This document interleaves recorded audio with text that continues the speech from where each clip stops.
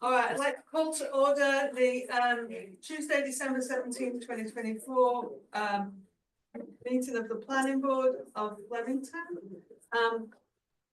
Please rise as you are able for the flag salute.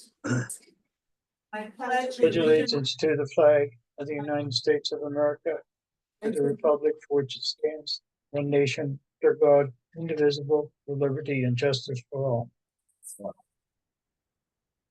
Okay, can we roll call, please? Mayor Carroll, your Councilwoman Facility here. Mr. Campion, Here. Ms. Giffen, Here. Mr. Hill. Yes, here. Ashna, Here. he is here. It's online. Thank you. Mr. Cook is excused. Ms. Weitzman, Here. Mr. Semino, Here. Ms. Swingle, Here. Mr. Eckel is excused. Mr. Show is here. Do you hear me? There you go. Ms. Kaczynski here. Mr. Clerico. Here. Mr. Troutman will be late, and we have Mr. Harris for Ms. McManus as our planner. Here. Thank you. Thank you. And before I forget this, the OPMA, this meeting is called pursuant to the provisions of the Open Public Meetings Act. Both adequate and electronic notice of this meeting has been provided by way of publication in the Huntingdon County Democrat and Courier News newspapers on or about February 1st, 2024 and January 30th, 2024. In addition, notice of the meeting was posted at the Borough of Flemington Municipal Building located at 38 Park Avenue, and any handicap accessible entrances thereto. Posted on the municipal website, provided to the municipal clerk, and distributed to all persons, if any, requesting copies of the same. This meeting is being recorded with both audio and video and may be rebroadcast. This meeting is a judicial proceeding. Any questions or comments must be limited to the issues that are relevant to what the board may legally consider in reaching a decision, and decorum appropriate to a judicial hearing must be maintained at all times. Before we get into things, because we have quite a lot, I just want to add as well, one of the bylaws that we have when we have the public hearings is we ask people to limit themselves to 3 minutes. 3 minutes, right? I'm forgetting that. 3 minutes, and please, it must be relevant to the particular witness that we bring up at that point, a question for that witness, for instance, and it must be relevant to that application. Okay, just reminding everybody. I think they all know that, but there you go. All right, so let's get into the agenda. Item 1 is a time for public comments. We say public comments, however, this is public comments for things not on this agenda. So if you have a comment about something on this agenda, this is not the time for it, but if you have something else for this board, you can raise it now. Do we have anybody online? Anything? I don't see anybody online, and I don't see anybody in the room desperate to speak. So moving on to item 2, may I comment? Yeah, no, I had a council meeting since our last planning board meeting, so I'm just gonna take this opportunity to wish everybody a happy and safe holiday and a very healthy life. That's it. Yeah. Item 3, council comment. I will say it as well, there was no meeting, and then there were no updates, but happy holidays to everyone. Okay, thank you. Item 4, HPC comments. Dennis, did you have a meeting? Had a meeting since the last meeting. Okay, nothing for a minute. That's great. Let's keep moving on. Professional reports. Item 5. Anybody have reports that we don't have to add into this one? I did see the comment from the mayor at the last meeting that moving forward next year, we'll probably try and have a little bit more of a updated on those, little. Updating on applications. Just little reports kind of of things that are status. going on, We're yeah. gonna meet and figure out how we can easily do that. Mm-hmm. One of the things we'll just have to. Well, we'll talk about that in the meeting. Okay. Yeah, we got plenty of other things to talk about tonight. Exactly. Reel me in, it's fine. All right, item 6, approval of minutes from December 10th, 2024, regular meeting. Those were distributed. Does anybody have? We just did that. Yeah, then nobody has an assignment. That was so fast. Wow. I am just trying to, we've got things to do, and I'm on borrowed time here. It's late for me already.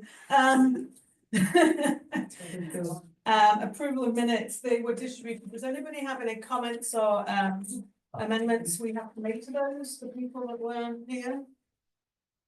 Nobody, everybody's happy with them. Okay, well then can I get a motion to approve the minutes? please? I'll move it. I'll second it. Alright, so Mr. Hill, who, now.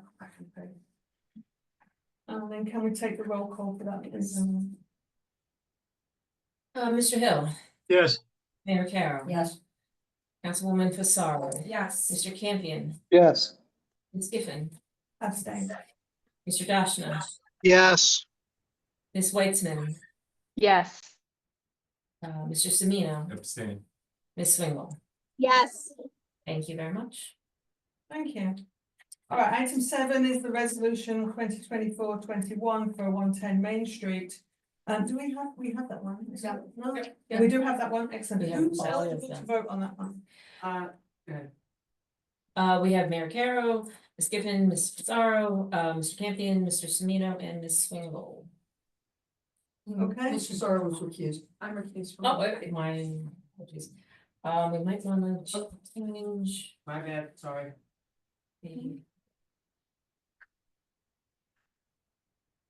the resolution on that. Yep, I got it. So I will, you want me to call the roll again then? Is Good. any- Should I call the roll again Yes, then? please. Or do we need to do a No, call for a we- motion? Yeah, Yeah, I'm sorry, yeah, we, Yeah, Okay, vote. call for a Thank you. motion to approve the resolution. To memorialize the resolution. So moved. Thank you. Mr. Semino, Yes. Mayor Carroll, Yes. Ms. Giffen, Yes. Mr. Campion, Yes. Ms. Swingle. Yes. Okay, that's fine. Those changes, I also have to change the date of adoption, so that was last week. Take care of that. All right, item 9, resolution 2024-23, that's BSD Flemington Apartments, the field change. We haven't got that, we need to switch. We do. Never. Oh, I Miss skipped. Hundred and T House, See? yes. Hunter Tea House first, sorry, 2024-22, item 8. The amended site plan. Who's eligible to vote for that one, please? That is Mayor Carroll, Mr. Hill, Pissarro, Campion, Dashna, Weitzman, and Swingle. Swingle, Echo, and Show. All right, we can have a motion to approve the resolution. please. Second. We'll call the roll. Ms. Pissarro, Yes. Mayor Carroll, Yes. Mr. Hill, Yes. Mr. Campion, Yes. Mr. Dashna, Yes. Ms. Weitzman, Yes. Ms. Swingle, Yes. Mr. Show.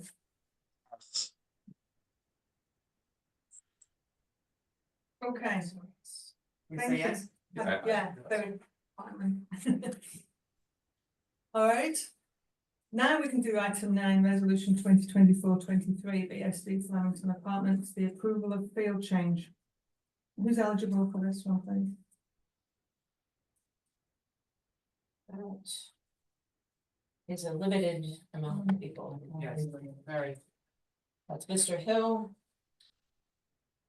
Mr. Dashna, and Ms. Weitzman.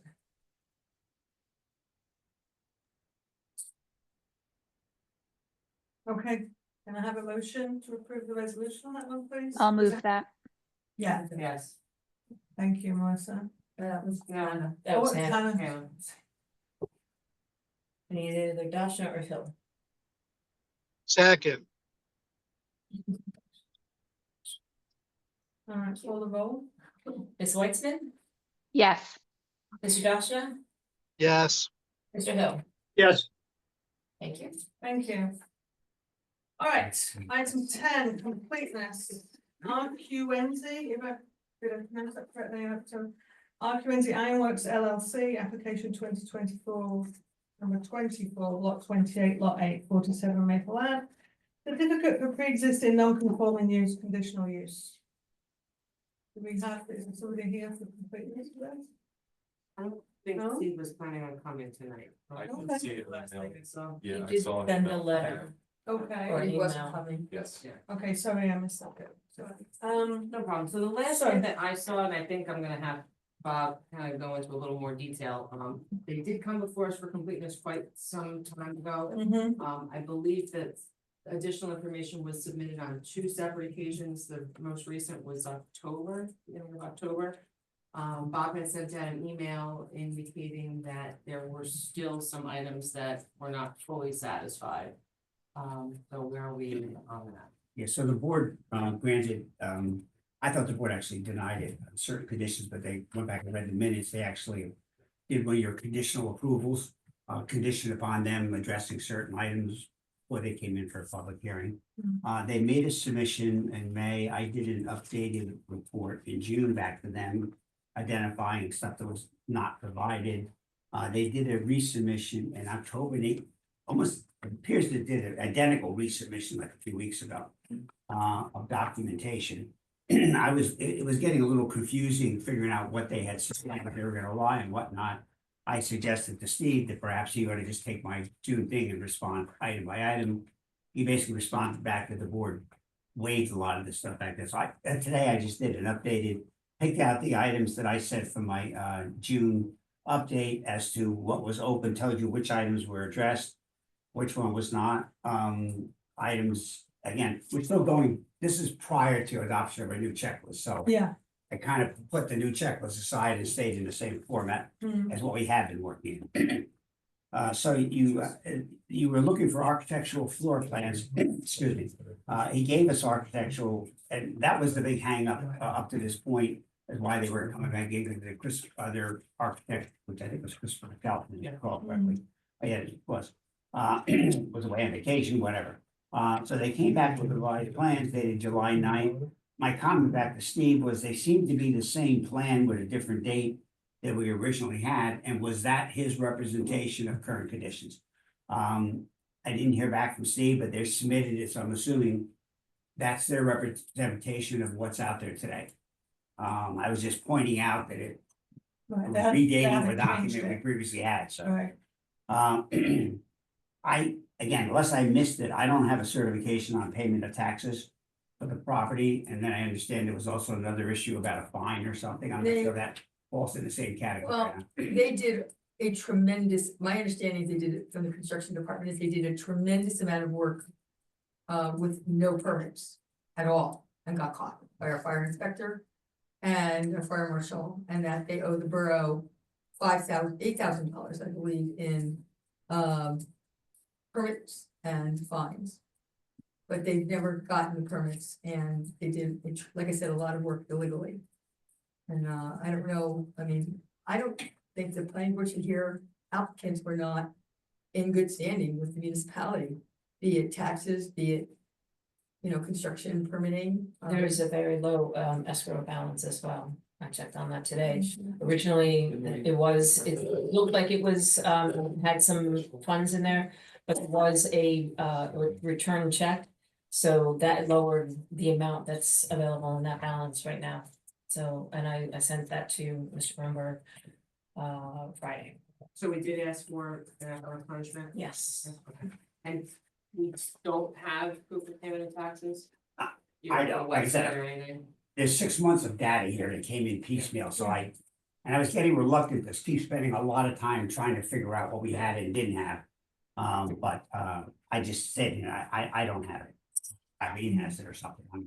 Nothing ever came to me. Nothing in addition, no. So.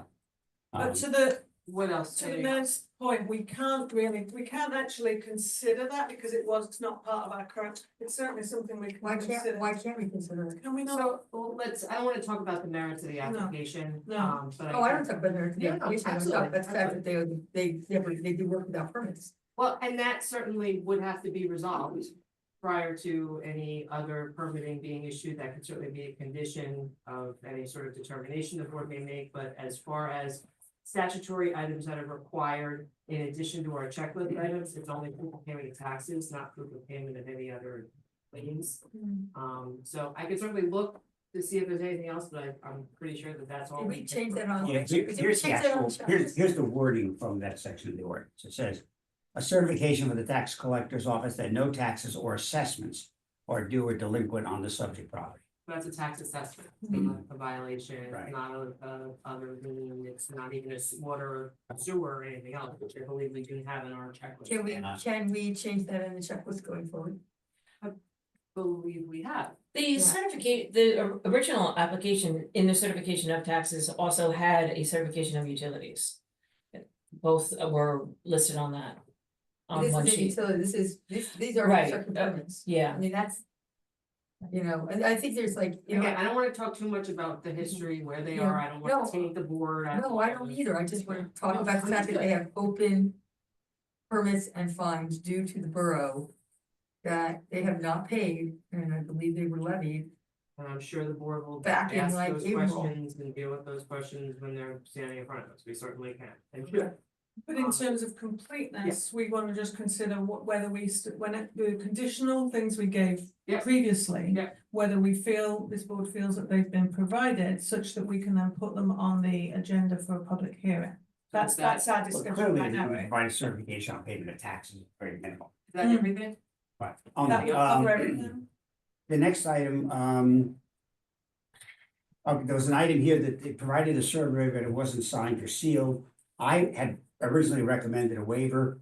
I don't think the board's ever met to consider or unless you did that back in, whenever they were here in May. I don't recall that Right, being the case, but, if you didn't, you need to wait. That's item L2. You need to wait. Hmm. They did give us the Raritan Township tax map, which was L4. And L6 was a requirement that they have a schedule of existing zoning requirements and what's on the site. They did give us a schedule which shows current conditions, shows what the ordinance requires, doesn't tell us whether the site is compliant or non-compliant, or whether there's, any pre-existing non-compliance. So right. again, I would just defer back to the board on that. A lot that you're gonna hear when you. That item you just said about non-compliance, say that again, that you asked them to provide, The last one I just said? yes. Yeah. About the non-compliance. Let me read you the item exactly as it's written.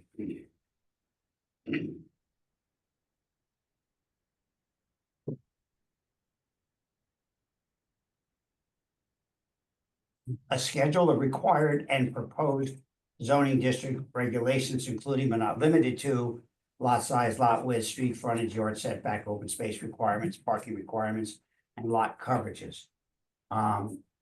Originally, back in June, they didn't give us anything in the current submission. They basically just gave us a zoning schedule that tells you what's required. Doesn't tell you whether the site is, if there's any non-compliance with the site or not. So I just said it's partially addressed. I think it's important considering that, they're doing active welding in a multi-tenanted building. And I think it's important to know, like, what you want, what you asked for. Well, that's, you don't have that. Based on the discussion tonight, you don't have a tax certificate. And you don't have a response back from them as to the current property and their operation, what's compliant and what's not compliant. And I can tell you, I'm looking at the borough website, fourth quarter taxes are due. Right, so So, we would have to provide evidence of full court taxes to move forward. So that's what we as the board need to decide is, we often give the conditional waivers, such that then they come to public hearing with them. And we like to try and do that for people, obviously, to like not slow things down. However, we're changing that in the future, which we're minded to change that with the work we've done on the checklist and everything to make it clearer what we're expecting and what we're not expecting. Because we've been, this board has been, I don't know how to put this politely, we've been very nice and people have Taking advantage of that. that's taken advantage of that niceness, I guess. And we get to public hearing and then these things don't arrive at public hearing and it just wastes everybody's time because it just delays everything then, right? And we just keep, so that's the decision I guess the board has to decide. Do we insist on these items being done before we schedule it and call it complete for public hearing? Or do we again give conditional waivers and run the risk of them? They've had 6 months to give us these things since they left. 6 months over the last 6 months, they could have given us all these things and we don't have them. And now we need an updated one as tax one anyway. Yeah, and as far as taxes go, I mean, sometimes there's a delay I found in municipalities getting the actual certification, so we'll put in proof from the website that it's paid, but here, I mean, it's a statutory requirement, it's not paid, so I think we definitely have to do that before we can do anything else. Right. We could certainly not waive these items, and I can let Steve know that Right. we need to have these due before we're able to move on. It sounds to me like the architectural is done. Survey you want, I would recommend you waive it. But you have it, you just don't have to sign a seal copy. yeah, okay, so I can let him know, you know, what the board decided, which would essentially be to waive the unsigned survey issue. Deem the architectural floor plan issue resolved, and then require the payment of taxes and the operational response prior to being deemed complete and scheduled. But are we deeming the architecture? I thought that was the last one that you just read to us about, No, it's zoning. that's zoning, so that's not zoning. The architectural is they don't, we have a plan, not a signed and sealed But the plan. zoning. So that's the survey. So the architectural plan, Bob just indicated that they're the same ones as before, they're just redated, so, you know, listen, it's a completeness issue. That's what They gave us a floor plan of the unit.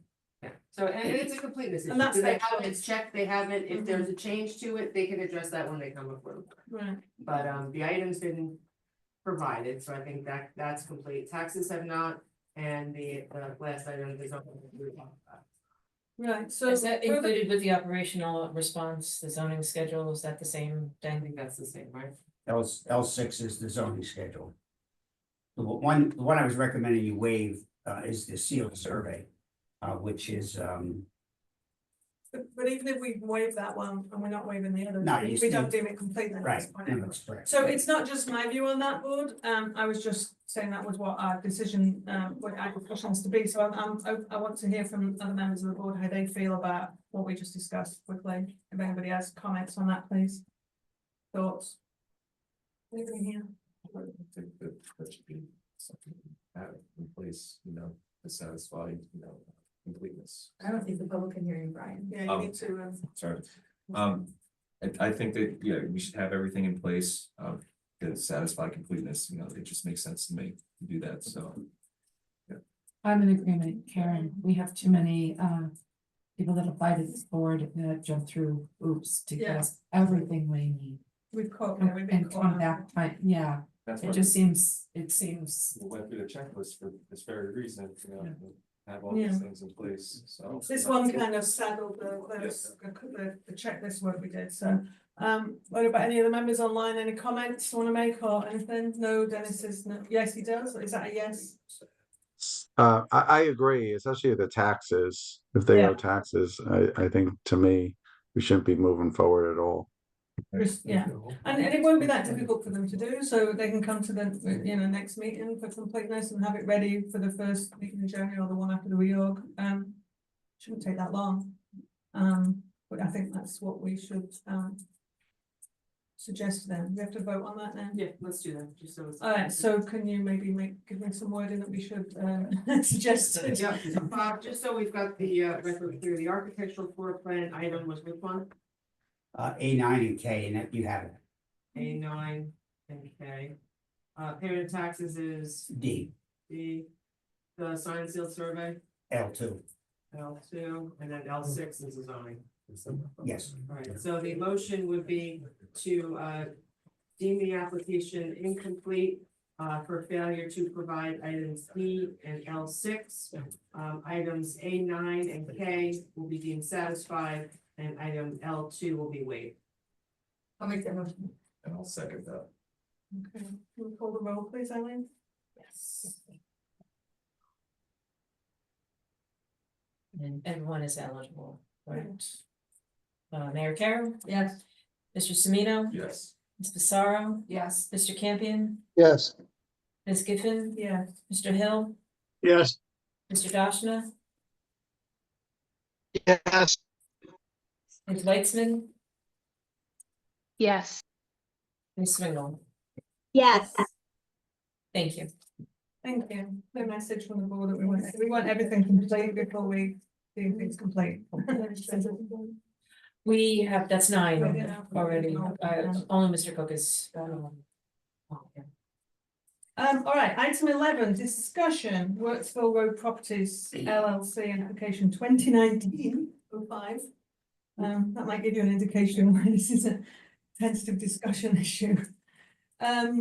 Request for extension they have. Can you fill us in, Cara, where we're at with this? Yeah, so I have some need, dates here too. I was gonna say, I need Eileen's help just as far as, you know, clearly the application itself was filed in 2019, but we've had some action and or inaction since then. But the most recent request is for an extension of time for the board to act until the end of March. As you know, typically, there's a lot of variations, but typically the board has 120 days from when an application has been deemed complete to render a decision. If it doesn't, then we usually ask the applicant to grant an extension of that time period so that we don't run into statutory approvals and things of that nature. They have continued to request adjournments, presumably based on the correspondence. They're waiting for a determination from the DOT on their pending access permit application.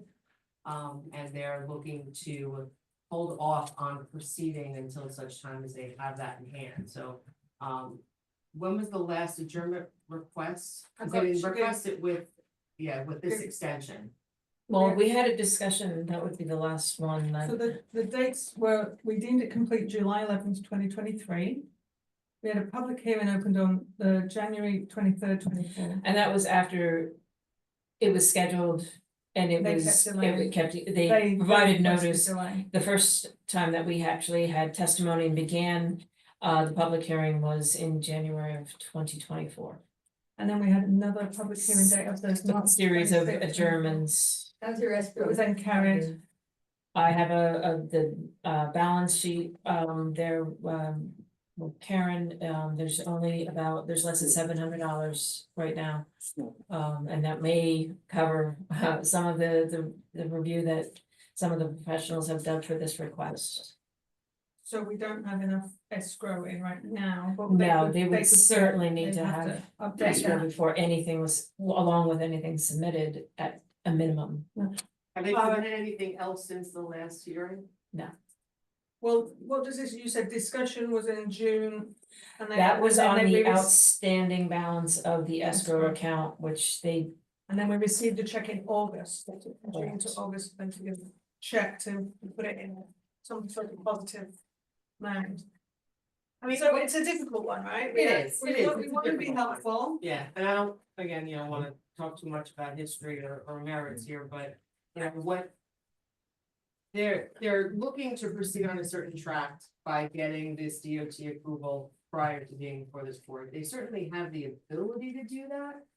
They also have the ability to do it the other way, to get the board's approval and then go after their DOT permit, because we can only condition our approval on them getting it. We can't require that they have it before they come to this board, so they're choosing to go that route. Presumably so that they don't have to come back to this board if there's any change that's requested by the DOT to the project before they come back here, so they don't wanna come back twice. That being said, it's been a while. And, we've continued to adjourn and, you know, it certainly is within this board's purview to be able to say that we would like to start the application or continue. And this, I wanna see what they did in January and March. I don't really recall how much testimony we heard. It was mostly, it was mostly on their flood issues. They testified a lot Yes. about the flood issues and the board also asked them. Talk too much about it. No, but to get the DEP, like to do a double track, not just DOT, but also Yeah. DEP. For So some that reason, they're triggered them not, to go and get that. but just the DOT, you're still not, I mean, I don't have a problem giving them the extension, conditioned upon they replenish the escrow account and they understand they're gonna have to fully notice all over again when they Yeah. start. But I just think this is at their peril if they don't, like, they're worried about the DOT approving a subdivision having access and entrance and a school bus stop on Route 12. But they're not worried about getting DEP approval when the stormwater rules have, really changed, and they've got this scheme to put these underground pipes in to take off water. I mean, I just think I'm concerned that you, because you made a comment about Yeah, them coming back yeah, and then having it. I, Are we, they, listen. Cover their money, it's just to keep the escrow funds up. yeah. Okay, Alright, so So, I, Cara, can I just ask a quick, they've asked for till March, did you say? yes. So, Yeah, so they had asked for an extension of the time period for the board to act until March. As of right now, when did we last adjourn the application to without final notice? We have no I- idea, alright. Right, I would we'll still have double to do check. some research to do that. no, without further notice, it was like November, because then they asked for another extension, and that's when we all said, Yeah. you're gonna have to use. They went, I think, to Yeah. January. Okay, I don't think it was November of this year, no. certainly not.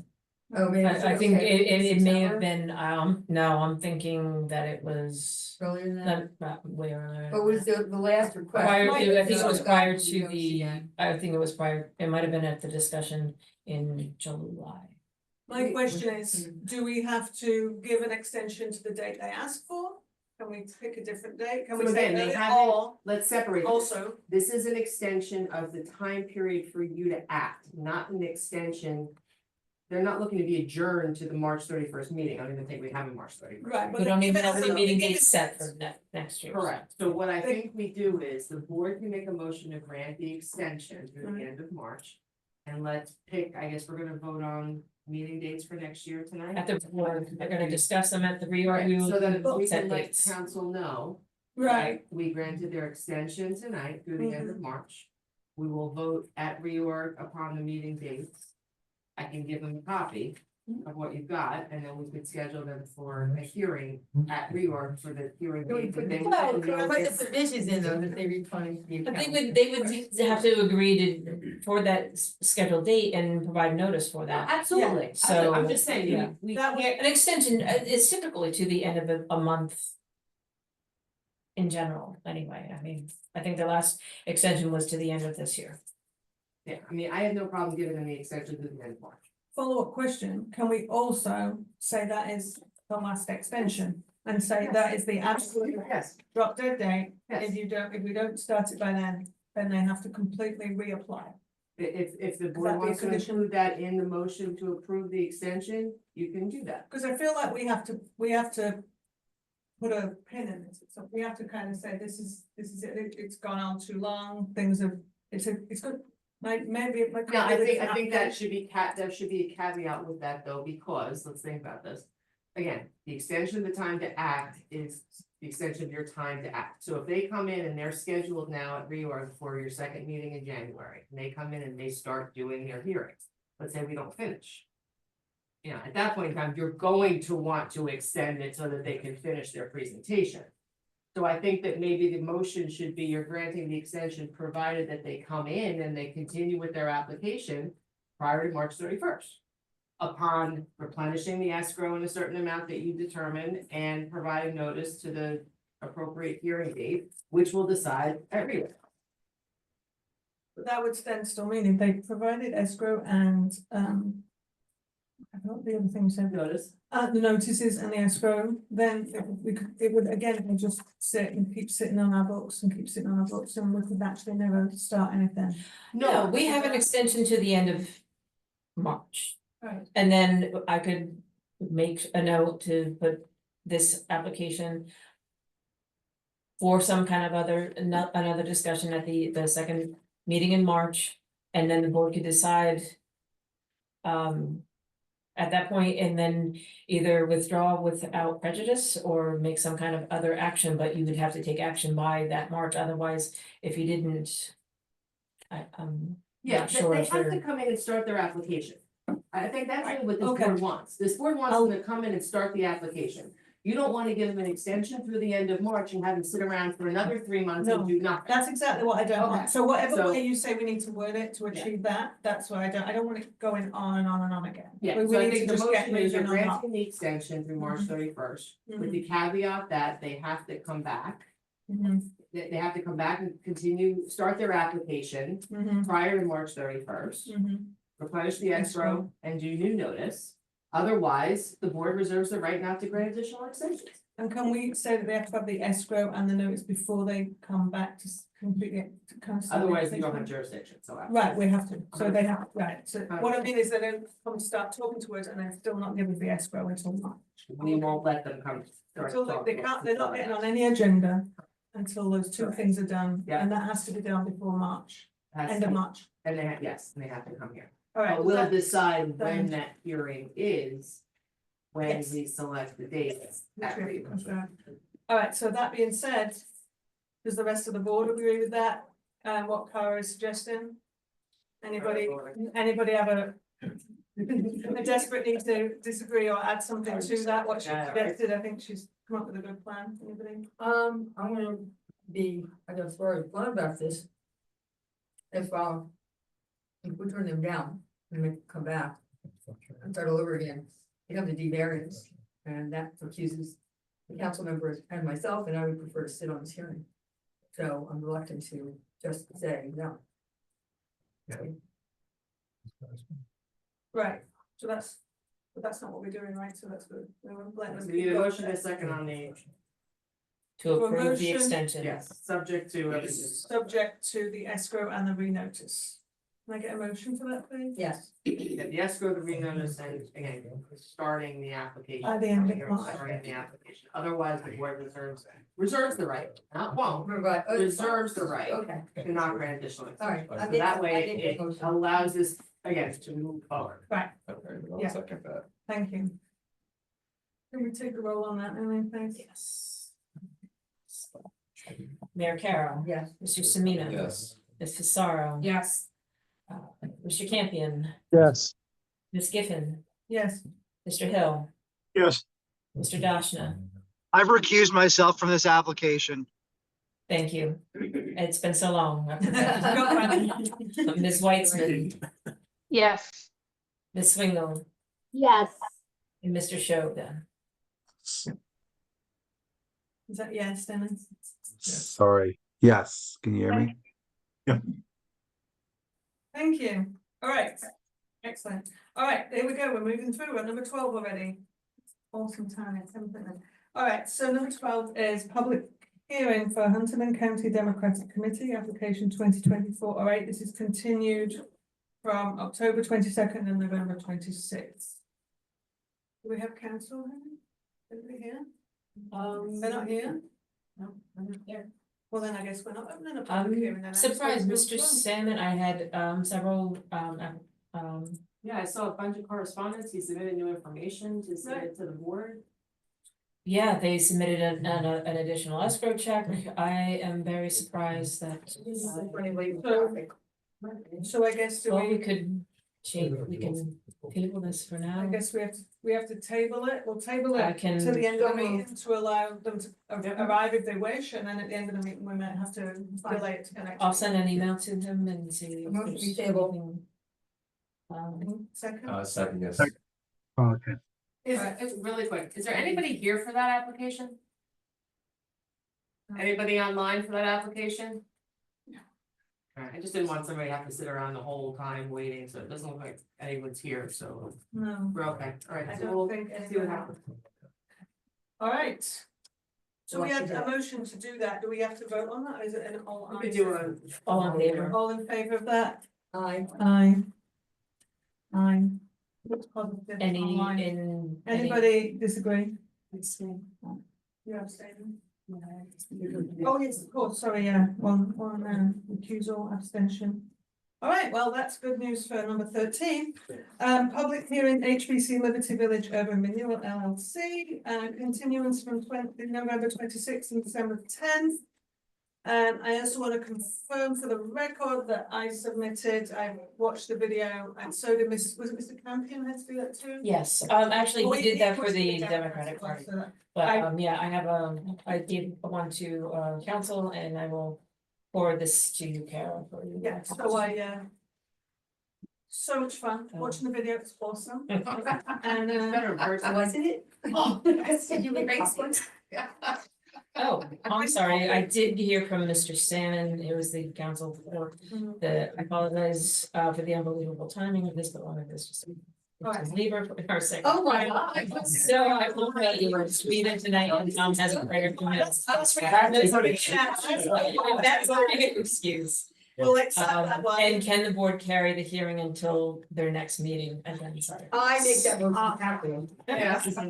Absolutely. Next meeting, well, we haven't agreed the dates for next meeting. Well, we have reorg. Well, we do have the reorg, Oh, we we'll do it. continue it to, We'll continue the reorg and then at reorg, we'll continue it to. which is Okay. January 14th, 2025. Thank you very much. Wish him and his family all the best. Everyone wants to know what the name is. I'm surprised she let him out when she was this close. That's really- Maybe she didn't. We don't know. Exactly. We don't know. You want to go well or? No. Holly.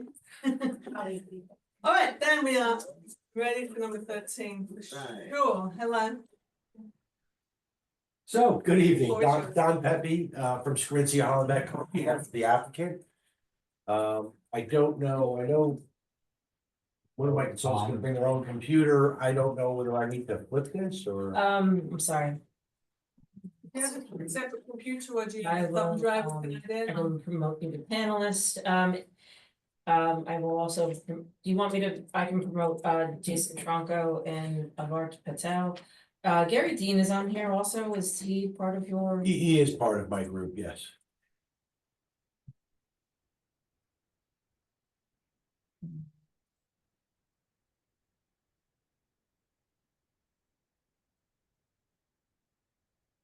We should have, the ability to share, your screen. Look, it looks good and we probably will go with a different computer, but for this segment. One of the issues that came up at the last hearing had to do with really a completeness item. The board had waived one of the completeness checklist items having to do with soil testing in the basin areas. Under the premise that we would come back with our LSRP. We ran out of time last week to do that. We have our LSRP here this evening. Do we need to, Yes.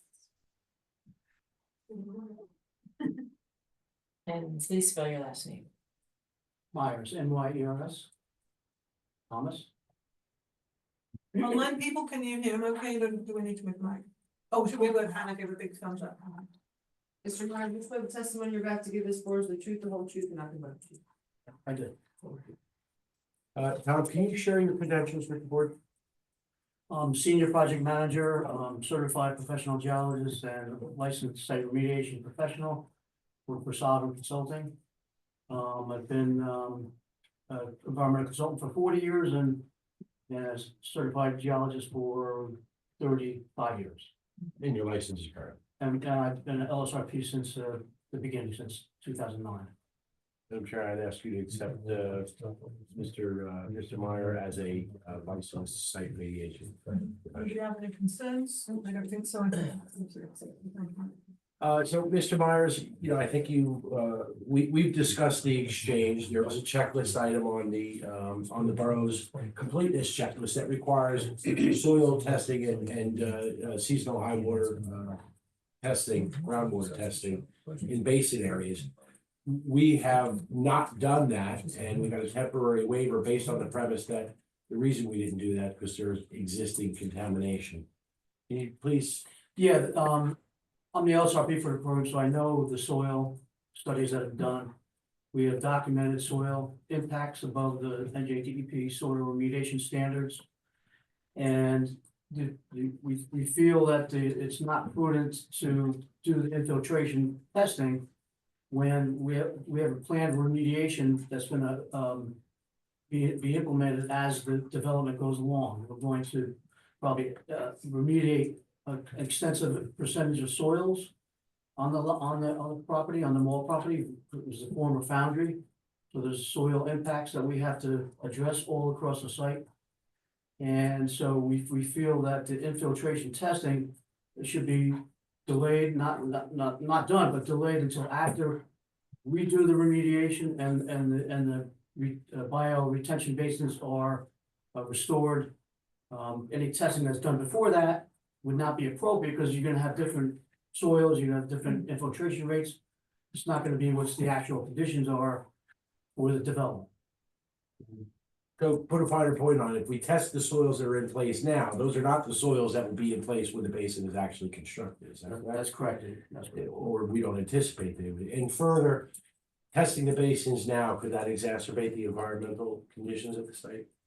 Yeah, these basically, a lot of areas on the property have impacts from metals and pH compounds, polyaromatic hydrocarbons.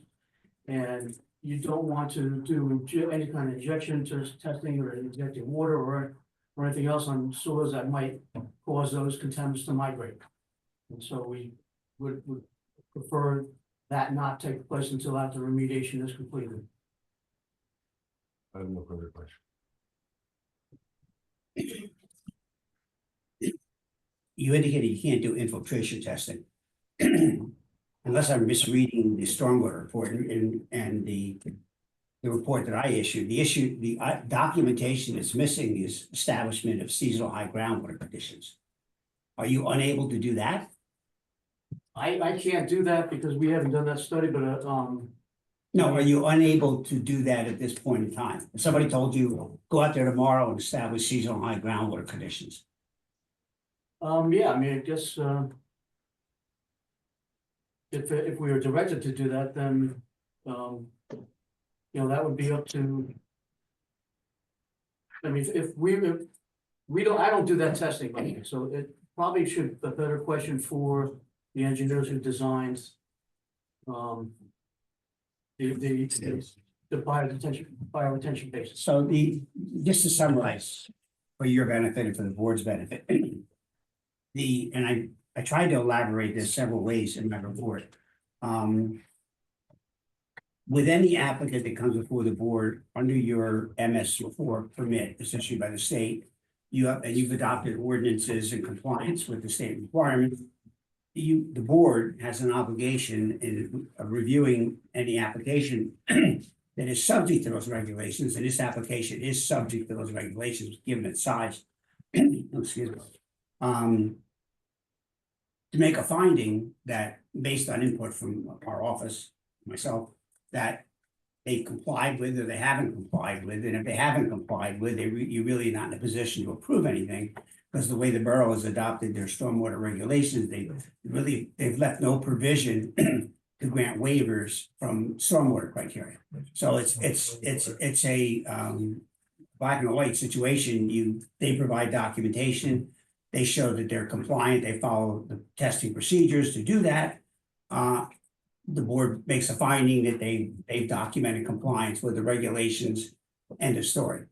The dilemma we have here is that the applicant's asking us to make an approval, well, not make a finding. They're asking us to grant an approval subject to them at some point in time after the site's been reclaimed, buildings demolished, soil replaced, whatever else.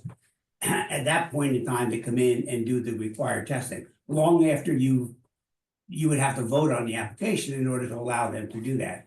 So it was a real disconnect. The issue though isn't infiltration. We found in the report that you're actually reducing impervious coverage. There is no obligation here to do additional recharge. The various basins were designed either if they don't have an under drain system under the regulations, they have to document that there's no seasonal high groundwater within 2 feet of the bottom of the basin, or if it's in fact a basin that has under drains as part of it, they only have to document 1 foot below. And that's the finding we have to make.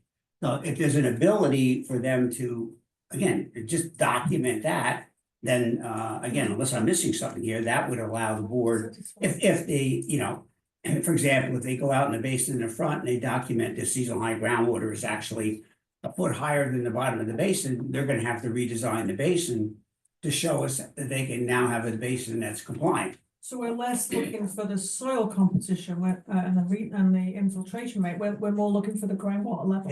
Yeah, and I must have said that 6 different ways in my report, but that's the open issue that we have to determine. Now, there are certain designs in certain circumstances where they are relying on infiltration, they have to establish those rates and whatnot, but that's not the circumstance you have here. They have to, you know, just document seasonal high groundwater conditions, which would then, if they could document compliance, then we can make that a finding as part of our review and approval process. What is involved in finding that information out? Well, depending who's doing it, normally it would be a wet season soil log where they, you know, allow stabilization of groundwater within the soil log. They would look, again, this might be a little bit of a unique situation, given that they're gonna, and I don't know how much of the soil you're removing. I don't know how much of the soil is contaminated. I suppose you're not gonna know that until you start digging it up. They're also planning on increasing the elevations, of course, it'll disproportion the site and that, but I'm not. Oh, yeah, involved in those correct. kind, so that could change, you know, Correct. the depth of water, so you know why water table and. Yeah, some of these cases, I don't recall which one, Don. Speak in the microphone, because otherwise I'll go on, I can't hear. Can I also just ask the engineers just to explain? Do they need to dig out a pit or are they doing boring to get this? Are they thinking of boring, pulling a I'll sample let the out? project engineer respond, but my thought on it, they would probably have to dig a soil log. And allows for stabilization over 24 hours. There might be other ways for them to document seasonal high groundwater, but that's the traditional way. Mhm. And is it I feel like, is the testimony that this site is unusual with the contaminated ground that that's why you want to do it after that contaminated ground is gone? That, am I correct in thinking that? Is it, and Well- but you're saying, Are these two different issues though? The seasonal high groundwater test is And the different versus the. Yeah, we're not, we Yeah, weren't, Mr. saying they Chairman, don't want to we do did it ask Mr. Pucci, now. I do want the record to be very clear here, but, you know, we have previously testified, Mr. Pucci did, that the stormwater management system was approved by the DEP, okay, so it's not a shot in the dark here that we're guessing. I understand municipality has separate regulations.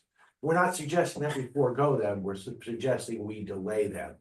Mr. Pucci also testified previously that the systems were designed to have under drains if necessary. So if we ultimately do a test, and it turns out that we have a higher seasonal high water table than we anticipated, we have a methodology in place to address that. Third, we're not guessing at what the high water table is. We have documentation as to what it was previously studied to be, and we're basing a lot of our calculations off of that. All of that stuff was previously in the record, and I respectfully disagree that this board cannot push that off as a condition of approval, as the board often does. We have to satisfy your professionals that the basin design meets your stormwater guidelines. I don't believe that there's anything in your ordinances or in state law that requires that be done today. just to correct a couple of things we've just said here.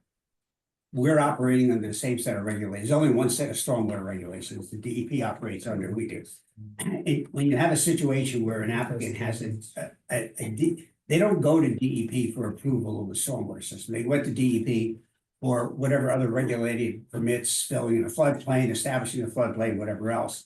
As part of that review process, DEP asked them to show them how the stormwater is being designed. That doesn't negate the borough's obligation, because the permit, the way the state set this thing up is that the state established certain regulations following the EPA guidelines. And it somewhat typical of Jersey, they basically said, okay, now we have these regulations. Now we're going to give every municipality a permit, an MS4 permit to operate a stormwater system. And under that permit, you're assuming you're undertaking an obligation to enforce certain elements of the regulations, to evaluate land development, to operate your street system, your street sweep, a whole host of stuff. But one element of it is the review of development applications for compliance with the regulations. And again, you have a situation here where DEP looked at something that doesn't take the obligation off the borough to make the same finding. Right, but then my question then to you is, if we made this a condition on the resolution and have almost like a really strong hard stop on the resolution compliance that this has to be done before certain other aspect of the project move ahead, would that cover us for our requirements under our? I'm not gonna offer a legal opinion here, but my No, well, understanding of the regulation is that you're obligated to make a finding that it's in compliance with. And there, it would be nice if there was a way to remediate the situation. Again, I outlined on each individual basin here. If the basin has an under drain system too, which some of these do, the criteria is that you have to show seasonal high groundwater is at least the bottom of your basin is at least a foot above your seasonal groundwater. Right, And if you don't have that, you have to document that your bottom of your basin is at least 2 feet above the seasonal groundwater Right. condition. So they have that flexibility. Some of these basins Yeah. have drains. Some of them don't. They could add drains to those and reduce the threshold from 2 foot down to 1 foot, but they still have to show compliance.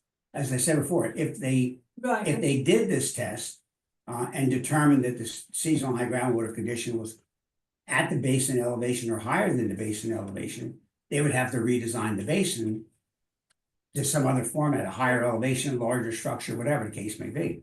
And I appreciate your concern of making sure that we comply with the regulations that we have to comply with. I guess the question I'm asking is the, oh gosh, I lost it, the compliance. Are you concerned that if we can't vote to say it's compliant at this point? You don't Is have it the something, information. Cara, is it something that we can make as, that they have to, Cara, No, is it, I sorry, hear- I'm just checking. listening and hearing. Is it something that we can say that once they get to that point in the site progress and have that done, that they have to come back, that we have to then, they have to pop back to us, as it were, to have us vote that it's compliant then? If Bob's saying he feels, it sounds like he feels we can't, he strongly feels we can't vote to deem it compliant now, and we would have to do it after the testing. In order to allow them to do it later, which is what they're listening for, can't we put something in where they have to come back to us and just give us the testing, and then we can vote that it's compliant at that point? Is there any way we can do that? I certainly think we could craft a condition to accomplish that. What I don't know is what Bob's saying, which is that required before you grant an approval, and final site plan approval, which is what they're looking for you to grant prior to doing that. That's kind of what I'm That's what asking, whether. I what could craft legally- a condition that, you know, makes them provide proof to Bob's satisfaction, and then the board reviews it and concurs with it and makes the Right, finding. I mean, that. I could figure out a way to do that. I just wanna. I don't know the answer to when that has to be done. right, If because this that's, other step has to be done first. I'm That's all. concerned that I don't want this board to do something that is gonna jeopardize the borough's That- status. I don't think and- anybody does. No, Nobody does, for the record, we don't want that to happen either, but I strongly disagree, this is just a matter of timing. Our design can be looked at now, and our design can be approved based on the assumption that we have accurately reflecting the seasonal high water table. If we're wrong on that, then we have to come back. The information, The stormwater system design is ours. It's done. but your data on the seasonal high water table as depicted comes from where? Tell us your site. Mr. Capucci still sworn in? Yes. Where did you get your data from? The prior LSRP on the site, before Savcon got involved, had done some studies, and Savcon then took the information from those studies and developed a groundwater contour map, How long ago was that done? probably 2-3 years. But seasonal water table doesn't change in No, years, it doesn't change. Right, in I'm sure hundreds it of was years. changes like when dinosaurs go, yeah. Right. So, and we covered everything that was just discussed in prior hearings. So the issue of Go back, yeah, I want to go back to a better explanation about how fresh this data is, and is it covered does it cover the areas? Are you mostly concerned, Mr. Clerico, where these basins are, that's where the data should be drawn The from? regulations talk in terms of specific tests in the specific locations of the specific basins. So, So, so is that covered, the specific tests in the specific locations in the specific? no, basins? not at all. The groundwater contour map was developed based upon, I couldn't even tell you how many monitoring wells that were installed on the site by the LSRP 2 firms ago. But that information doesn't change over, as I said, decades or hundreds of. Is there a way to do an overlay as to the numbers that he collected over where your basins that you? That was done by my office to establish the bottoms of the basins to make sure that they were compliant. So you And then did an overlay? I'm not a mapping overlay. I looked at the information, where the basin was, what the seasonal high, or excuse me, the groundwater contouring elevation established for that particular location of that basin was. Made sure that our basins were compliant with the 2-foot separation. I only need 1-foot separation in most basins. In fact, during the course of the hearing when this was raised, I already said I'm gonna add under drains to 2 more basins. So all 7 on the east side will have under drains. Is that data that you use, sorry, is that data that you used, was that part of the application? Do we have that officially? I No. have no idea. Maybe that's what the, What I'm looking for is if there is a way for Mr. Clerico to verify that you took data. It's not gonna verify, I'm sorry to interrupt you. It's not gonna give him what he is asking for, which is specific testing. I think it's about 28 tests. Right. Based on the number of basins and the area of the basins. You have to have at least 1 per, 2 per basin, plus an additional 1 for every 10,000 square feet. It's a lot of testing that has to be done. It's not done. so your analysis took points that were not, if the basin's here, it took points from here and here and interpolated what the In a very rough sense, the whole roughly. east side of. And Mr. Clerico is suggesting that we had to have, Well, you're not points, suggesting, right? it's the rules. suggesting It's that a the rules are, regulation. we should have taken that data from points in the basins and, but you. Not should used have, pre- we will have to, You will have and we to, agree that but we the are going current to. data you've used is interpolated from points outside of those basins. That is correct. So I think bring the board back to when we initially discussed this as completeness. We had agreed that we would not seek a building permit for the first townhome until we've satisfied this condition. We had this discussion.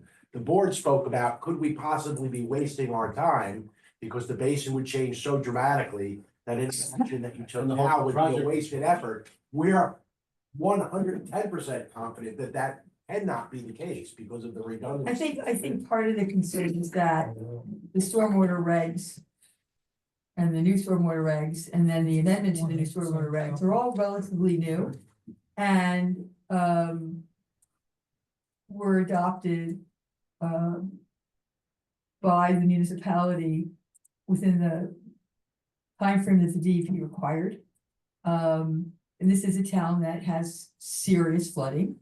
There was a lot of waterfront property during Hurricane Ida, and we're trying very hard to make sure that doesn't happen again. We're putting a lot of money into infrastructure to try to stop massive flooding again, you know, all flooding, that's a dream, but I mean, and you are certainly in the floodplain, you know, so I think that's the concern is that we're putting our ordinance into suspended animation until such time as it can be satisfied. And I'm not sure I have a problem with that. You know, if we can articulate exactly why we're doing it, what you have now, what you based it on now. And that you're gonna, before the first shovel is put into the ground to build the first house, you're gonna have exactly what you want. I mean, is there? talk to me, Bob, about- There's nothing that would, irrespective of even coming to this board, there's nothing that would prevent the applicant from taking out a demolition permit tomorrow to demolish all the We buildings. already have a demolition permit. No, we don't. You We don't? can't have it until we have our vote. It says it in our redeveloper agreement. We won't start demolition until the. planning Oh, I board thought you votes. had one, but you were just not doing it. Okay. Irrespective of the, Can't do it. I'm not that familiar with the ins and outs of the redevelopers agreement, but in a normal circumstance, an applicant could, you know, take out a demolition permit, they could demolish the building, if they need site remediation for a contamination issue, they could undertake that work, they don't need planning board approval. Again, outside the fact that it's a redevelopment issue. This record's clear, so. You know, they could demolish the buildings, they could remediate the site.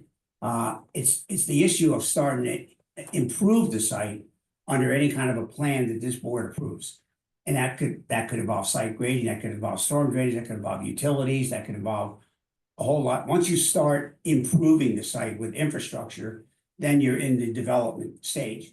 Again, my understanding is that a finding this board has to make before an applicant starts that is that they've addressed any other condition you impose as part of the approval.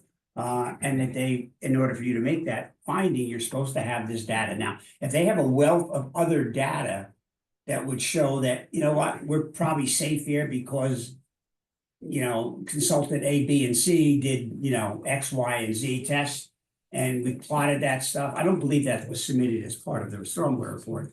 But if they have a wealth of documentation that says we're pretty safe here, and there's some way we can contrive or, you know, develop a resolution that would rely on that with a condition it before they start putting any infrastructure in the ground. That, and they're saying that they have to wait till after the site's remediated before they can even do the test.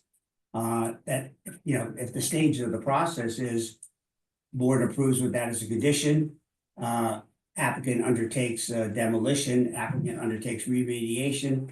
Applicant then does the soil testing specific to the basins, however many they are, I think you said 28 tests.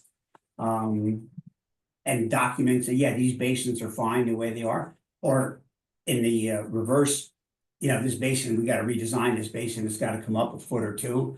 Maybe that changes some elements of the other design, maybe they have to come back here, seeking an amended plan, and we're speculating at that point. And then the board, you know, that would probably be a safe situation. I think that's what we were suggesting that we do all along. I don't know how it became that this Yeah, board neither. can't vote with that as a condition. Because that's what I heard earlier. This board can't vote and approve a project. We I have a believe large. very strongly you can with that condition. And as far as records go as to what the testing was done, Mr. Pucci's a civil engineer. He's under oath here testifying as an expert. He's read all of the material and it's his professional opinion that these basins are designed to be compliant with what all of the information indicates will be the seasonal high water table. And to add another level of comfort, although Mr. Clark keeps repeating, and he's rightfully so. He does keep repeating, rightfully so. Your ordinance requires him to certify something. Well, he's certifying that it's in compliance with DEP. And DEP did look at the stormwater, even though that wasn't applied, you don't apply to DEP for a stormwater review. In very rare cases, you apply for something such as, in this case, a flood hazard area individual permit with stormwater review. And the DEP flood hazard area individual permit that was granted specifically states right in it, was reviewed for stormwater compliance, is in compliance.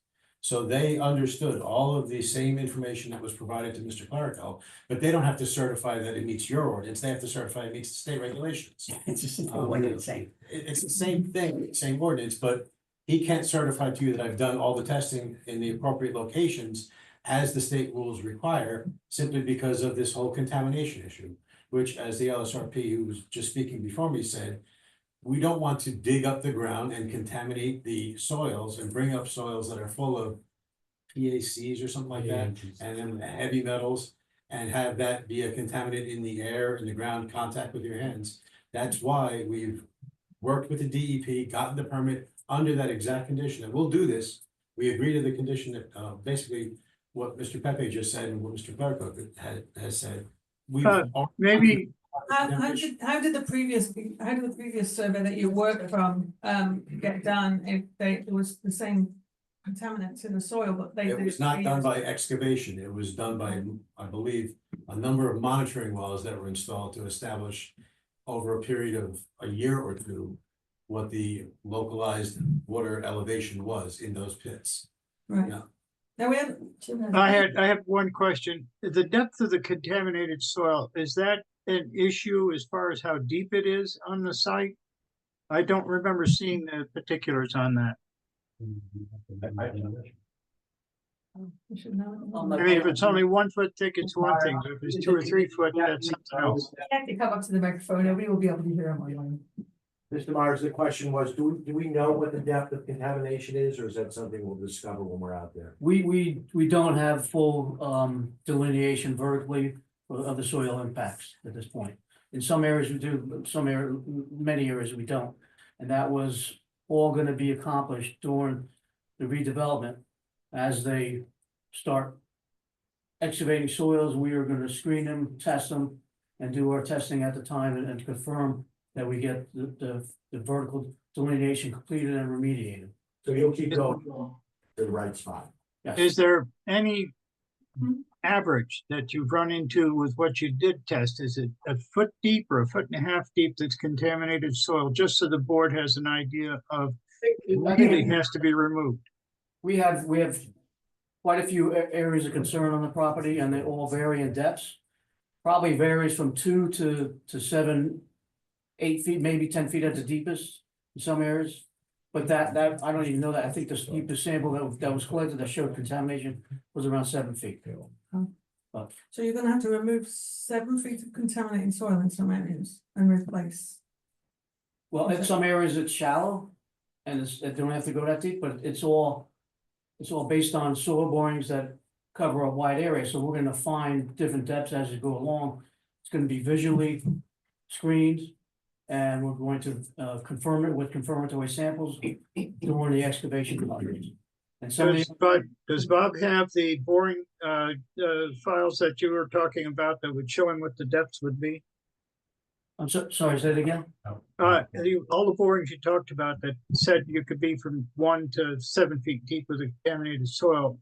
Does the board or does our professionals have a copy of those boring depths so they have an idea of what the depths may be in a certain area? If they're going to be 7 foot and 1 foot, hey, where are we?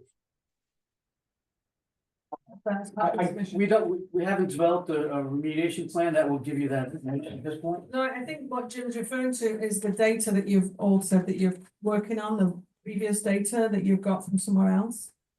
Was that part of the application? Do we have that? Because that's a question I have, because we had great discussion about this at completeness. We were extremely concerned about this issue at completeness, that this was going to become an issue, that we wanted you to do the testing. I'll wait for them to finish talking to it themselves. I want to ask you if I can, because we had great discussion about this at completeness, as you referred to. We had great discussion because this board was concerned and wanted to make sure that we had all the information we needed to be able to make the decision properly.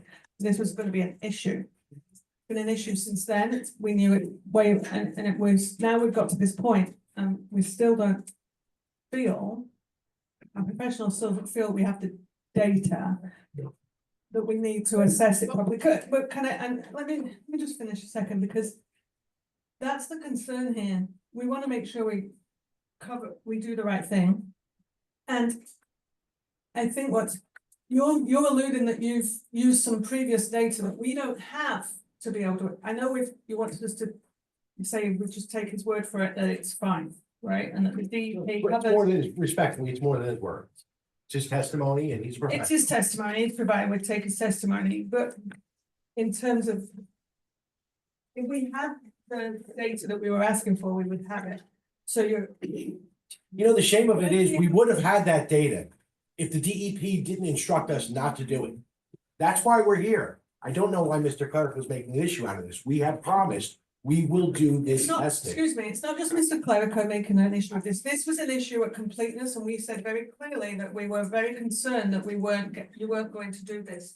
Well, At it was that raised for point, completeness it as was that raised, issue. and we were That, concerned, and I'm still worried that we still have concerns about it at this point. We still have those because we still have those concerns. I don't have those concerns, I'm Okay. sorry. I'm very satisfied by what Mr. Clerico laid out as a time frame as a condition of this, that, that the resolution would state that they're gonna do their demolition, they're gonna do their whatever, they're gonna do the visual, they're gonna do the inspection, they're gonna do the borings, they're gonna do the they're gonna do the cleanup, and then they're gonna do the borings. I mean, I'm more concerned that we've got all this contamination in a flood zone, that floods and would be spreading, would be spreading contamination. So based on the way Mr. Clerico laid out a timetable in a resolution, that they would have to have the testing done, the sampling done, and the remediation done prior to infrastructure being built and anything else that would go along with infrastructure. I'm okay with that. If Mr. Clerico is okay with, we said timetable, Bob, if you're okay with that, I am okay with that. I guess the question I was asking was, Mr. Clerical, would you feel that you and we should be more comfortable if we had the data that they're referring to that they've used? Would that give you more comfort? Yeah, look, I don't That Down, kind of work. Fuji's, judgment or whatever, but he did that based on documentation that's not in the record.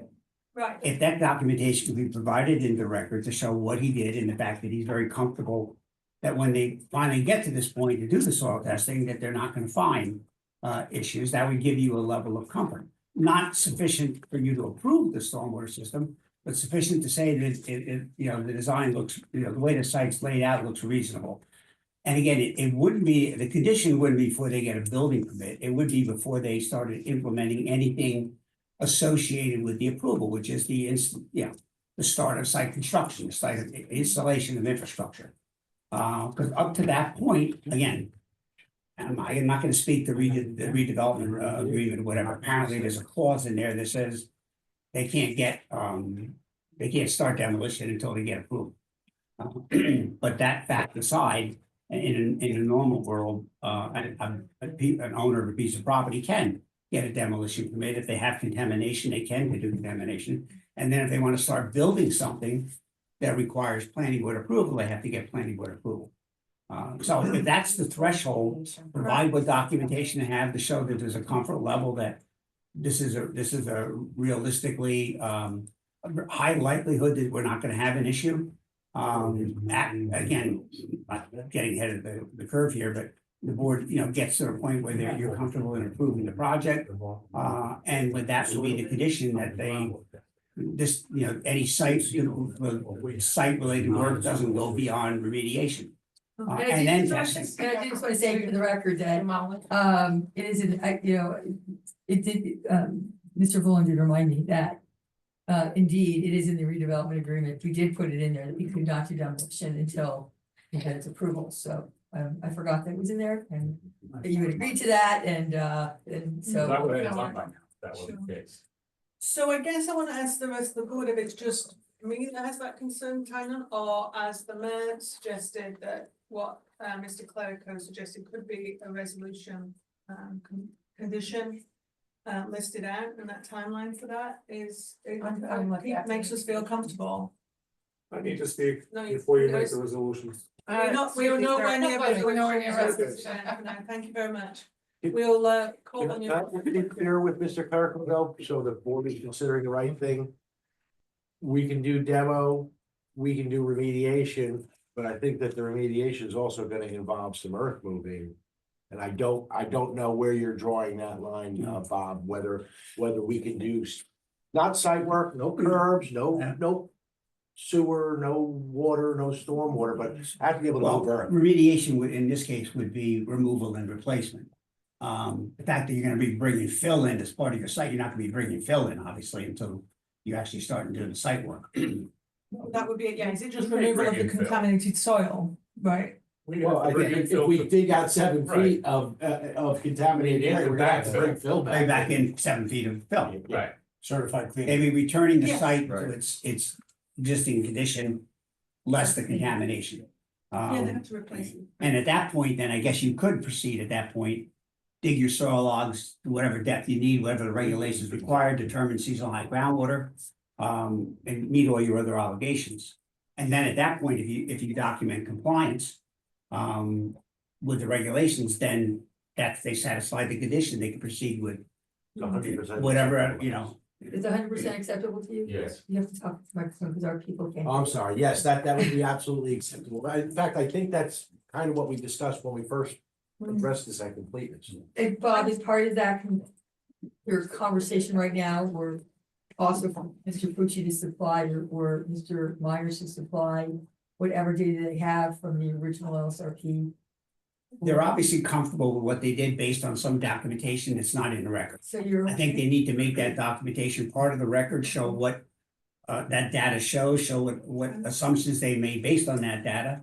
And then that would be part of the record. Again, it's not an official test. It doesn't allow you to approve the stormwater system, but it gives you a comfort level that they could, at least under your redevelopers agreement, that they can proceed with that element of the work. You get the site back to a restored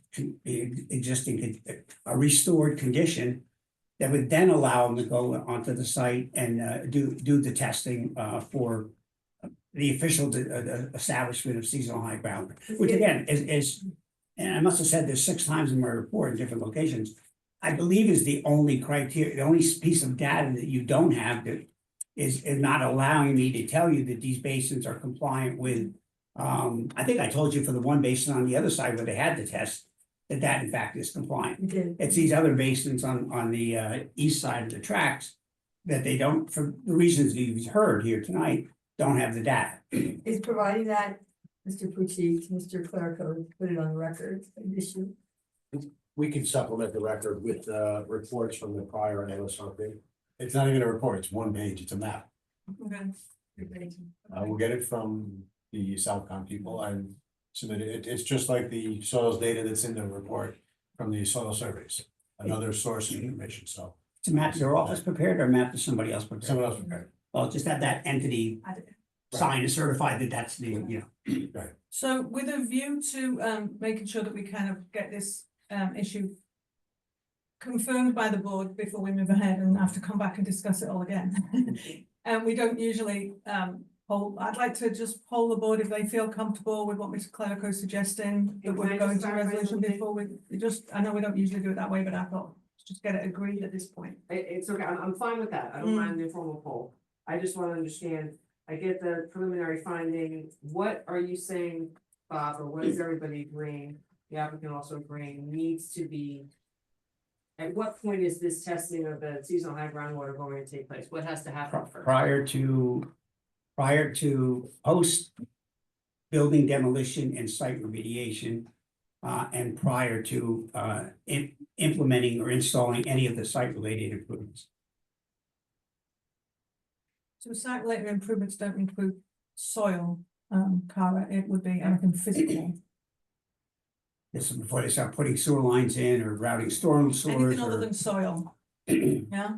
any other Soil remediation. is permitted. They're allowed to, yeah, they might, because they may have to put clean fill and a lot, so they can do that, but they can't do anything. Alright, I'm okay. Pipes. Good. So can anybody on the, indicate whether you feel that's acceptable? Let's put this to bed at this point before we move on, so we don't have to read it. That's acceptable. Right, everybody okay with that? Dennis, Melissa, Okay, Jim, everyone says yes. Jim? Sorry, oh, Jess, It's fine. on the record, Jeff's here in person. I've been here for a He's little been here for a bit. while. He's been in for a while, but and also Mr. Trackman. Yes, I have those noted for the record. Perfect. With We're that, doing well. so yes, that's an informal, but that's what we're going to put on the resolution. I've got some Well, findings will include, Are I've you got good with some that, Sharon? conditions, and I think If ever. Gonna be if my- resolution, I like that. Yes, as long as we're all happy. See you, Mark. So I'm good with it, and I'm very good with Mr. Clerico getting that data as well. I think that's an I important. I have that. Thank you very much. Oh, thank you. Finally, Hey, thank you. Questions? I'm very happy, pleased to put that behind us. I think the next witness I'd like to call We is. have questions. Oh, I'm sorry, yes. for this, oh, is this, Which well, witness? which witness, because we've got two on the. board. I would like to do both, just make sure every T is crossed. Any new testimony? Yes, So we're doing questions on this soil issue. yep, Questions for, board questions, well, unless anybody no, else has. anybody else on the professionals have for this witness? No, then board questions that we haven't covered already for this witness, do we have any other than what we just agreed? He was. Well, I'm just making sure we're covering. Nobody else is saying that they won't have any questions for each of these, but then, so then. Public questions for these witnesses only, be very Can I ask a clear, question? right? I'd like to ask one question to Mr. Myers. How long do you think it will take to clean up the site? It depends on how long the development takes. Give me We're budgeting about 6 months, about 6 months. finish the remediation. Thank you. Thank you. All right, so from the public, very clear, this is questions for these two witnesses, not Let's on just any start other with one, let's do one at a time. Oh, Yep. Mr. Myers. You need to come to the microphone. So if public have questions, it's what on what this man spoke about, and gave testimony on. So you have to come up to a mic. Which one should we use for the public? Well, can we move yours down? So you state your name and. Hold it up if you don't have to bend over. You don't have to. Hi, I'm Ellen Indo, I'm a Brown Street resident. I'm sorry, Ellen Indo, Brown Street.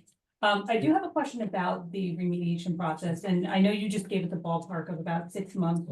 I'm very intimately familiar with polycyclic or polynuclear aromatic hydrocarbons, and I do know that they very quickly will get into the air. They are, many of them are carcinogens, so I am worried about the. Is this testimony or is this a question? I'm asking a question, but I'm the only I'm reason giving I ask- content to the question. And that's fine. The only reason I ask is you're gonna give information you want the board to consider. I'm gonna have to swear you in. So if you want to ask your questions and then you can provide that information Okay, later. They're just content, so that you understand where I'm going with. But my question is, because this is presumably a long-term project, I am very concerned about those pHs getting into the soil of the neighbors around, getting into the air. Because that is something I'm really concerned about, and how I know there's no possible way you're gonna be able to keep that ground wet for 6 months straight. So I just want to know what the process to make sure it does not impact the community in a health way. Well, I think you can take those precautions, by keeping the soils moist, wet as you're doing the excavation. And then when you're sure you're done, then they can, those areas will be restored, backfilled and covered.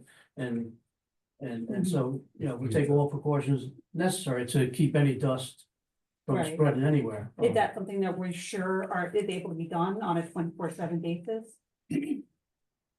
Well, let me ask you something, Ms. Meyer, would it be 24/7, or are you gonna pick an area, wet it down, excavate it, backfill it, move on to the next area? We're not suggesting the whole site's gonna stay wet. Right, so we're looking at, we're doing a look at how they do when they do the redevelopment. We're gonna do remediation in stages, in small stages, and everything's gonna be covered and backfilled 24/7. We're not gonna have exposed. We're not gonna expose soils that contain these constituents to the air, to the wind. Right, that's exactly my. And, you know, they're not volatile organic compounds, they're pHs. They don't migrate, so the primary They do. exposure risk They do is gonna be migrate. dust during the Right. excavation. Well, they do absolutely migrate, which is why I'm asking that question. But I'm also curious, because you talked about waiting to test. Does that mean that you'll be sealing off those, I don't know what those terms are, testing tubes or the tubes of soil? If you're gonna be doing that, is there the presumption that that would remain unsealed for a period of time during the testing while you're waiting for results? No, I mean, the plan would be to do the excavation and do accelerated analysis on the soil samples. And if there's any exposed soils, they'll be wetted first and then also covered. Okay. And cover with plastic tarps and whatever else we need to prevent any dust exposure. Okay, thank you. Thank you. Can I just, based on that, can I just ask a follow-up question related to that? When you're doing this removal, do you have plans? Often the soil from a site gets tracked onto the local roads. Have you got plans to You're not allowed to. wash? We're not allowed to. There's we're all not allowed to tracking, control. there are tracking beds. Yeah, we gotta keep it. Okay. Can I have Mr. Myers respond to? He doesn't know about the demolition. Oh, well, then I'll ask you later, then I'll ask the Demolition question later, question, I that's can fine, that's walk no you through problem. that. Save it. And for and later, I can appreciate volunteer, it. our stormwater, not our stormwater, our soil sediment erosion control plans will require riprap as you're leaving. It's gonna require us to wash down equipment before it enters the public roadways. There's a very extensive plan that will be in place. Thank you, that's the testimony I thought that follows up to that, the public's question that would help resolve concerns. Any other members of the public have questions for this witness here? For this witness, come on up then, please, to this mic. Okay, my name Can is you go to Alex, the mic, please, so it's for the record? Thank you. my name is Alex Kurlovich, owner of 25 Brown Can you spell Street. your last name, please? Kourillovich. And I'm represented by my engineer. That introduces himself. Yes, my name's Joseph Modulewski, professional engineer in the state of New Jersey, been licensed for the past 34 years. Are you getting testimony or you're asking? I'm gonna ask questions. Okay. Yes. Okay, we have 3 minutes. Then Not I'll now, we're have not a doing testimony. commentary, we're just doing- Can you spell your last name? I'm sorry. Yes, MODZELEWSKI. Thank you. Thank you. Questions? And the question relates to, when you talk about soil remediation. I just came on board and I looked through some of the information that was online that was posted on the board. And, the one area that they did do some soil testing, I guess, for the Stengel, BMP, Stengel Road BMP. Second, sir, can I just ask, can you put the Oh, mic to your mouth? Because Yeah, need the mic, need the mic. They found that basically there was the soil component was only 2 to 3 feet deep. And then it got into a bed, a fractured shale or bedrock. Now, when you're talking about soils, where is that? Where do you draw the line on the remediation? Well, it depends on, the depth of the contamination, if you have soil. When you that's get into impacted, a that goes to bedrock, bedrock, yeah. once you get to bedrock, that would be the end of the soil contamination. Right. So we would also, as a question, we would, remove some of the weathered bedrock to make sure that you get down to the depths where you can get it, make sure it's clean, basically. One more clarification. Mr. Pucci is speaking. Yes, so the question was raised on the Stangle Road Basin. That's in the parking lot. That's not the subject of any remediation. That's the clean area. And so that's where they did testing. That's exactly where the pit basin, And the point being that where they did that testing, which. Just comment, questions or comments, sorry. And you need to, Questions. you need And to, one at a time, Okay. please. and the microphone, the only way our members hear you and can vote on this application is if you use the microphone. They Yes. cannot hear. Has he been sworn in? Well, he says he's Not not asking testifying. Asking questions. Yeah. The question was, yeah, where is that cut off? Let's say. In this case, where Mr. Gravov is really concerned about the Brown Street Basin, which is rather large. And it's a bioretention basin, and his property is directly adjacent, the closest adjacent property to it. And anticipating that the soils there are similar to the soils at Stengel Road. That basin, the existing grades are at, let's say, 183 and the bottom of the Question, basin. question. How would you? And this might be a better question for the engineer, but if that soil is gonna be removed to excavate that basin, and that's part of the soil that's being removed and I guess replaced with clean soil, it's then would be removed to create that basin. And then you have, you're into the bedrock at the bottom of the basin, and then you need to have a planting bed of 18 inches, which the bottom of that planting bed is actually considered the bottom of the basin. The question would be is how do you accomplish that? I think that is appropriate for Mr. Pucci, so, Mike, could you? Alright, so hold on.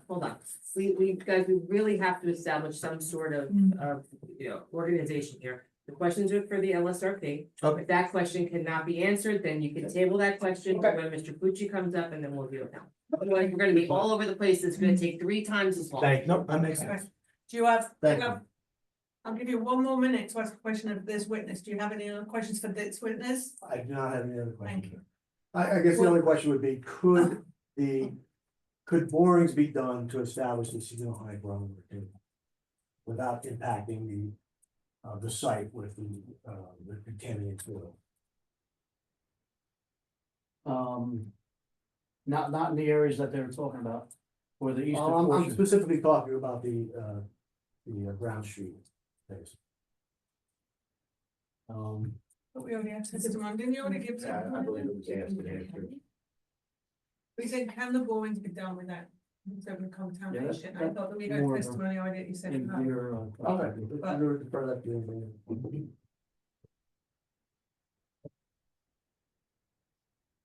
So this is a kind of. So no other questions No from other Mr. questions. Thank you very much. Anyone else in the public for questions for Mr. Meyer?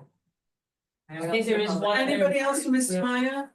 Please come up to the mic, give your name and address, and you have 3 minutes. I just wanna make sure this is just the LSRP. I know you just. Just the said it a couple LSRP. Seconds ago, okay. Yeah. Thank you. It's Mark Pavers, Brown Street, 35 Brown Street. So it's actually a follow-up question. I know I came a little bit late. All right. I think it's a follow-up question to one that was asked before. specifically about the potential for contaminants getting outside of the site. So my follow-up question was, I understand that there's gonna be remediation efforts to make sure that doesn't happen. I guess my question might be more for the planning board, or maybe it's for another governing body. Let's see. The question then is, how do you ensure that those activities are happening? Okay, yeah, that's definitely, unless, I think the question was asked before, if you were gonna have mechanisms in place, I don't know if you have any other answer. Anything else to add to that? We would have mechanisms in place to prevent any soil impacts leaving the site, dust and all that, and especially with the demolition precautions that they take. Just two follow-up questions, Mr. Meyer, just to add a little clarity. Is the procedures that we're going to, are the procedures that we're going to engage in to ensure health and safety here different than any other remediation site anywhere in the state of New Jersey? No, we'll have a full-blown health and safety plan and, exposure prevention plan in place. And we follow during the remediation, we follow all OSHA regulations. HAZWAP regulations, also OSHA regulations, so. And my question is actually not so much that, because my question is, what's the oversight mechanism to ensure that that's happening? Not that I don't trust anybody, but it's That's just. a really good question. As part of our resolution, every applicant that gets a resolution has to comply with every state and. Can you use the correct word to? Yeah, they have to comply with all local, county, state and federal requirements, in addition to the testimony they provided, and there'll be a slew of other conditions, but. It ends up becoming part of the resolution as well as an enforcement issue on the borough standpoint. Is there like a regular site inspection or something? So we're getting way outside of this. Questions for the LSRP. Yeah. We gotta stick with this. We're not trying to be difficult, please, but otherwise it's gonna be mayhem. If it's a question for a different time, just tell me when that is and I'll come I'll back. figure out a way to answer you. We're okay. Thank you. I know Mayor's dying, so I don't wanna cut her off. Just one other quick point, the Brown Street Basin, that was the subject of some questioning recently. Do we have any indication that there's any contamination there? I don't, I'm not quite sure which area you're talking about. I think not. I think most of the soil impacts, if not all of them, are on the eastern portion of the redevelopment, not on that portion that he was talking about with the bedrock shallow. Thank you. Just for the record, it's regarding being an LSRP. Okay, just for the record. I was on the state senate when that bill was passed, which was a fabulous bill because remediation took forever to get the DEP to come out and certify cleanliness. And this put this into professionals' hands, hired by a redeveloper. And I just, for the record, my recollection of being an LSRP, although you are being paid by the redeveloper, you still have your license from the state of New Jersey and have complete oversight by the DEP. We have, basically, DEP has made the LSRPs their case manager. So we're required to follow all the regulations to the letter. And we can't deviate from them, and if we do, we have to have justification. And we have to, if we have a variance to the regulations, we have to apply for variances and report that to the DEP. So we are DEP's case managers, and that's what we try to do, and that's what I try to do as an LSRP. Because all our reports, remediation reports, permit applications get reviewed by DEP, and they will call me on it if I do something that's not in accordance with the regulations. So we have to comply 100% with the regulations. We don't, we have a justification why we don't, and or variance to do that. Thank you. No further questions. You okay? Thank you. Anybody else from the public have questions for this witness? Myers? No? Okay, then shall we switch to Mr. Online, put it online. Oh, anybody online? I've been checking, I have not seen any hands, so. Nobody from our. Nobody from our board has questions for him. Okay, then let's move on to Mr. Pucci? Yeah, so any of the professionals have questions for Mr. Pucci? At this point, other than what Bob has already spoken about. All right, Just regarding what was said tonight, Okay. Just on Mr. Pucci's, yeah, and what was said tonight now. yeah, okay. Any members of the board have questions for Mr. Pucci, please? Put it on his testimony. No, you didn't. I did. All right, so then, yeah, any members of the public have questions, not comments, questions? 3 minutes for Mr. Pucci, please. 3 minutes. State your name and address and for the record. Joseph Modulewski. Into the mic, please. Joseph Modulewski. Put it off the table if it's easier to put it I'm, right close to your mouth rather than bend it over. There we go. I've been retained by the property owner at 25 Brown Street Okay. to weigh in on particularly, like I said before, the Brown Street. Question. The question is, if, like, I guess it was made, I don't know if you said it or it was made, the statement was made by the attorney, but all these basins have had, I guess, backup designs that in fact, in the event that the soil testing. Sir, I'm sorry, we can't hear this witness, sorry, we can't hear these questions, so there, if hard they enough have to- questions, please go in the hallway. It's very tight in here, and we're really trying to hear everybody. Thank you. In the event that the soil testing. I'm limiting this to the Brown Street, BMP, Environment Retention Basin. Which at least, I guess you've gone back and said, and you made a statement that all the basins have been, I guess, redesigned not to be infiltration basins, but. I guess my question is that in the event that the soils. Profile or the soils investigation in that Brown Street Basin. Comes back to be unsuitable for that basin, how would that basin be redesigned? In order to answer the question, I'd have to understand what you mean by unsuitable. Well, let's say the groundwater table is too high, or the depth to bedrock is too high, or you know, in light that basin is gonna be an excavated basin for the most part. And then the additional 1.5 feet underneath of it. It's gonna be well below the current elevation at that basin. Actually, it's not. The basin floor is at the same elevation as the ground is in the middle of the basin. And that's the basin floor. And yes, there will be 18 inches of soil beneath that, but we have the ability to, I think, go about 4 feet deep before we start getting to the outflow pipe from that basin. And we don't anticipate shallow groundwater or shallow bedrock within 18 inches of the surface, nor within even 4 feet. And as the LSRP testified, if there is in fact a shallow bedrock, which would not be foreseen at 4 feet, the upper foot or two would be rippable and would come out anyway. There's plenty of room to build this basin. As the board may recall, the basin's being built for the borough, and the eastern 7,500 square feet of that common lots that are being where the basin and the park is, there's a park being built, and that's up higher at the Brown Street elevation with the retaining wall at the back of it, but the ground does fall off from Brown Street a little bit. And at the back of the basin, the floor of the basin as designed is about on grade with what's there today. Didn't you also make testimony that if there was an issue, you couldn't get to 2 feet, you had to do 1 feet with pipe? Well, So 1 there's foot would no- be there's less- acceptable there's- because I've already testified at the Brown Street Basin, and I did this the last hearing, not too ago.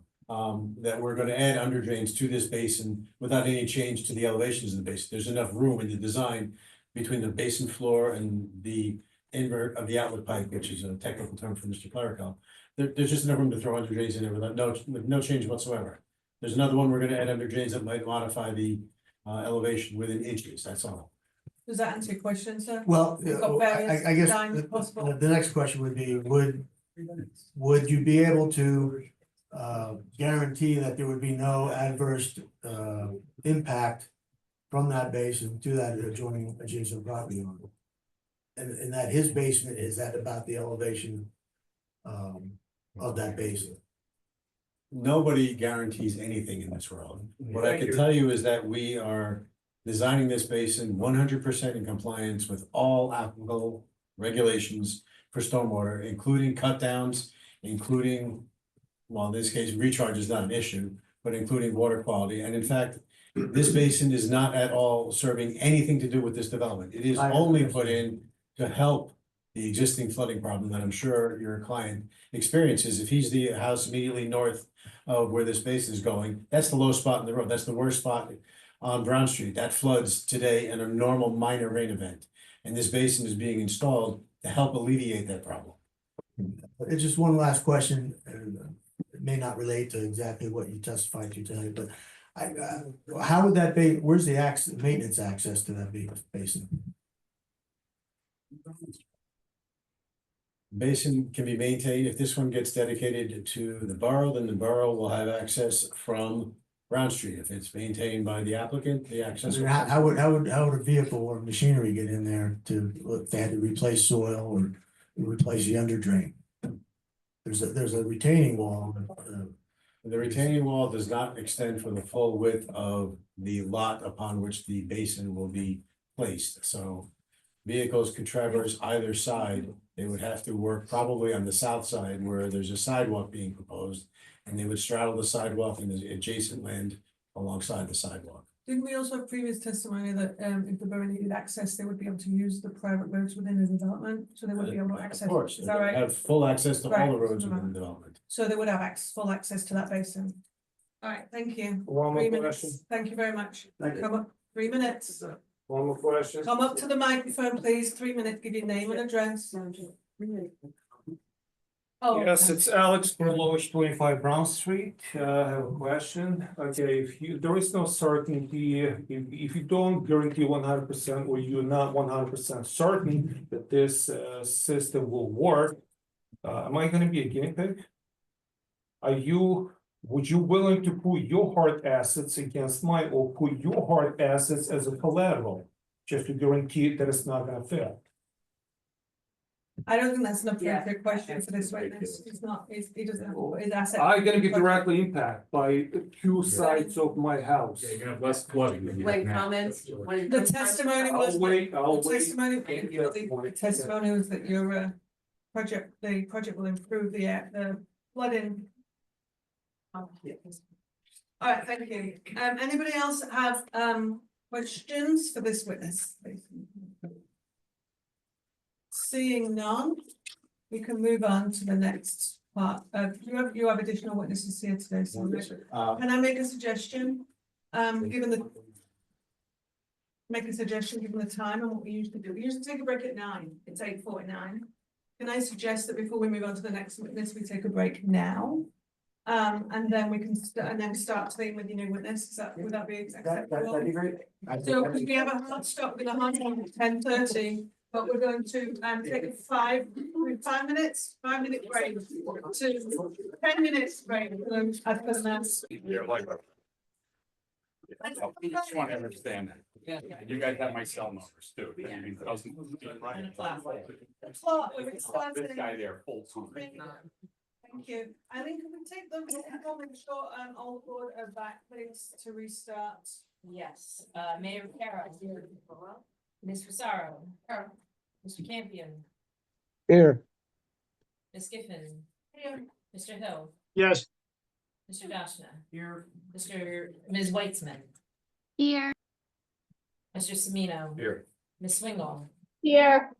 Mr. Shob, I see. Here. Ms. Kaczynski. Here. Mr. Clerico. Here. Mr. Harris. Here. Mr. Troutman. Here. Thank you. Thank you. Back on the record, I'm going to call next on behalf of the applicant, Jason Tronco. He's the landscape architect for the project. Oh, it's online. Hello, Mr. Johnson. Does he need to be promoted up to? No, he's a He's panelist. good to be able to He share. just, yep, he's on the screen. You're muted, Mr. Tronco. Thank you. Hello, we'll need to swear you in if we can. Tara. Is he here? Is he like here? Yeah, He already he was. was. Yeah, I thought he was in the audience. Yeah, he was. Yeah, So he's not everybody gonna was sworn in. sworn. Oh, He he was was still sworn under in. us. Yeah, we swore everything. Oh, okay, sorry, thank you very much, I didn't realize, I missed that. All right, Mr. Tronco, can you please share your credentials with the board? Sure. I'm a licensed landscape architect as of 2002. I've been working as a landscape architect since 1998 for Malillo Bauer Carmen. I've prepared the plans before you in regard to landscape architecture. I've testified before many zoning and planning boards in the state of New Jersey. And that's expert in landscape architecture. Okay, Madam Chair, I ask that you accept his credentials as professional landscape architect. Anybody have any objections? No, I think I'm right, well, thank you. Thank you. Do you have any slides prepared? Or did you need Mr. Pucci to raise them? I have a couple slides. I'm not sure they're needed, unless there's something specifically we would like to go through. Okay, got you. Now, are you familiar with the reports that we've received from the borough's planner and the borough's civil engineer? Yes, definitely. And did you review them? I have. And on behalf of the applicant, are you prepared to comply with the suggestions and requirements in those plans? We will comply with all the conditions within the letters, except for previously stated. There was a question that was raised that was just looking for commentary with respect to privacy fencing between the townhome units. That was item 4.7 in the planning report. Sure. In regard to color? Just really quick, the purpose of the record, we're talking about PV4, and that was, which item? 4.7.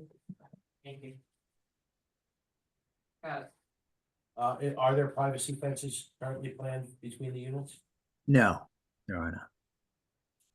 In item 6.2 of the planning report, there were a number of suggestions that were reiterated from the environmental commission. Again, one of which requested that we install water for the park. Is it your understanding that there's no water available? There's no water available and a water fountain will not be provided. Thank you. Item 6.3 was a note that we are not technically meeting the 40-foot street tree spacing. Can you explain why that's the case? Sure. We have maximized street trees along the road frontages on this community. There's few areas where we don't have them closer than 40 feet, and that's due to either parking spaces, light locations, utilities, and or driveways. So we don't have a problem maximizing the number of shade trees, and we could work with the planner to kind of look back at the plan and see exactly where we can add shade trees. So if trees can be added, they will be. We will.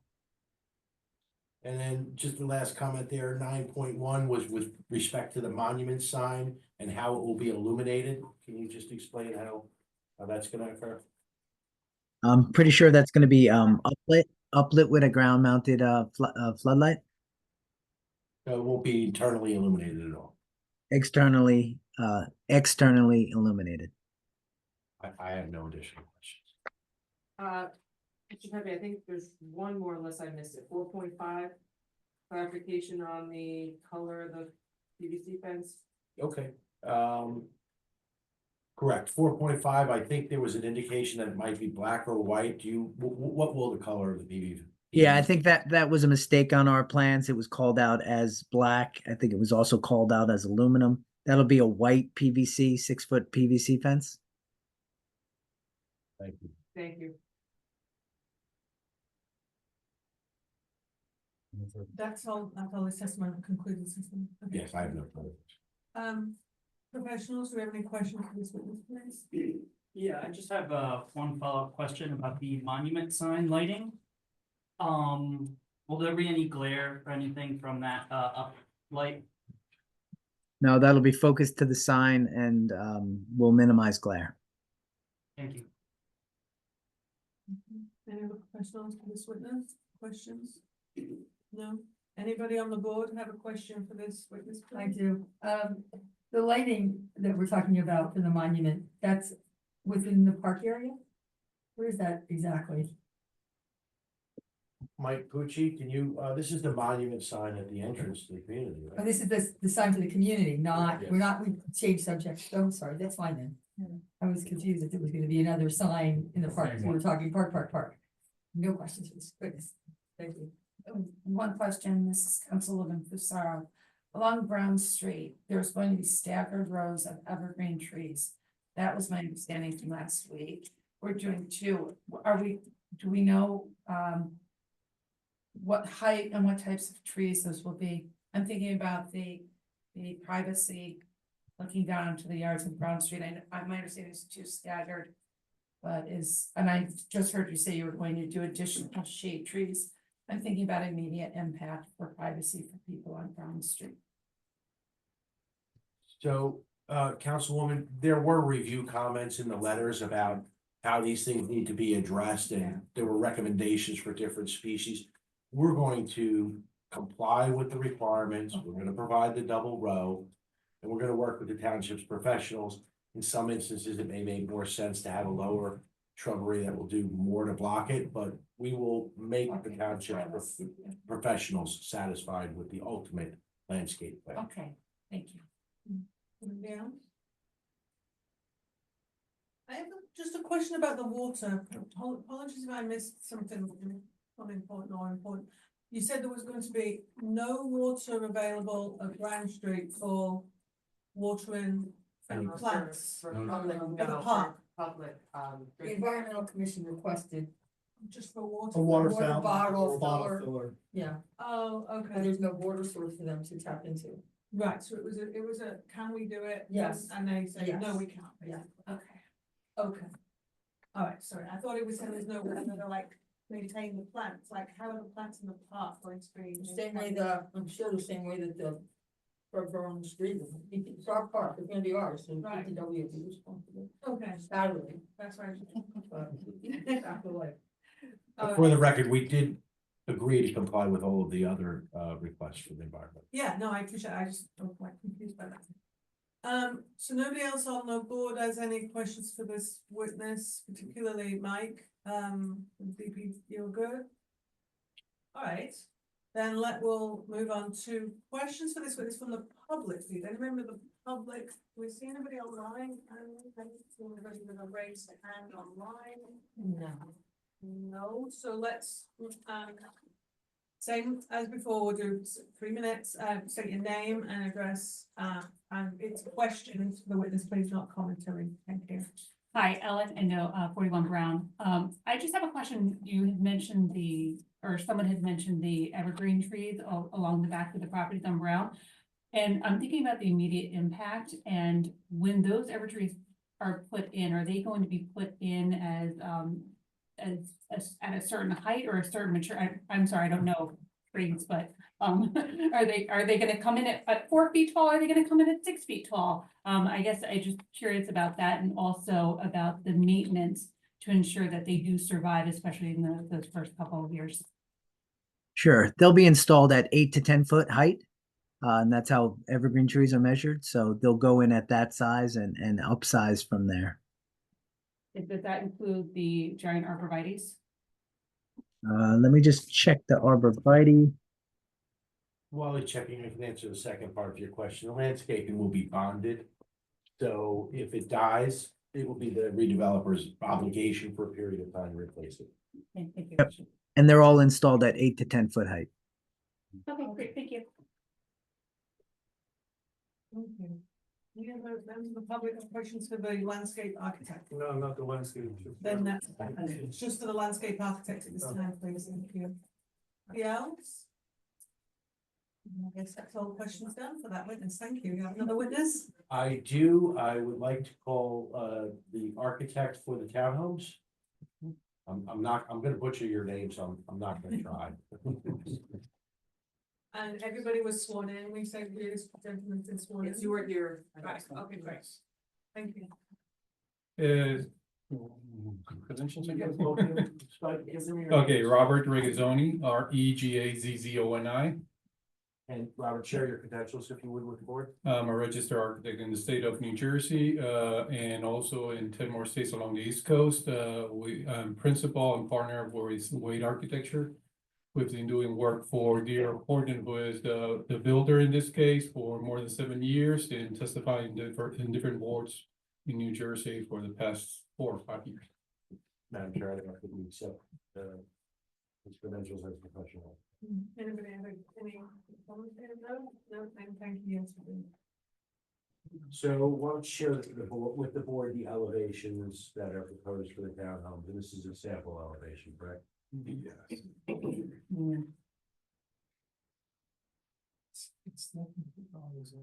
Are we sharing? Yeah, we're promoted, I believe.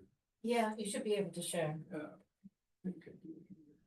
All right, so let's start with.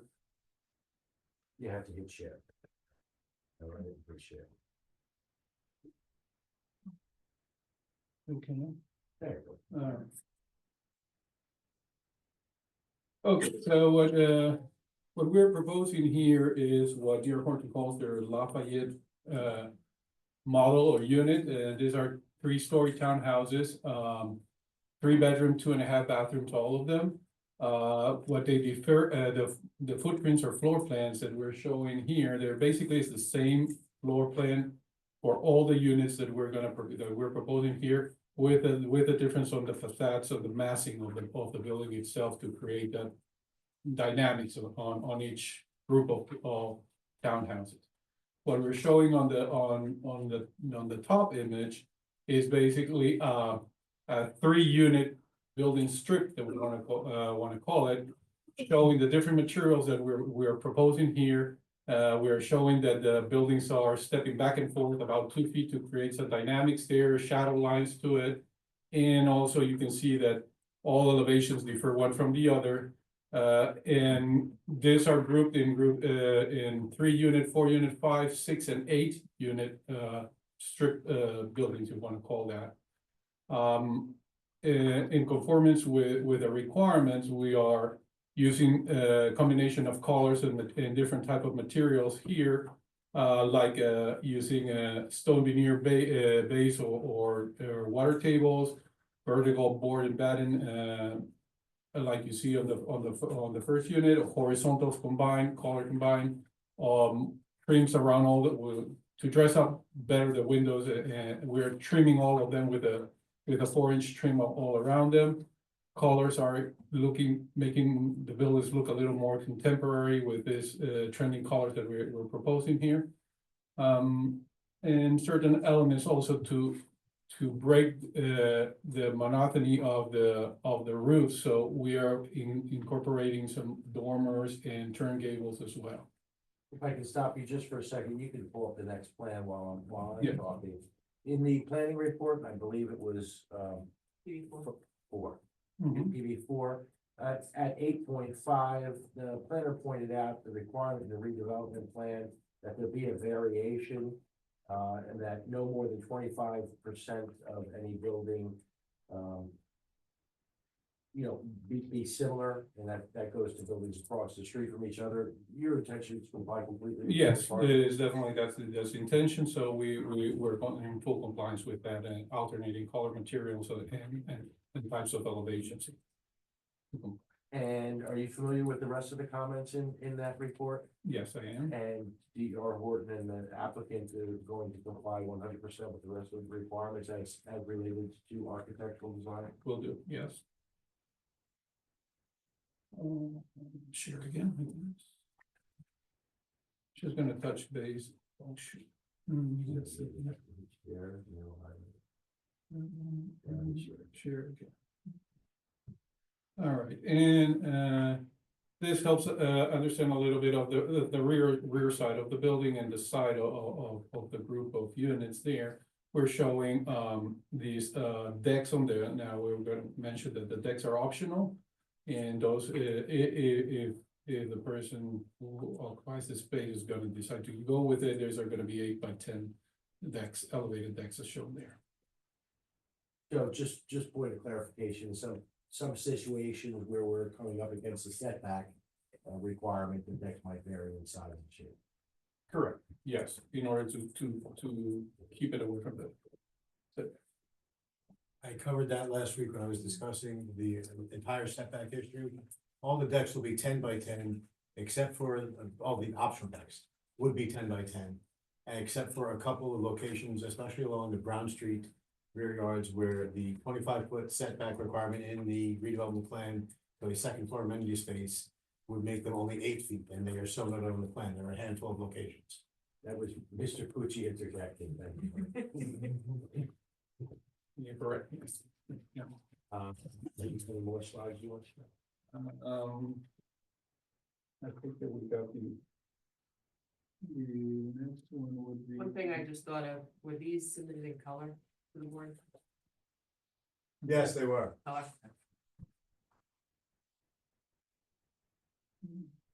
Well, we might as well go to that. Yeah, we'll go with this, so. Yeah. This says exhibit A2, is that It's not right. A2, 1, 2, or A2? My It says A2 on here. is. Want to check what exhibit number is it we're looking at? Yeah, I think they were independently numbered. These are actually, they're submitted with our plan set Oh, and yeah. our application, so it wouldn't be a separately numbered exhibit. A2 is our notice of publication. Right, so this is part of which, Yeah, it's probably The the site sheet plan. number, right? A2 Yeah, on the okay. bottom. Mhm. Yeah, that's a good. Sure. Yeah. What are we looking at now? What we're looking here is the monument sign that's gonna go for that we mentioned a little bit before on the. With the landscape architect, this is the community monument sign, and which is in compliance with all the requirements there, and as you can see, we're using the same finishes that are gonna be part of the accents and some on the townhouses. And this is not a backlit type of sign, it's gonna have, as discussed previously, it's gonna be lit directly from below up to it, and it's not gonna create any type of glare or anything for any pedestrians or anybody around there, it's just pointing directly to the sign. Wait, does that have a sheet number on it? I'm not sure if it has. Yeah, that's on the site plan. It's part of the site. It is on the site plans, except it is not as clear as the materials. It's on the site plans in black and white. Okay, so let's, since this is in color, let's just mark this as A. 7. A7 is a colorized rendering of the proposed monument sign. Mhm. Thank you. I think that's all I have right now. I have no further questions. okay, professionals, questions for this witness, please? So just to confirm, you said that you would comply with all of the comments in our report, like even the ones related to the veterans home? I have apologies, I have a separate architect with Okay. respect to that. Thank you. But just to be clear for the record, there were a number of comments related to code requirements, and we will meet all of the code. Okay. Any more questions from professionals? Board? Yeah, just if you could go back, I was looking at the floor plans and I just, the question I had was. If I'm reading it correctly, the ground level is the garage. The second floor up is the kind of main living space, kitchen, dining room, living space, and then the bedrooms are on the third floor. I'm seeing that correctly, right?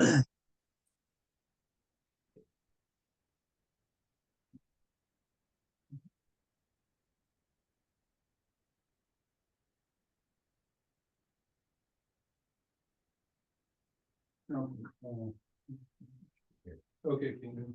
Right, so Okay, so, You're what I'm, exactly right. right, so that's how, and I understand there's some deviation on the end units and some of those other minor things, I understand that.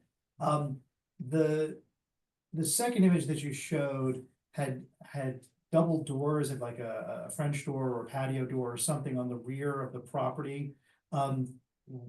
What space in the building is that going into, if it's just a garage? We're putting glass doors in the garage? If you see behind the garage, there's what we call the rec room.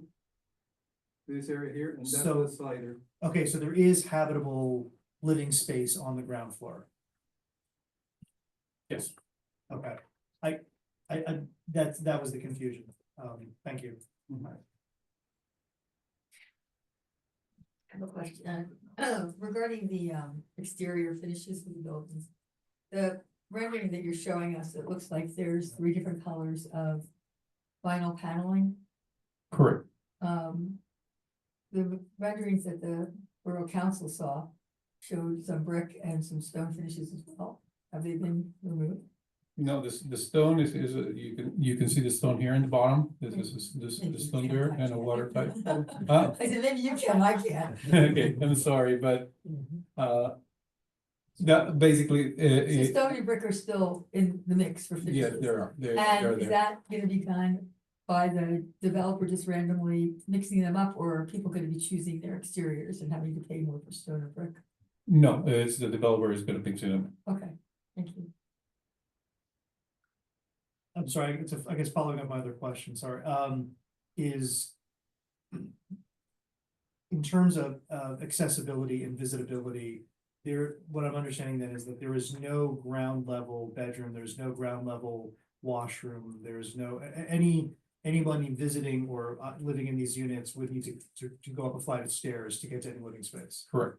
And this may be not for you, this may be for the engineer, but he's standing there, but I'll ask it to you, is there's no issue with flood hazard of this rec room being on the ground floor. I know garage, there's no issue, but if there's actually like living space, or does the stormwater plan make sure that everything is not built where it needs to be? Mr. Pucci will answer, but everything will be elevated out of the floodplain. Every home is above not just the applicable flood hazard regulations for this project, because this is grandfathered under the previous 2021 regs. But we've designed everything to be in compliance with the current regs, which is 3 feet above the flood hazard elevation, and therefore no flooding whatsoever on any residential floor at all. Thanks. Any other members of the board with questions? Oh, Dennis, yeah, because now I share, it's difficult to see, but I see Dennis with a hand up. We're gonna stop sharing. Yeah, I just had a question on the first floor plans. Well, you took it off, but it looked like the picture shows windows on the first floor. The diagram looks like in the front, there's no windows, but it's gonna look like the picture with the windows, correct? Let me share this again. Let me share this again. Now you'll highlight it. Where is it? You'll hit share.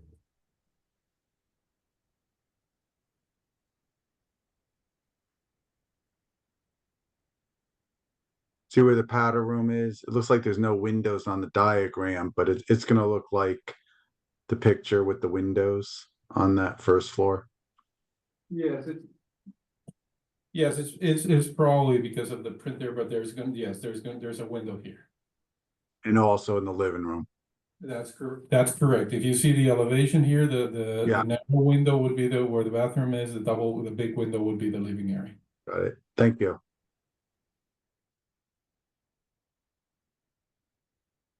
Anybody else on the board? I can't see their hands. Can you see them? I can see them hands raised. I had a question about the decks. I know we have testimony that they're not going to, as built, they're going to be optional, and the spec you're going to offer is 10 by 10 or 8 by 10. Maybe a question for somebody else, but clarification on once that's built, or if somebody wants to go in later and decide they want to add a deck, are they going to be restricted to that size?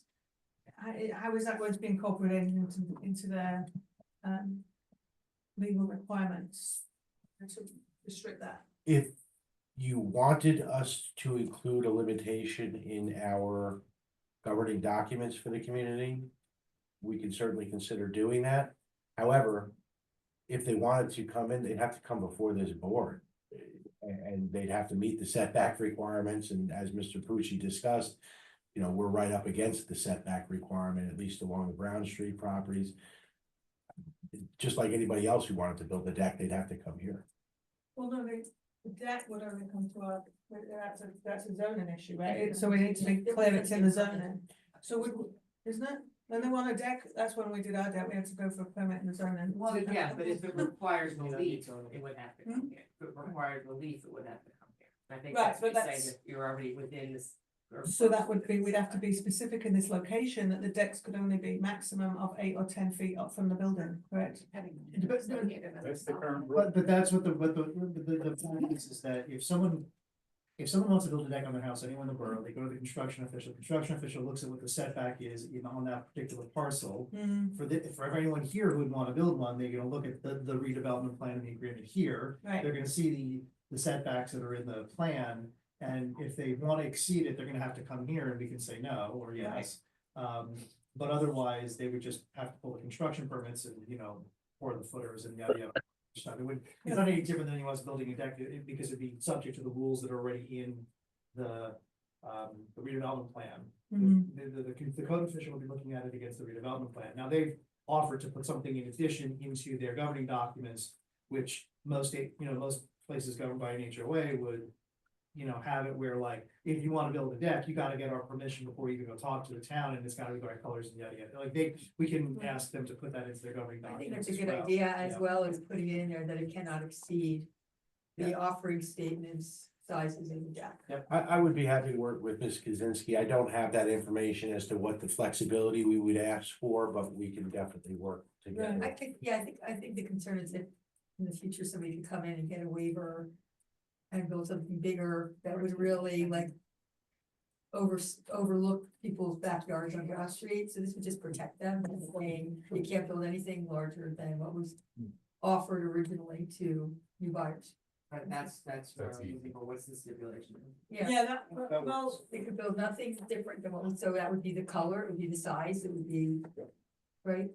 well, Was can originally we, offered. I agree with the depth of it because of the setback line. Right. But they're offering one that covers half of the property.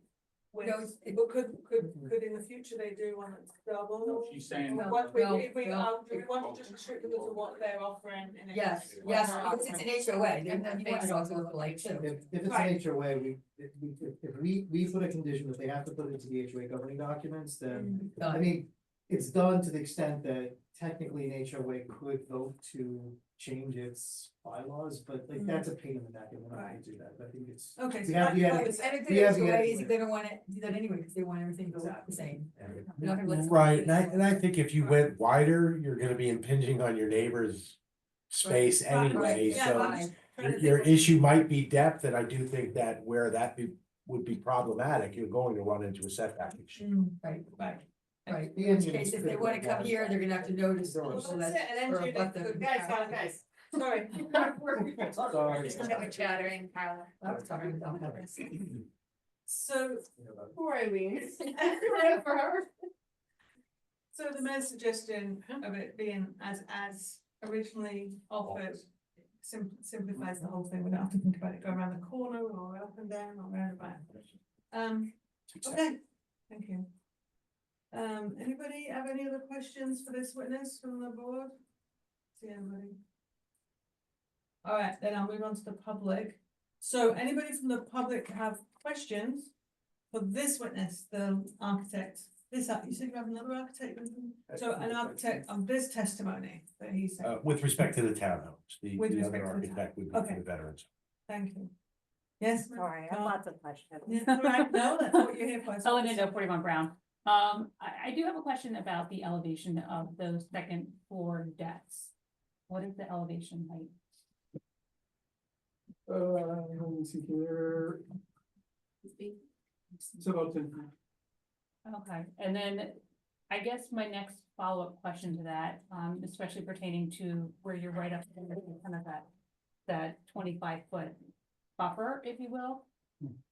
Would, if a 5-foot individual were standing on that deck, would they be able to then see over the privacy foliage? I think you guys were talking about 10 to 12 feet of foliage.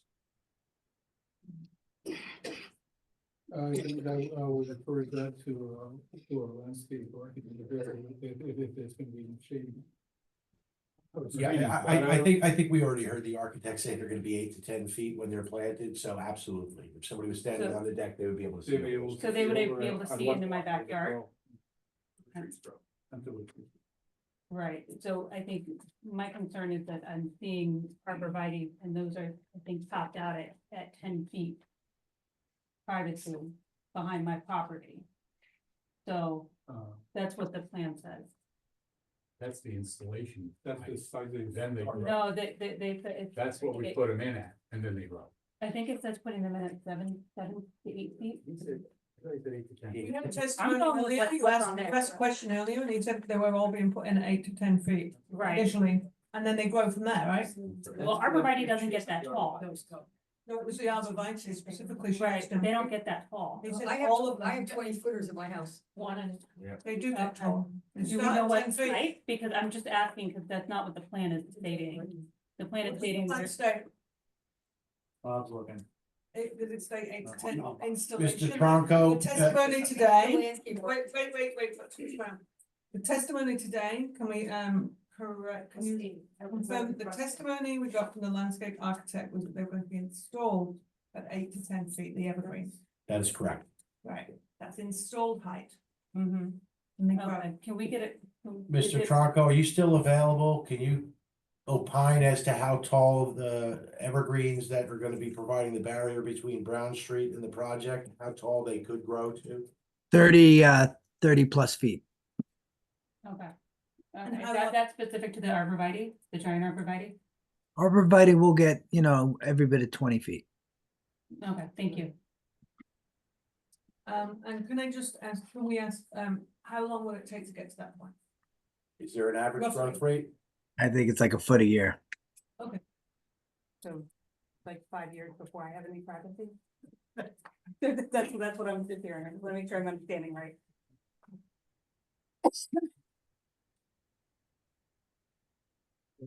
Okay, any other questions? Any questions from the public? Any more questions for this witness from the public?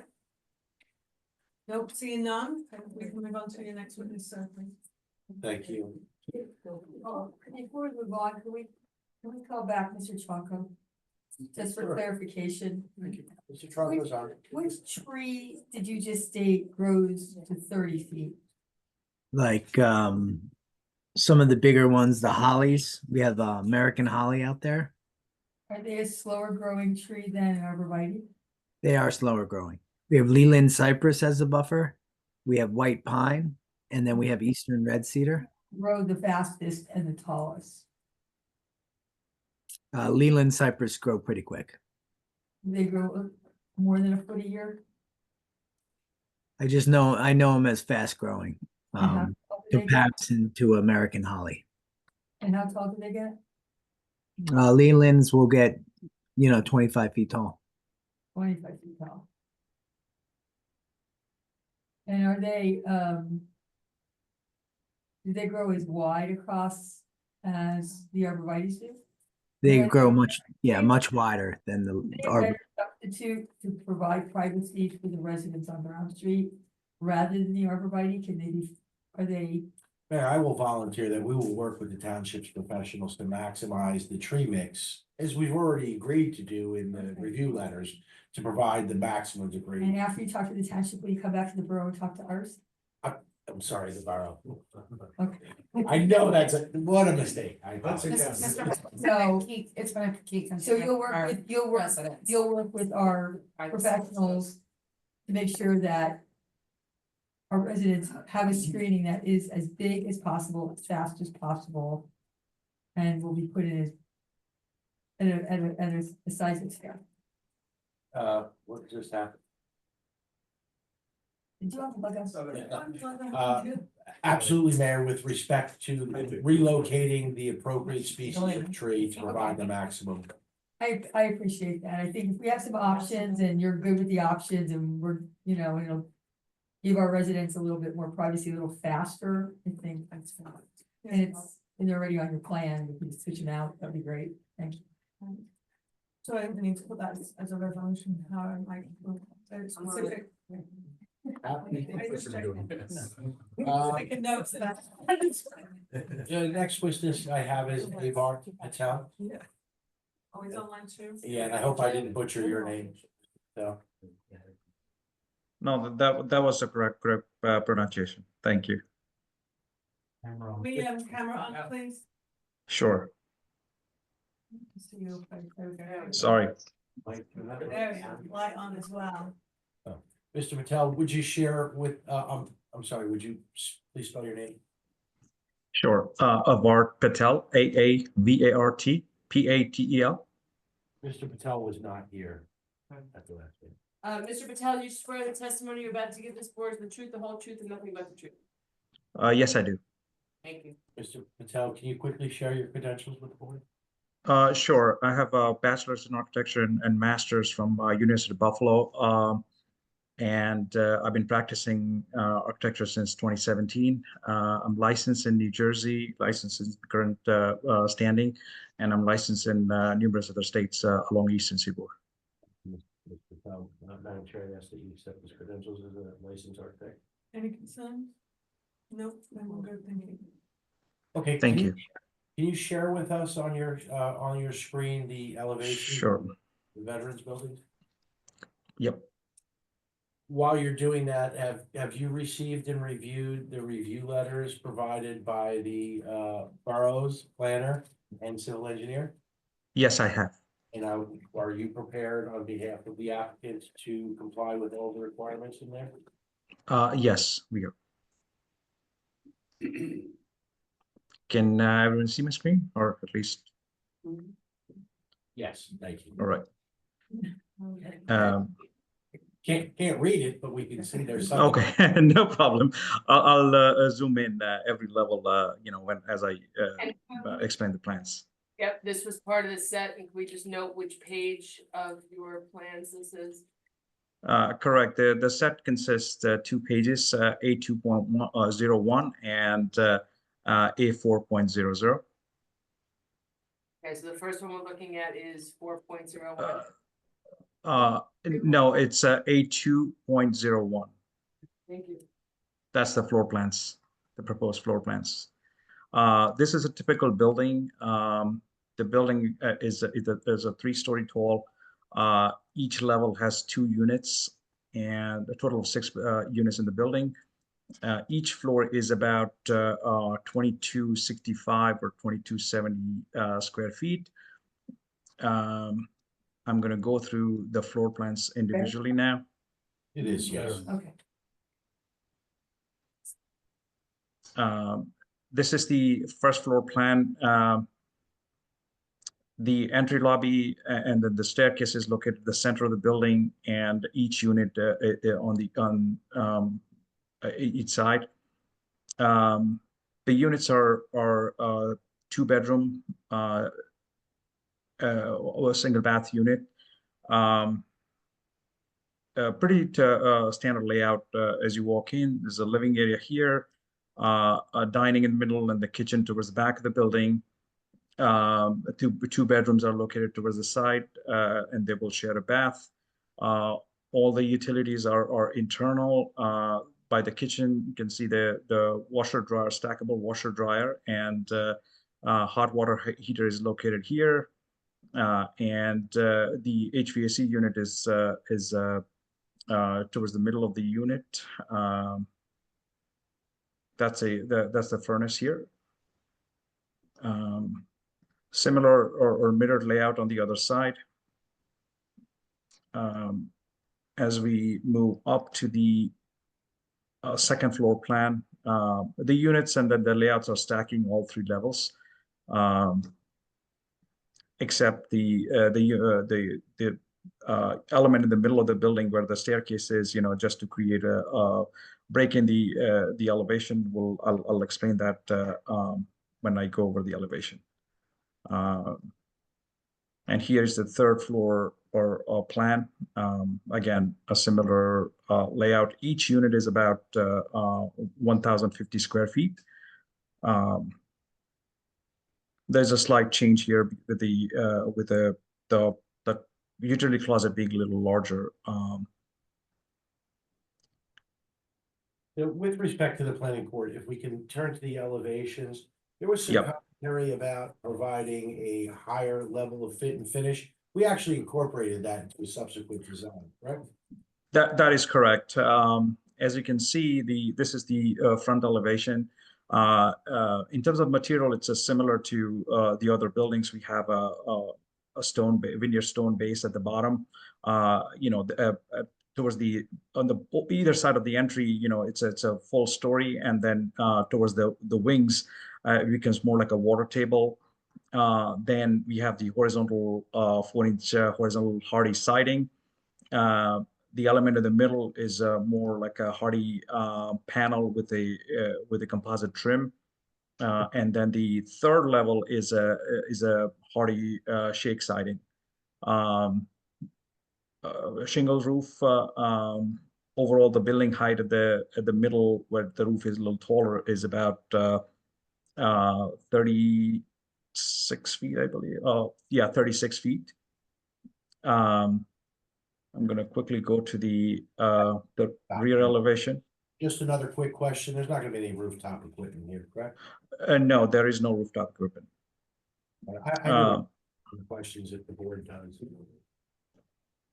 Some elevator in there. That was my question.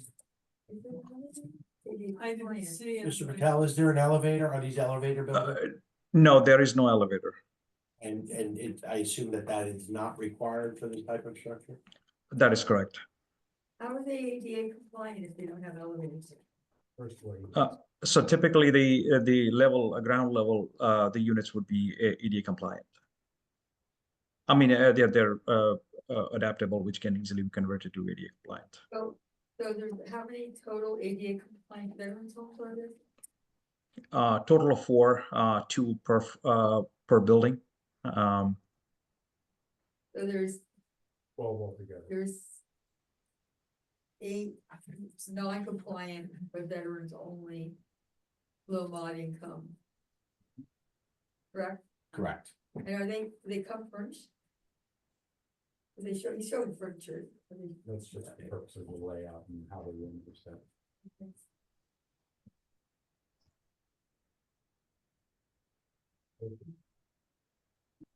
Questions? That's the testimony. Yes. Professional questions for this witness, please? Yeah, I do have a few questions. Just as a point of clarification.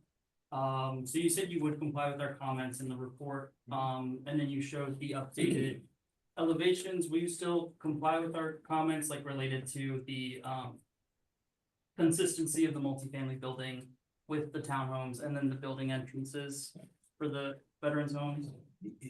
Yes, if you have commentary about additional changes you'd like to see, but I think that those comments were related to an earlier plan that was a very plain facade.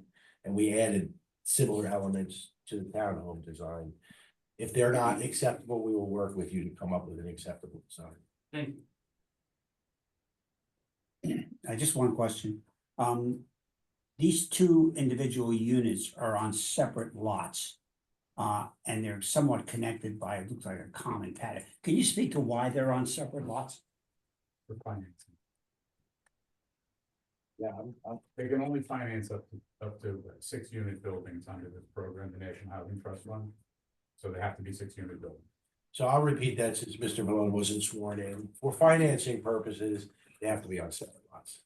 And the lots, the one lot to the right, forget the lot number, has 4 parking spaces on the lot itself. The other lots has a little bit of unusual shape. It has like 14 spaces. Is there something in the financing or the way this was set up that certain parking spaces had to be on the lot, or minimum number or maximum number? I only ask because it's kind of an unusual. Well, it is, and this is gonna be part of the overall community, so I think the parking, overall will be on a shared. Not questioning that, just questioning why the lot lines were drawn the way they were. They were just drawn for convenience around the building. Except the one of them, the lot to the left has a handle extension that goes out that covers 14 parking spaces. Correct, and these particular veterans homes will share the parking that's on both sides of them. And there are handicap parking spaces, 2 on each side. So each of the buildings has 2 immediately adjacent to it. But the predominant location of the parking is to the west of the western building, just south of the Stangle Road Fire Detention Facility. And for the record, this is Mr. Pritchard who stepped up there for the question. Following that, from Mr. Clerk's question, your testimony was the parking for on either side of these buildings, there will only be 2 designated, disabled, ADA spots. Is that ADA correct? spots, 2 per lot. But the plans show 4 ADA level residents on the ground floor. And correct? 4 ADA compliant spots. Two per But building. you said 2 per building, but there's 4 people potentially per building on the ADA level, is that correct? There's 4 units.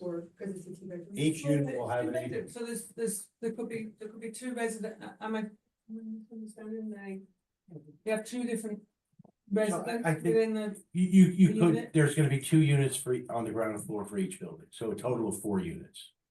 oh, I see, And a total of 4 handicap parking spaces. so we assume. that So there there's could be one 2 handicap people in person one Each unit. There could be 2 people in one unit that might both require handicap parking. In that case, I believe that the law allows them to petition for additional handicap parking spaces to be designated. Okay. We are compliant with. Yeah, I mean, the requirement would really be for a total of, what is it, 24 spaces? It would be 1, and we're providing 4.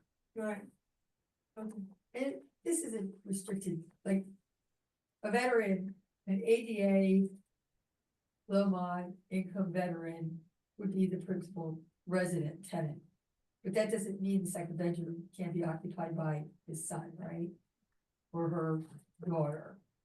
Yes, that is the case. Okay, so there's no restrictions on this other than your veterans. Veterans families. Okay. Clarification.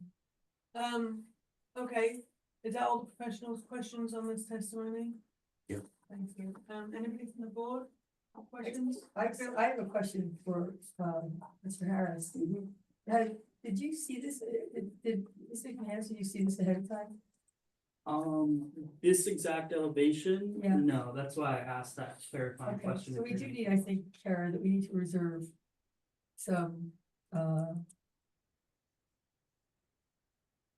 professional input that this is what Beth was, because I know Beth was very concerned that the veterans homes look like they're part of the same community. They look like they fit in.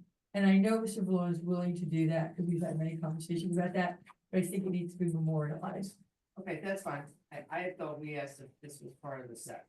Well, it was, I don't know why it was missed. This is what was submitted, but for some reason, the comments still came out based on an older design. Got it. Okay. Again, this is a question for Mr. Harris, but again, we've heard, it's not exactly testimony, but there's some suggestion of the reason why these were designed to do with funding. And again, this may be a follow-up question, because I don't know who to ask this to. I'm asking maybe if you know this or we can track this down.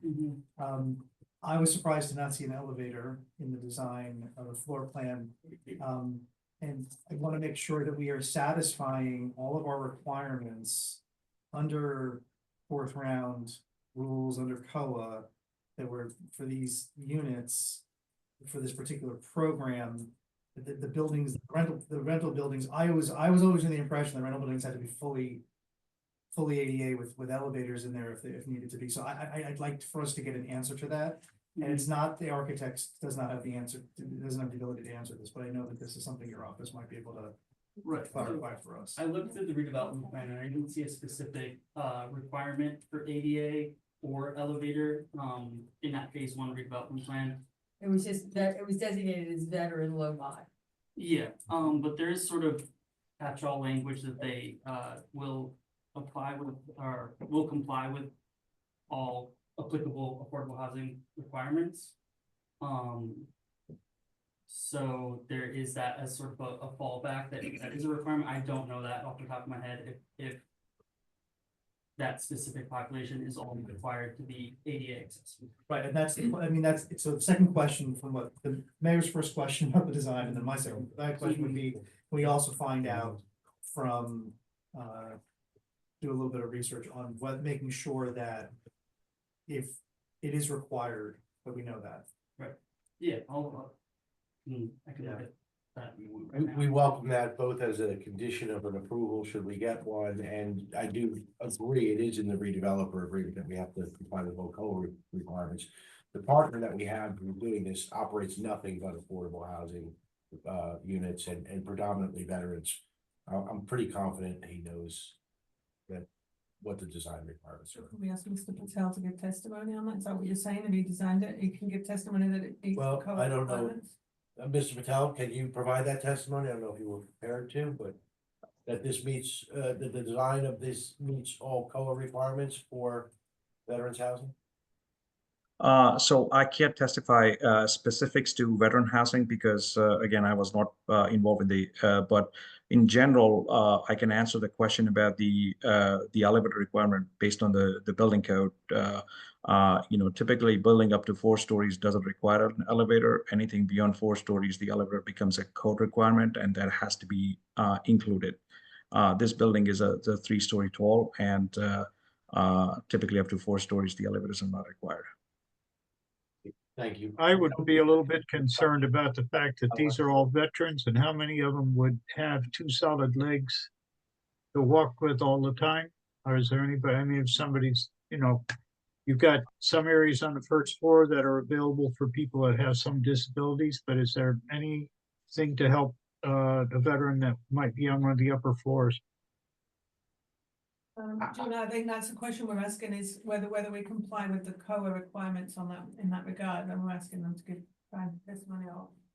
I can look into that further as well and coordinate with the borough's planner to come up with the answer, but again, I am stipulating on the record that we will comply with all COA requirements related to veterans housing. And I think that it would be a mistake to characterize veterans as having any one particular type of injury. I think that runs such a huge gambit that, motor skills might not be the bigger issue with many. I don't think we're implying any one thing or other, we're just asking if we're complying with the requirements. And so my question then would be following from that, given that we are being asked to agree to this before we even know the answer to that, if it turns out that the code requirement, if we do need to provide an elevator, is there space within his current plan to provide an elevator if it's so We would required? come back to this board with a plan that would incorporate an elevator. It may require some redesign, but if necessary, we would come back for an amended site plan approval that were required. Right. There's no other alternative. No. Better. That came okay. I think so. Just from my quick research, I came up with the same stuff as the applicant's architect, that it's a building code. Only building code, not color. Right, but that is something that. We want to confirm as part of resolution. Mhm. So I want to make sure that we're building it within it correctly. Of course, yeah. And our redevelopment agreement allows us to insist on it, right now. No, because it wasn't, it was not put in there because it were ADA compliant building or ADA reps, low mod. Right. And that was what I was asking question, because under the low mod vet program, these are required for them to have an elevator. That was the only question. But the answer is no, that's why I was. Yeah, I mean, I think, the fact that they're doing 2 ADA, ADA, Partially ADA. on the first floor, down there, ADA compliant on the first floor. Yeah. They'll be, are they ADA compliant on the first floor, ADA? I think Always in bathrooms. I think that they can be, depending on the specific needs of an individual resident, they can be made to be, the spacing is there. You might need to add handrails in certain places. Right, so it's got the 36-inch corners for that, for the turnarounds for wheelchair or whatever. Okay. It's bathroom with. Yeah, I mean, again, it's not a requirement in their agreement. It's nice that they're doing it. Okay, right. And yeah, for the record, we're comparing this to the redevelopment agreement, this is a different, yeah, site plan review than it would normally be. Okay, did we do? Maybe go. Board, did everybody comment on this for this, any questions for this? I have a question, Karen. Yeah, go away. Mr. Patel and the prior architect have not described what will be done with garbage and recycling for both properties. We're gonna do, Where would it be stored and how will it be picked up? There's gonna be private hauling, Mr. Patel. Will the trash be stored internally until pickup day? Yes, internally into the unit. Second, let me just go.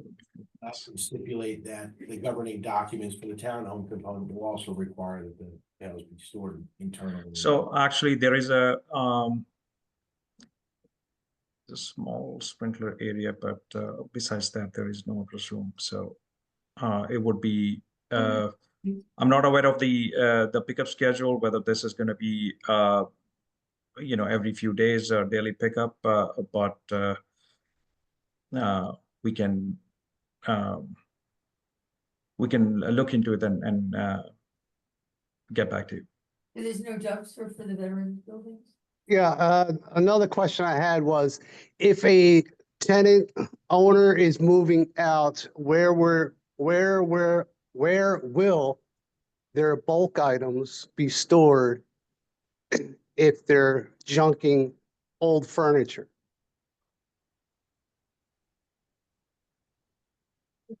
The question, so we have a situation, as I think most municipalities, especially small ones, have.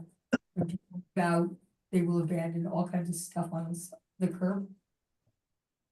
So the question is, from Mr. Campion, or DPW superintendent, who is keenly aware of abandoned garbage and furniture, is there a place to hold this stuff? Especially, I think, with the veterans homes more than anything else. Because they're apartment buildings, is there a place for people to, are they just gonna, is the HOA just gonna call the hauler and have them take it? We can certainly, again, there's gonna be private hauling, and we can certainly agree to make arrangements that we'll have regular bulk removal for move-ins and move-outs. There's no dumpster enclosure for veterans, You're right? So people are gonna have their trash in the units and take it down for some kind of trash day. And the townhomes will presumably have some kind of toters in their garages or something that they'll wheel out for trash day. Correct. And we've actually consulted with Republic. Okay, Yeah, and you'll make sure that something's in the documents with the HOA for both the apartments and the HOA for the others. absolutely. I think the bigger issue is bulk, but we can put a requirement in there that it would have to be done on notice to the. Bulk is a big deal, but remember, these are also gonna be streets that are gonna be traveled by a lot of people going, up to the commercial district, so it's a sightliness thing too, and we have a property maintenance officer in this town who traverses every road, and takes complaints, and he also has to be able to cite people who are violating our laws, which, the HOA needs to comply with as well. You can't, like, our law in this town is garbage has to go out at 5 o'clock at night, earlier, and you got the next day, you're supposed to have it back in by 5 o'clock. I think maybe it's the next day, but it's the same thing with recycling. We don't allow them to sit outside. We don't allow them to sit on the We can curb. certainly mirror those requirements. Okay. And Mayor, I have a couple of rental properties in a managed community. The managers are harder on enforcement than most municipalities. Absolutely. Don, what was the other stipulation for the HOA? We just talked about complying with the borough ordinance requirements, but that regular bulk pickup? Is that what- Yeah, so that on move-in and move-out days, to the Got it, extent okay. that there is gonna be any curbed bulk, we'll get rid of it within 24 hours. Thank you. No, forgive me for my privilege in asking this question, because I have a single family home, we have the regulations that it goes to the side of the road, it goes out, that you suggested, right? But my trash can sits outside my house, it's not internal. I'm confused a little bit by this suggestion that all trash will be inside these units, Coppermine even the Village- town. I believe Coppermine Village requires their toters to be, Inside the garage. I believe they do. Now, where would these people in the veterans home store those, the cans? I don't know. There doesn't seem. Somebody on the third floor is not gonna have a can, they're not gonna be plopping it down 3 flights of stairs. So they're gonna store all their trash in their unit until the day they come Yes, down yeah. and put it on the side of the road. So it's- I'm just confused. I think it's Forgive what me, Mike is asking forgive about me if I'm, dumpster. like I said, privileged to know this, but I don't see that happening. I see them getting their own cans outside, and then we'll have cans in random places that litter it. Is that a reasonable? Well, I'm no, confused. we can absolutely, and you can absolutely prohibit that, and we would be agreeable to prohibiting that, and if we have to do pickup every day in order to make it work, that can be arranged for, these things work. I am not prepared to tell you exactly how, but we can schedule as frequently as necessary, and I know I don't take the garbage out of my kitchen out to the garage every day. Well, I'm just No, but curious I'm just- why you wouldn't want a dumpster enclosure. I mean, it's just not been proposed, I'm just and asking. the operator didn't ask for it. Yeah. Why is it a little enclosure for cans? It makes it easier See for that? having a couple of dumpsters within the apartment buildings that people toss their garbage. Just, The operator, again, who operates many of these similar projects, did not ask for it. really, okay, Okay. well, let's hope he doesn't come back here in a couple of years and ask for it. Well, we are agreeable to the provision that we're not gonna store any of our trash outside, we won't have cans outside. If it becomes a problem, we may very well have to come back here and seek a site plan approval to add a dumpster. But I think it can be handled by increasing the frequency of Yeah, pickups. cause I mean, okay. Okay, I know this seems strange, but this is what, this is the living situation that people deal with every day, that these are the kind of issues, right? Right. That impact people more than how the layout of the building works, it's how the trash is within this development. Because these particularly are quite close to some of the commercial areas also, aren't they? So with it. Yeah. I just can't I quite. just wanted to understand. look nice. And we don't want to have. Well, bourbon, we don't want bourbon, because otherwise you may have one where you have like things in bags, not in tote, not in cans. That's sitting on the used to side of be the in our road. town. That's what used to be in the borough. They used to do it that way. Right, but I'm just confused, for a high-end development that you're proposing, not to have somewhere nice to. Okay.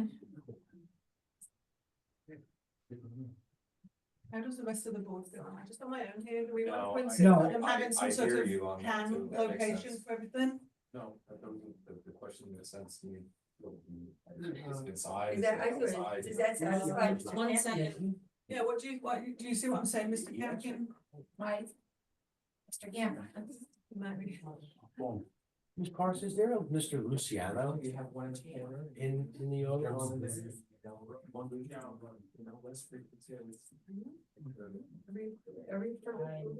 Not, it's in attendees. No, we have Gary Dean and Okay, Robert thank you. McNally. Oh, Dennis had his hand up. Dennis, you have a comment on this, a question? I totally agree. I'm totally confused Hold where, on, Eileen's talking in the room, hold on. Sorry, I just asked him to stop sharing the screen. All right, yeah. Okay, Dennis and Hannah. Yeah, So Dennis- I totally agree. I'm totally confused about not addressing the trash with apartments. People aren't gonna run out to get to the garbage truck when they're coming by, so they definitely need a plan on how trash is gonna be handled in the apartments. Whether it's a dumpster or whatever, definitely needs to be addressed, so I agree. I agree too. And then Hannah, you have a hand raised? Well, I had just a quick question that we could, like, where, could someone just remind me where the AC units are? Are there AC units? The testimony was that they're located within the. So the actual units are with, I know that, so like the actual machinery is within, okay, Yeah, okay. So they're not outside, because I was gonna say, if they were outside and we could ask for like, kind of like an enclosure around them, could we not then put something like a trash enclosure next to that, but, right, yeah. yeah, you mean if the condensers are outside? Yeah, but, So okay, the thank you. the condensers are inside too? Sorry, what'd you say? Condenser is inside, not just the air handler? The condensers are going to be outside. There's no way to put the condensers on the Right. inside. So where would those be? Are they on the back of the apartments or are they on the side? Usually they're at the back of the apartment, so it's not visible, and they're grouped together. So Okay, servicing them is a little easier. okay. And there's no, is there any form of like a covering to make it look nicer too around that? I mean, Or is that landscape? these ones are small condensers, you know, maybe like 30 by 30, and usually they're screened by the vegetation or Okay. you know, by bushes. We have a site plan that shows that. Yeah, No, you don't. I think So- the site plan for that location was shown in the last meeting, so Yeah. I don't. Mr. Depends on what it Tronco, looks are like. we proposing screening, landscaping around the AC units for the veterans buildings? For all of the structures. Computer still on. Speaking. No, he's looking. There you go. Definitely. We'll be screening.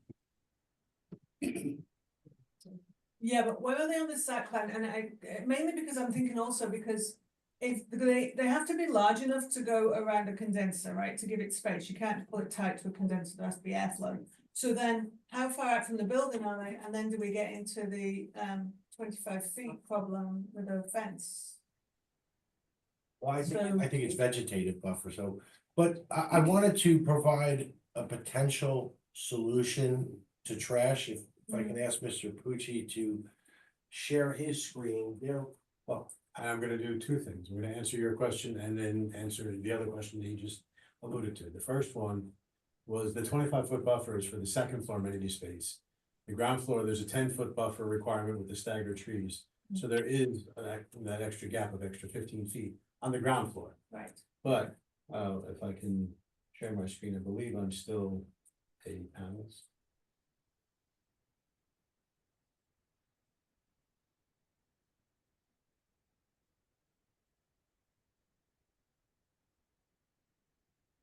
All right, so this is just a blow up of the site plan view of the Veterans Homes area. This is sheet 14 of 35 of the submitted plan set. And there was actually a question raised, I believe by Mr. Clerico, and maybe even by Mr. Harris's office, about why there is this large bit of concrete between the two veterans buildings, as opposed to just a tiny little sidewalk. And the thought was, well, give the people a place to hang out. Maybe they want to sit outside, put out a chair, play games, whatever they want to do. Just commiserate with their fellow veterans. However, we can certainly put a screened enclosure similar to what you were just suggesting, but screening with fencing similar to what is being used elsewhere, the white vinyl PVC privacy fencing, and store 1 or 2 cans per building for exterior storage, but not exterior viewable, exterior screen storage for collection. So are there windows that would like, I would leave that up to the architect, Mr. Patel. because Tell that me would, where, because if this is you're on the a first long floor, run. you're. Of course, you wanna- want to right. avoid the window, of course. Well, right, you don't wanna see it, you don't wanna smell it. Agreed. That's on the bedroom side. Yeah, just please do. Okay, maybe this is a question for Mr. Clerico. Just, is it not typical for us on the site plan to show all of these things on a site plan? We usually see like where the HVAC heater is going, so we can answer these questions about screening. Don't we typically ask where the garbage collection is gonna be on a site plan? So maybe Mr. Harris, like, why on earth are we not getting these things on these site plans? Like, what, is there anything in the redevelopment agreement that exempts them from doing normal stuff here? No. There's not. We're spending an awful lot of time in the public hearings, it feels, on stuff that should just be on the plan. So there's nothing in the redevelopment agreement, then like, It's frustrating to not have the information that we need to make a decision. Absolutely. Yes. And we thank you. to the applicant that the process goes a lot quicker when all that information is available before completeness. Doesn't help our process, does it? But we don't have it at this moment. We don't have it. So we've had a suggestion of where it might go. But it's not ideal at this moment, we're not quite sure, And I'm- it could be by the windows, right? I mean, it seems like a good, You know, I mean, I've done a million doors in my political life. I have never seen a building without a dumpster, ever. Single family homes, yeah, you put it in your townhouses, put it in your garage, but even at Flemington South Estates in Raritan Township, where I was sitting there, the single family homes and the townhouses, they have garages, they have they have dumpsters. And the condominiums over there, which are garden apartments, 2 stories, upstairs apartments, downstairs apartments, they have dumpsters and they're not right on top of somebody's living space. So this is like, this just seems very squished and not well thought out. And you know, not like a real good quality of life to not know where you're. So I'm not comfortable with that. I can offer a simple way to. We're still on garbage. Right, I'll put a dumpster in. We have excess parking spaces, quite a few of them. I'll take out 1 or 2, put in a dumpster in the parking lot to the left, the one that was described as the long finger lot out, you know, like Mr. Flemko described that. I'm still keeping the handicap spaces right close to the unit, then put a dumpster so that anyone can walk their stuff there with an enclosure. Of course, in an enclosure suitable to Mr. Flemko. That's our ordinance. You have to have it enclosed. Yeah, fine. And the HVAC compressor units, do we know where those are going with, in relation to the building right now? We haven't got it I on. believe the architect said they would go right behind the building. Just behind us. And the landscape architect said they would be screened. Right. And you've got room to the northwest of the Upvet Roots buildings, to not impede upon the gradation that's there because of the landscaping buffer, the bioretention basin that's over there. Where I'm talking about are you? The veterans buildings, yeah. Are you questioning the dumpster or the? No, not the dumpster, the Yeah. HVAC units. They're, as he said, 30 inches. That's not gonna really affect anything. I just remember there being a tight. There's a slope there, but I believe there's a relatively gentle slope at the building, and then it steepens up beyond that. Where at the toe of the slope, which is the property line, which is where we discussed last week with Mr. Clerico about putting in some drains to his satisfaction. Okay. I'm thinking maybe as part of our resolution, we can say that the location of those condenser units has to be agreed with our planner to be in a good I think like, that's the best. location in terms of the livability of where they are, and they can put them in the center of back or something, and related to the other requirements. I Does that make trust sense?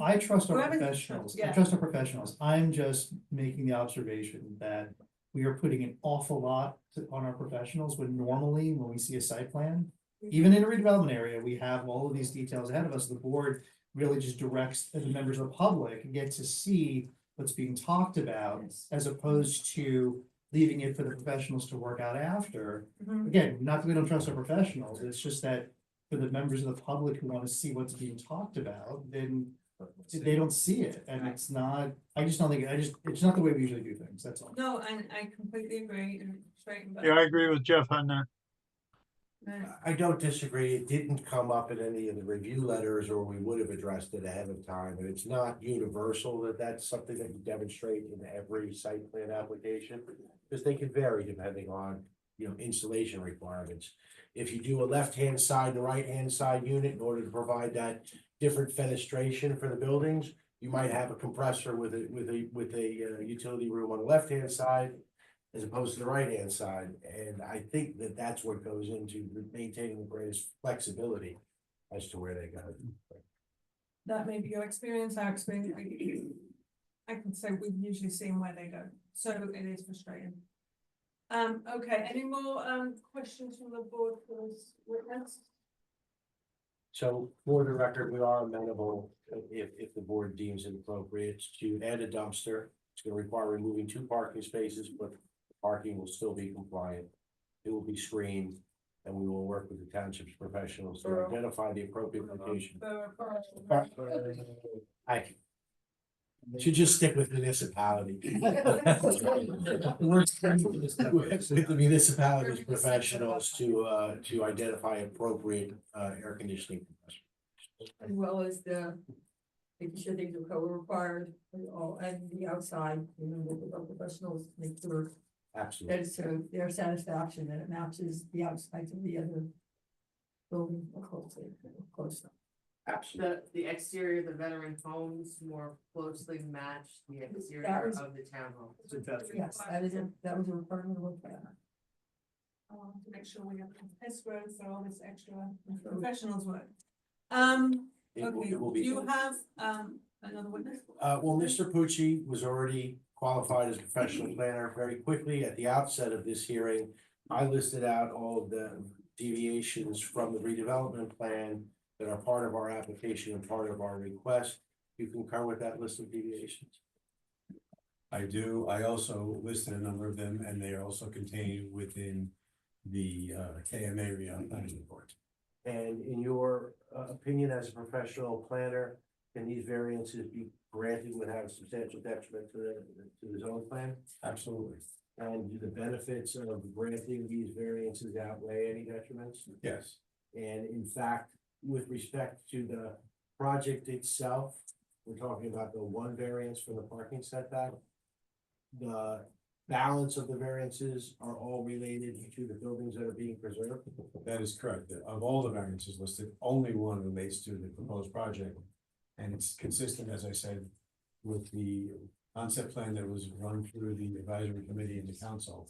And it's just that 7-foot setback issue that we discussed at the prior hearing, that we chose to stick with that and not wrap a sidewalk around the back of it.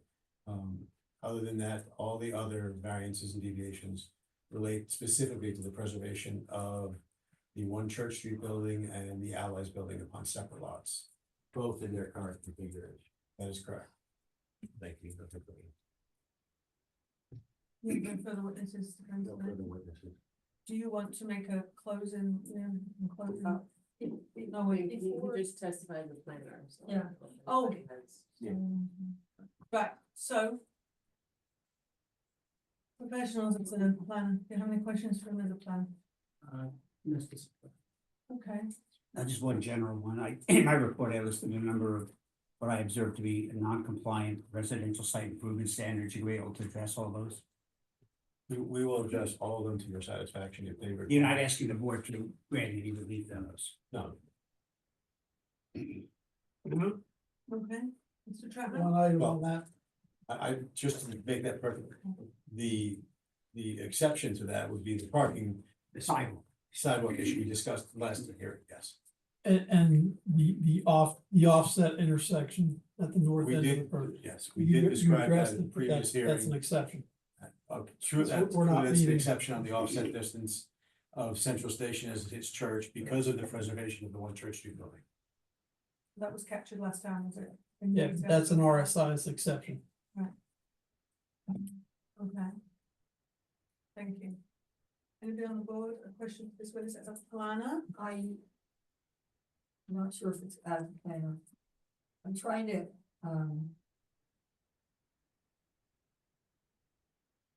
so, Bob, can you? The last hearing, we were talking about the road. The configuration of the road and, the Stengel, issues with that. And based on surveys that Bob looked at, that were provided by the applicant, it looks like the roads were all private. What I raised originally in my report and what I supplemented, I think it was yesterday or today, to the applicant engineer is that there's inconsistency in the plan. We have one document that says, so we're talking about Sangle Road here. That it's a private road. We have other documents that say there's easements. There's references to a recorded book and page of certain easements. The title report that was given included one of those, but not the other one. And the underlying question here is that Sangle Road, based on everything I'm aware of and the documentation provided, is a public road. It has certain rights of way that are somewhat undefined as they go through this particular property. And it's maintained by the borough from Mine Street all the way out to Route 12. Yes. Which raised the question where and I mentioned in my report, they're moving the road as part of this development, which is gonna require the borough, not the planning board, but the governing body, to consider a request to vacate whatever rights they have in certain elements of the road. And then the question is gonna be, in exchange for that, are you accepting additional rights for the road where it's being relocated? So when the redevelopment agreement was done, it was under the belief that this was all privately owned. I don't know if the applicant has done a deep dive title search, but it was brought to my attention after that hearing that the borough does do traffic control and has an ordinance from 1982 putting speed limits on it. Further unpacking shows that the borough took the road legally in 1974. I am trying to unpack this. This is all like unraveling as of yesterday and this morning. I don't know who really owns this road. And, What's the title of we do? but how far back is the title work to? So it's a, Mike? There, as Mr. Clarko said, there are some conflicting bits of information. We have, well, first of all, we did prepare a survey a couple of years ago. We then prepared the subdivision plat with updated information that is somewhat inconsistent with regard to ownership, but it's not completely clear. We do have a number of deeds in the title report and in deed research, some which show as a public right of way, some show as an easement for a public right of way, and some show as private. And our intent is to work with Mr. Clerico's office and the governing body to make sure that whatever rights and or rights of way or easements that need to be extinguished in its current configuration, wrapping around Timberland and Polo, we will work with that, Mr. Clerico, prepare whatever easement documentation, ever dedication documentation, whatever is necessary so there's to two, reconfigure it in the current location that it's shown on the concept plan and make sure the borough has the rights, all rights, to maintain, use whatever you need, all the way from, as you said, mine down to 12. so there's actually a couple of things here. Number one, whatever survey and title searches you have, I request that you please send them to the borough attorney who is unpacking all this for us, Chris Corsini. So that's thing one. Thing two is that because we were under the belief that this was going to be a private road, including to my predecessor, who started the site plan originally, it was always agreed by the redeveloper that this was going to be maintained by the HOA, that the borough would not have any responsibility for snow removal or maintenance or anything. There is a concern from our DPW superintendent, and rightfully so, that the borough does maintain Stengel Road from Line Street to Lone Eagle. And currently they're pushing all the snow right to that end because it's all fenced off. And there is a concern that that road needs to be maintained and open. That perhaps an HOA won't be able to get snow people out as fast as we do. To make, because this is like for emergency purposes, right? Somebody's having a heart attack in one of your condos, one of your townhouses, veteran, whatever.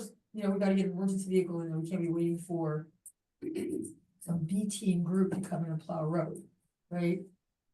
It's also a major artery connecting Mine Street to 12. So I think we really need to unpack the ownership and figure this out as fast as possible. So if you can get deed surveys, title searches, whatever you've got regarding Stengel Road from Lone Eagle to Mine Street or to Route 12, as fast as possible. We're trying to figure this out now.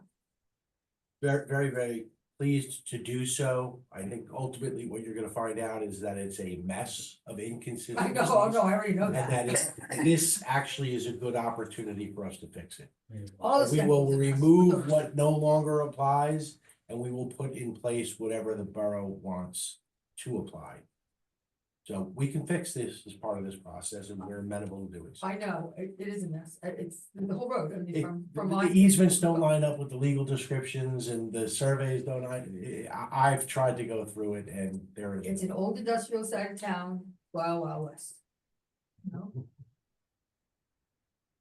Is that going to go on my next time? Well, that one. Could go in. Okay. Okay. That, now, is that something, when does that have to happen by in terms of this site? I'm looking at Kara for that one. Well, the borough's engineer already had comments that we have to provide the appropriate easements and accesses. There you go. I mean, it's something that we're going to have to do as a part of resolution compliance. And, you know, I don't care if I work with Kara or if I work with the borough's attorney, we have to come up with an appropriate vacation plan and new easements to put in place. And we don't have any indication from what you guys have looked at that it's anyone other than. No, we control the land necessary to, Okay, so to it's give either you borough rights or you within the guys- new Stengel Okay. Road. That's something that will just happen along, not as important. I mean, we'll, you know, certainly put a condition in as to how we're gonna handle it. My concern was if it was somebody else, but you're not seeing anything other than those two. We control the bed of Stengel Road as it's proposed. You think? Right. Tell it to me. Now that we know. Tell it to my police department. That we know. I double checked that earlier today. I'm not saying it's not fixable, I just kind of really know this is a situation. I actually see it probably as a blanket vacation of everything that's pre-existing out there, just so that it's a clean slate and then put a new right in place.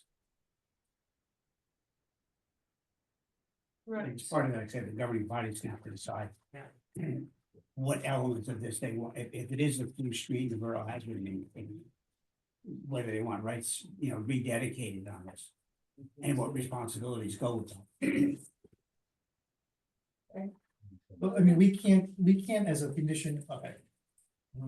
We can't necessarily compel the governing body to do anything as a condition of our resolution. No, right, so, right, To go and try to get it. Right, so I think we have to, the language is gotta be specific around what we have jurisdiction over. Right, okay, I'm just making sure I understand. Yeah, I mean, I'm thinking something along the lines of if we're talking, you know, the established ownership, we're talking maintenance, you know, there's gonna be some agreement worked out, whether it's gonna be the borough, whether it's gonna be you guys, whether it's going to be some sort of combination of the two. Snow plowing, where it's gonna go, put a plan together, who's gonna do it, and how that's gonna work. I mean, you know, government doesn't like private roads. Yeah. And we have a couple in this town, we don't like it. So that's an issue, for our DPW, and especially since we have a wellhead that needs the public road open. You know, we had a question earlier, from a gentleman about who's gonna be watching this site. I mean, besides the planning board professionals, that well house is visited 365, 7 days a week, every single day, by law, to do readings, and he's gotta be able to get in there, no matter what the conditions are, so just to assure the public, there's a DPW person on that site every day, whether there's construction happening or not. Somebody's gotta be on that site, and so we gotta make sure that road is navigable. It's an understandable concern. We've been amenable to maintaining those roads as private and taking care of them. If that doesn't work for the borough, then we're I'm not willing. sure, well, I mean, you know, it's a financial consideration, it's also a public safety condition, so, you know, I We could work, I'm sure. take we'll work counsel with it. from, you know, everybody from the fire department to the DPW to my CFO, you know, like. We'll figure it out. I'm not saying it's not an insurmountable problem, it just needs to be, Still needs to be. it needs to be dealt with.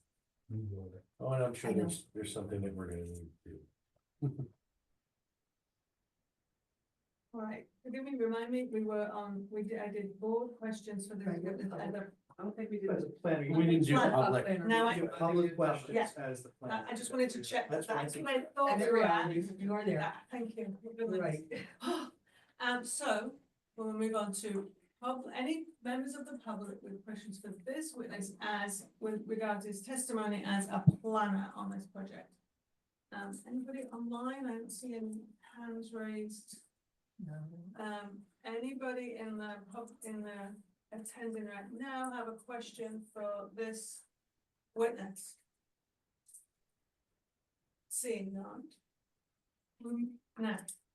Madam Chair, that completes my presentation. I thank you for your attention. Okay, because I was gonna say 10:30, and I said we had a hard stop at 10:30 because we have other business to attend to.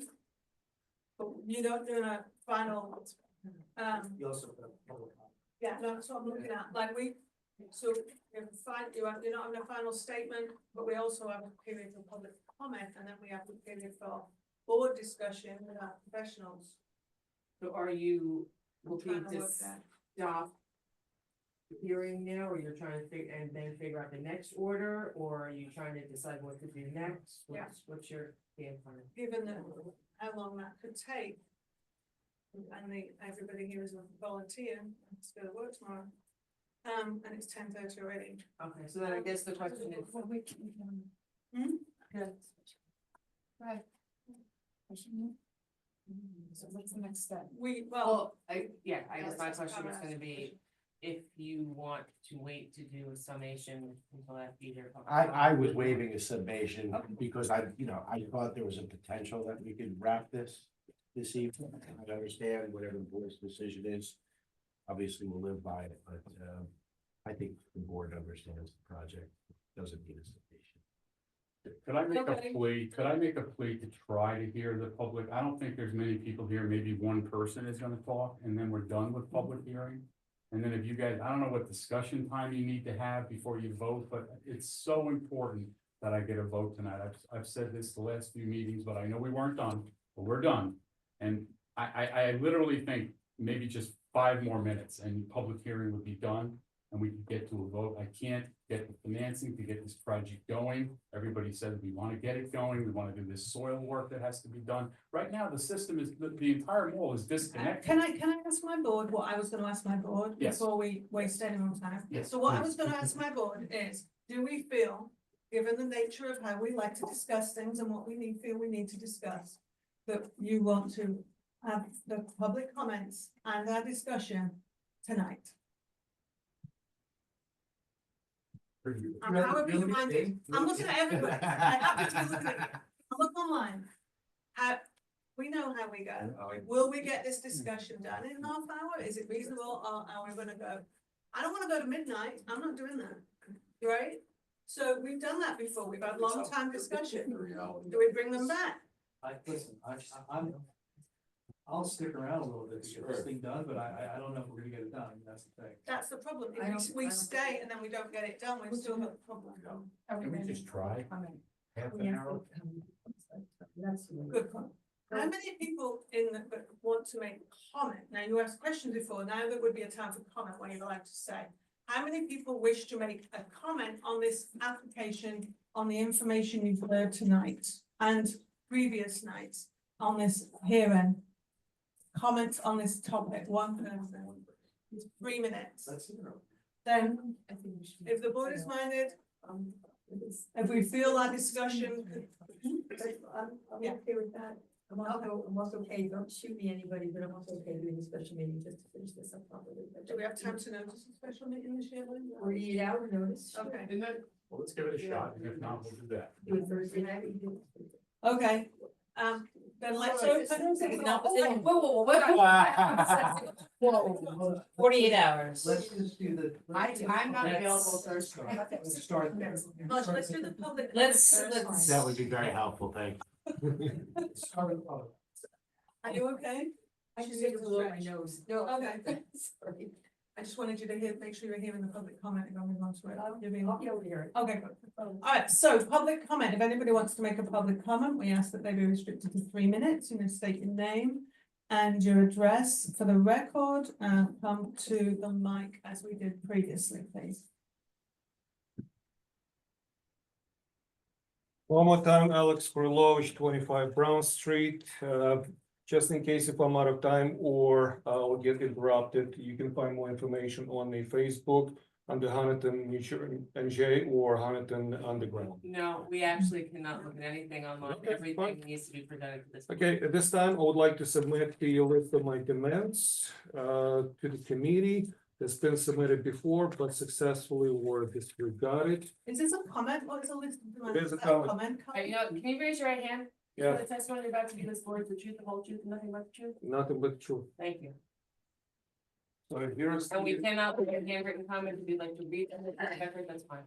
I'll leave the copy because I was interrupted before, so prefer to have it on the record. I do object. Cannot be, it has to be spoken into the record. All right, then you have to give me extended time a little bit. No, you get 3 minutes. Okay, as usual, that's what happened before. Okay, so unfortunately, I have to file the lawsuit against the Liberty Village due to their negligence and ignorance. Since 2009, I asked Liberty Village to maintain their trees, but they neglected and later they refused to do it. I filed a complaint against Liberty Village with Flemington Borough, but Borough ignored the situation.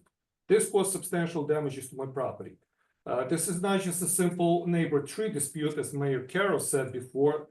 Flemington requires permits, fees, and or face the stiff penalties. At this time, I'm out of pocket over $35,000 and my fees are growing because of legal expenses. This was easily preventable, fixable, and taxpayers would never have to carry the nuisance tax burden to pay for borough lawyers either. I demand that we wait for the court decision to any construction begin started. 2. Liberty Village is looking to install flood basin next to my house on 25 Brown Street without investigating the depth of my basement, its water table, and negative impact to my building. Also, did not guarantee that it's not gonna fail. My sump pump is running all the time and I don't need no more waters in my building. According to New Jersey Stormwater Best Management Practice Manual, March 2021, page number 2, flood basin can create significant risk of adverse hydraulic impact, such as flooding in base of the basements and surface ponding. It's also gonna create a mold. We don't need the Liberty Village waters. They're washed street garbage on the Brown Street and in our basement and dealing with mold. Knowing previous failures not to properly address and repair it, they need to scrap or relocate this basin away from my property. Should Liberty Village and the borough construct a stormwater retention system, my property value will decline due to DEP restrictions. I will also face restrictions as far as the improvements and expansions.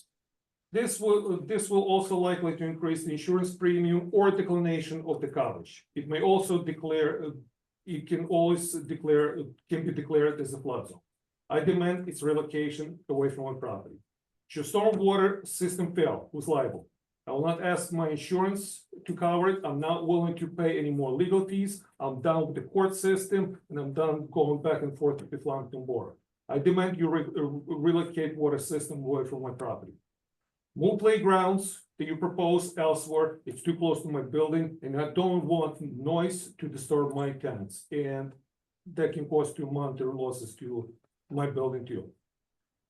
Some people have to rest during the day because of their late night shifts, and it will also create traffic, which Brown Street has limited parking already. I demand relocating playground away from a property. This is not a recreation property. This is not a recreational area. This project was handled mostly behind closed doors during the executive session. Can you wrap up your comment? Yes. I was called as a nutcase by Mr. Balone before. I demand apology. Thank you. I demand the answers. And You're I out of demand. time. I did not ask you to comment. I'm talking right now. I'm talking right now. You already said Excuse nothing. me, sir. Thank I'm you. done. Thank you. We don't need You to- see what he's doing? And you let him get away. I'm doing. Yeah. You're a joke. Thank you. Thank you. Everybody heard this? Let it be on the record too. I'm kidding. I just started to be a joke. Decorum for a judicial proceeding, please, everybody. Thank you. Are there any further comments that anybody in the public would wish to make at this point? Okay, I'm gonna move that we close the public hearing. the second, please. Sorry, second. All in favor? Aye. Yeah. All right, next stage, board discussion. I'll open it up for our discussion. I can't wait to see this resolution. Nah. Me neither. Karen. I'll start because I'm the big mouth, and I'll go quick. Thank you. So I've raised a couple of questions over the last few hearings, from, and just and I think the last thing I said before was probably the most on point. I'm just, for a project that's been in the works for so long, for something that we've been all looking forward for so long, for something that has been, a site that's been needing work, most of my time living a block away from Brown Street. I'm in that's my end of town. I'm paying attention to this very closely. I'm frankly disappointed by the lack of preparation by the applicant to the work that's, to what's been put in front of the board. There've been a number of things that we've had to do in public session that had, should have been done ahead of time. And I know that it's not the lack of our professionals encouraging them to come ready with details on site plans, and it's not silly little things like dumpsters, although it's also silly little things like dumpsters and things like that. It's the difference between having a concept plan and a redevelopment plan in the RDA, which is one set of these steps in the process, and then there's what's needed to come for the planning board. I know that the designated redeveloper has plenty of experience. It's not that it's a lack of skill or expertise in doing it. So I say all this just as a frustration by what a lot of material, but not much to look at in terms of the details that we would need to adjudicate it. That said, if we are adjudicating this against the approved redevelopment plan that council voted on, then,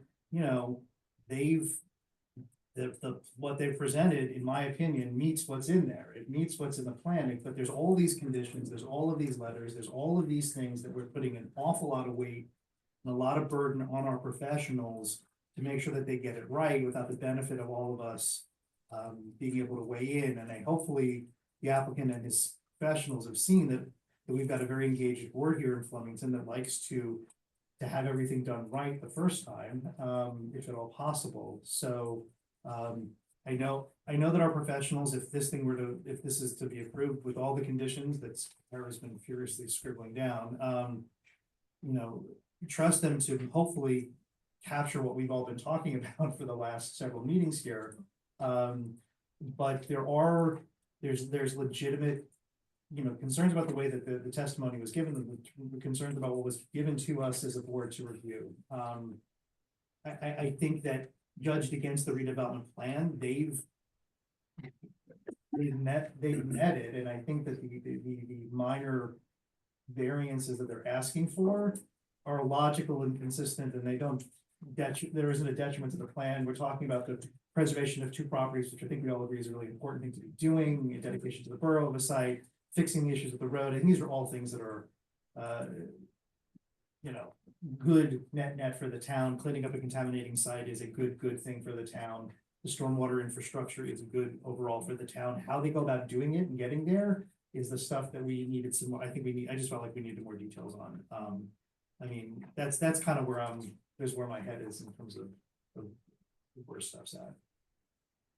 I thank you for raising it, and I concur. I do want to make a statement and say that before we got to completeness, I suggested to the applicant that the way to make this go faster and better for everybody was, notwithstanding all the great work that they've done, talking with the council and about the redevelopment and all the work that have gone to that this was a really good opportunity to define what was now taking place, because things have changed over the discussions that we've been working with. I recognize also that this project started outside this administration too. There's been a lot of work.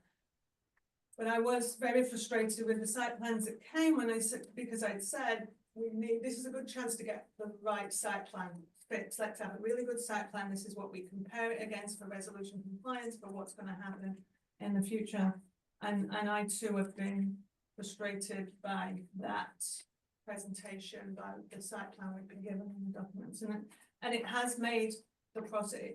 And the reason I raised that back in August was that it makes this thing go slower. The reason we've needed all the meetings is because it takes longer when that happens. I want to make that clear. That's not it doesn't help the process for anybody. It slows it down for everybody. So yes, That's a really good point to make, and I thank you for raising it. But I'll put it up to the rest of the board before I do any final statements, other than that, they're not my actual thing. So, is anybody else on? Let's go online first. I do, Karen. All right, go on, Mike. From the start of the process with the applicant, George Vallone, he's been very receptive, especially his engineer, Mike, on our water and sewer issues that were brought up over the last couple of months. I don't doubt that anything in the planning board resolution, if we get this far, that they will address. I have faith in them, I do, based on the issues that they've resolved that we brought up over the past couple of months. Thank you. No, thanks, Matt. It's a really good point, and I did say from watching the video of the last meeting, I was very impressed by the way that the applicant and the professionals have been open to listening to the comments that came through and totally open to amending the plans and incorporating the questions that were raised. But again, to Mr. Doshner's point, usually that happens and then we get a full proper set of plans that incorporate all of that to vote on. And right now, there's a lot on trust on, oh, book Cara, I'm gonna write everything down for us, and then the actual plan that will be constructed isn't out there right now, as far as I really, it's fair play to say it. So that's a frustration again. All right, anybody else online, Anna or Dennis? I agree with what's been said so far by our other board members, and in the fact that there were a lot of discussions, and there seemed to be a lot of things that still need touch up in order to make it the best plan. And I would think that there's been multiple conditions on any approval that we would have to give. Thanks, Jim. Dennis? I would echo what's been said. It almost feels like because so much work went on with the Borough Council and the redevelopment plan, where maybe the developer felt they didn't have to come in with as much information, and it seemed like trying to get that after. But I think where we're at, a lot of conditions, but in the spirit of the redevelopment plan, it seems consistent. And it's also a big improvement from the earlier version too. Good point, Dennis. Thank you. Yeah, that's a really good point. Yeah. And that's because of a lot of the work that we referenced that was done with the council and the development was open to. So yeah, thank you. Hannah? Again, agreed with what everyone's been saying. I think there's a lot kind of left to be figured out, but at the same time, I appreciate how receptive they've been and how receptive they seem to be moving forward at the same time. And I hope that continues too. But again, it's just, there's still, like as Jeff is saying, and there's still a lot kind of being revealed a little bit. That's a little too much at this point, but they're also following along the lines of the redevelopment plan, and they've done a good job doing that. But again, like I agree with what everyone's been saying so far, so. Thanks. Melissa, you got anything? Pretty much to echo everyone else. I think we kind of took a roundabout way to get here where we are tonight, and I know we have tons of conditions, but I do have confidence that whatever we wind up with the resolution, that George and his crew of professionals will work with our guys and gals to get what we need to get this moving along. Okay, thanks, Melissa. Right.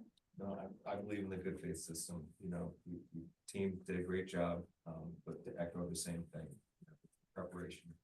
But I see you all. I could only imagine Liberty Village as just stores, but the plan, I believe it's going to be a nice finished product. And your team did a good job today, though.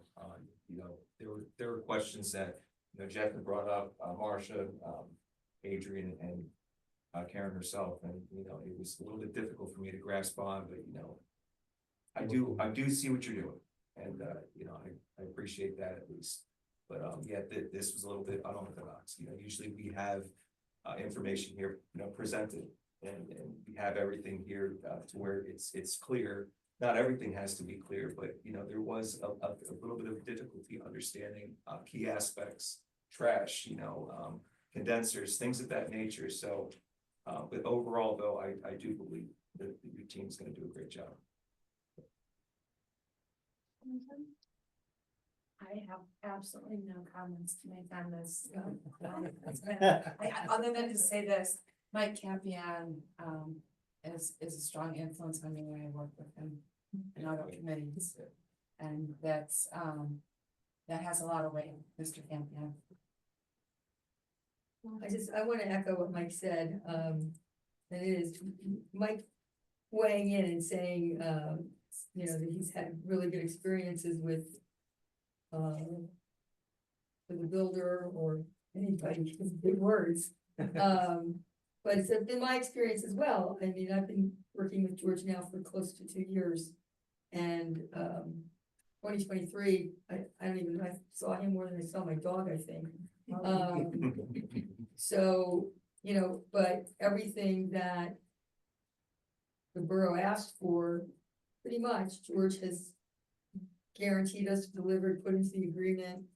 You know, promises a nice product. He's worked very hard with Beth McManus to make sure things look good for the town.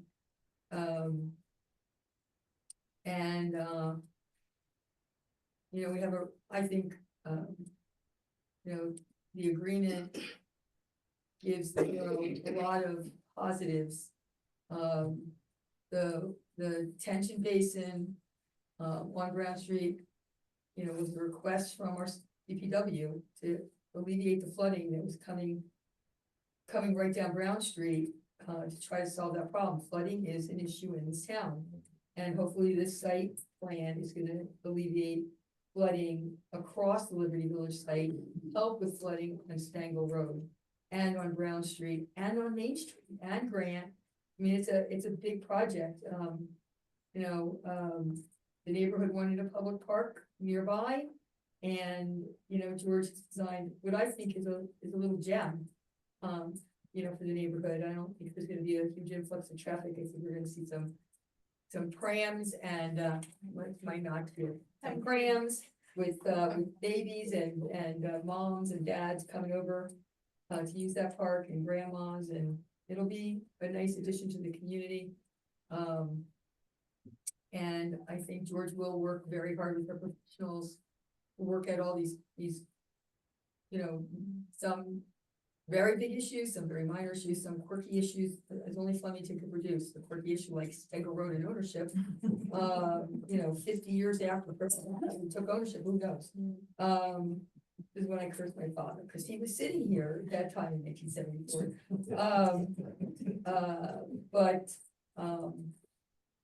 You know, I think Hannah said this is a much better project than the original. This is a much better project than the original.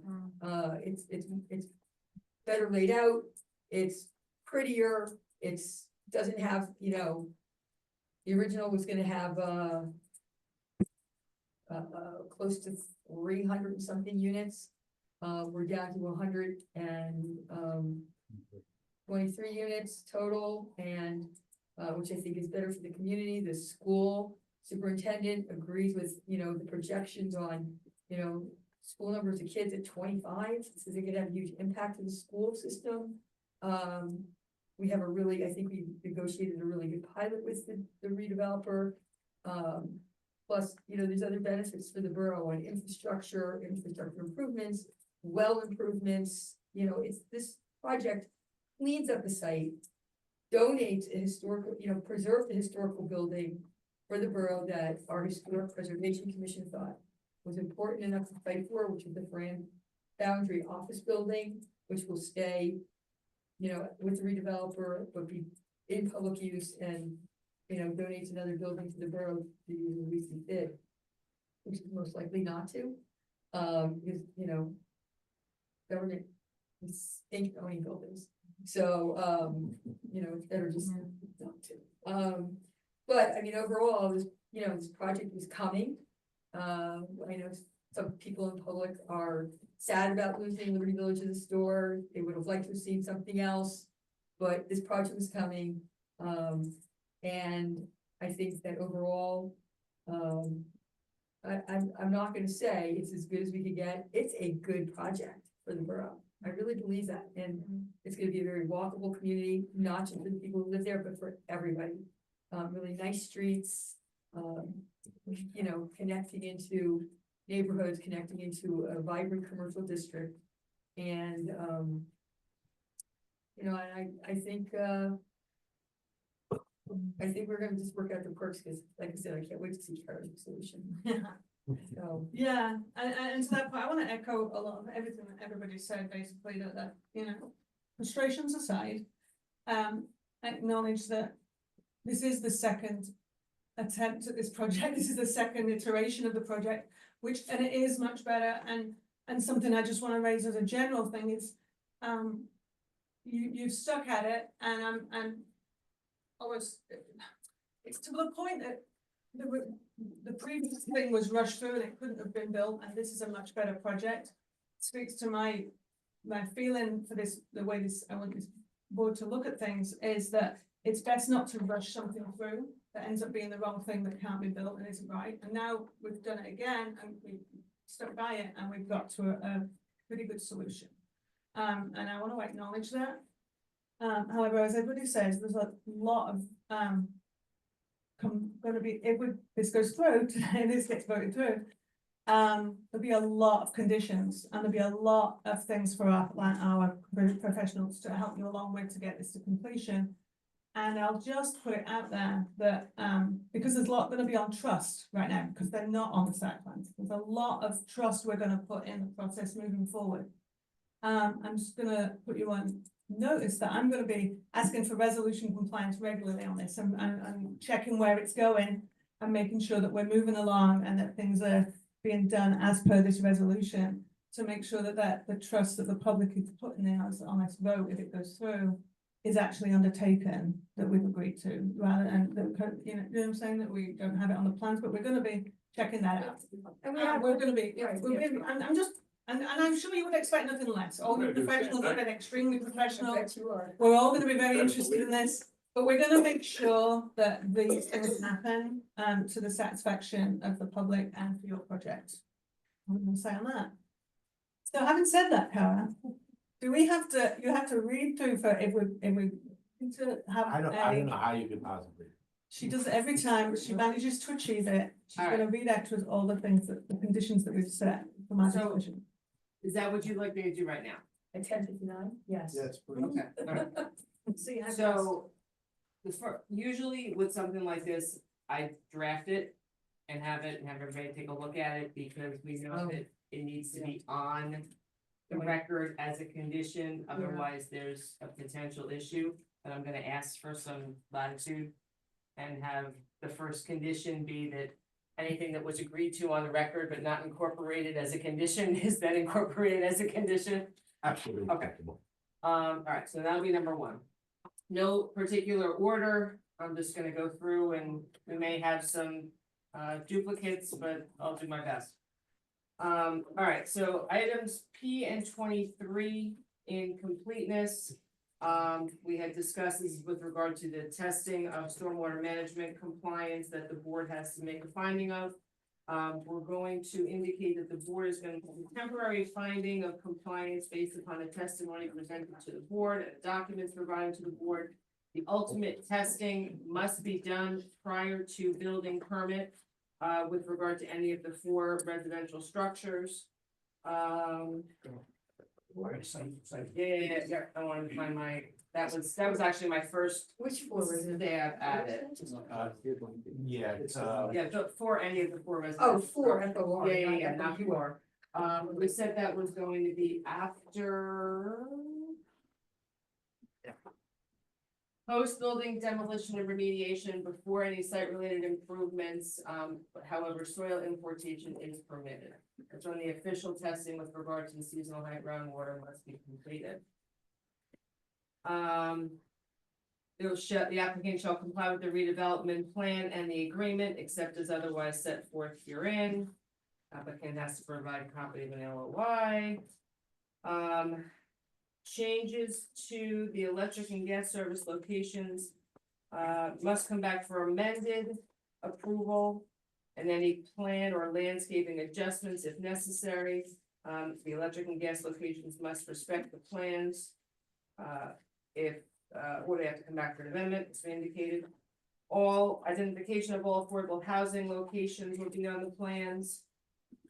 The applicant will work with the borough governing body to vacate any rights and public rights of ways with regard to Stangler Road or elsewhere. Any discrepancies between the redevelopment agreement, the redevelopment plan, and this board's approval resolution must be addressed by the applicant and the board's professionals to see if amended board approval is required. The applicant will comply with all comments in the letters of the board professionals except as noted. And specifically, I have a couple I just want to put on the record. Item 2.1.3 of Mr. Clerico's letter. This is with regard to the decorative fountain. 2.1.5. This is with regard to the sidewalks on both sides of the public and private streets. Both of those were also dealt with in the planner's report. 2.3.2. With regard to RSIS requirements for sidewalks along streets with non-parallel parking. Again, that's also in the planner's report. 3.2. This is the proposed sidewalk crossing parking areas, again, RSIS issue. 3.3. With regard to pedestrian access for the parking area designed for the multifamily units, that was the dialogue we had as to where that was gonna go, and Jay weighed in on that, everybody weighed in on that a little bit. 4.5.5, actually, I think this is it, the accommodation of required sidewalk construction along the perpendicular parking areas. 4.5.6, this is with regard to the excessive amount of fill being installed on the western portion of the site. The applicant has indicated they will work with the board engineer to resolve that issue to satisfaction. 5.1 cannot comply with the green infrastructure stormwater management requirements, but I will say that to the extent that that's required for stormwater management according to the regs, obviously that's something the applicant's gonna have to do. 5.7.3. This is the requirement that the stormwater basin along Route 12 be a water impoundment wet basin. Again, with regard to the decorative fountain, not something the applicant is going to do. 9.4, details of the MTDs, which I don't know what that is, if somebody can tell me. Thank you. Adjacent to the sidewalk to be provided to show that they will not conflict with pedestrian travel way. I don't know why couldn't they comply with that? Yeah, you really need to know what to do. Yeah. Yeah, they have to do that. Yeah, that's what I'm saying. I don't know why I had that there. All right. What I said was I need back to the- clarification, that's all. Got it, okay. All right, moving on to the planner's report. Again, there's gonna be some dupes here, but they will not comply with 4.3A. Again, this is the fountain requirement. 5.3A, this is their will not provide the sidewalk along the westerly side of Central Station at the Route 12 entrance. 5.3B will not provide the sidewalk along the western side of Central Avenue to Church Street entrance. C and D they're going to do. B, we're gonna leave it as is, that the applicant should revise the sidewalk plan, provide the sidewalks that they will do. 6.2D, that's the public water fountain or bottle refilling station.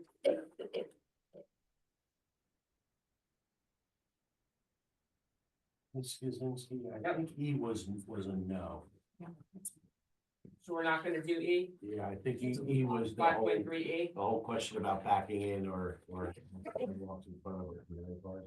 so we're gonna leave it as is on Central Station, that's what I have. The applicant should revise the sidewalk plan, provide sidewalks on the road rather than behind perpendicular parking. So you're You're not doing. it. not doing that. Because Jay said don't. do Yep, it. yep, yep, okay. I knew there was a lot of back and forth on that one. All right, so that one they're not doing, that's included in the list.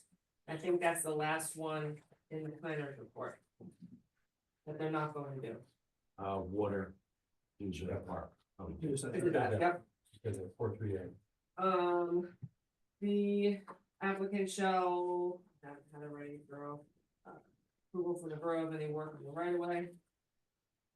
The applicant shall provide all necessary easements, one with regard to, any reference spaces along Church Street and the Allies building for the benefit of the borough. Blanket and cross-access easements as noted on the plans, again, all of these things are to the satisfaction of the board professionals.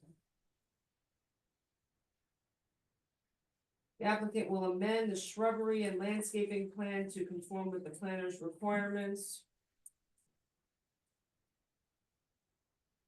Roads will be private and not dedicated to the borough, and all will be the HOA's responsibility. Now, that was a prior comment. I know we've discussed that a lot tonight, so that will actually be amended to say that the borough will work with the applicant to determine ownership of the roadway, specifically Stangle, and come to an agreement with regard to maintenance and other issues relating to it.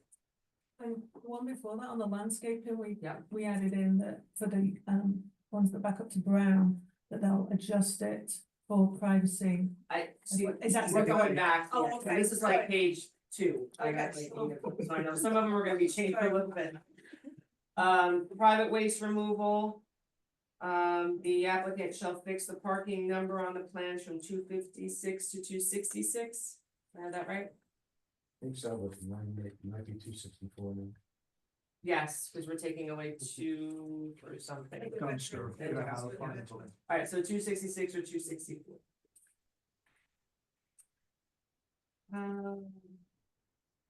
Sidewalks along both sides of Forge Road.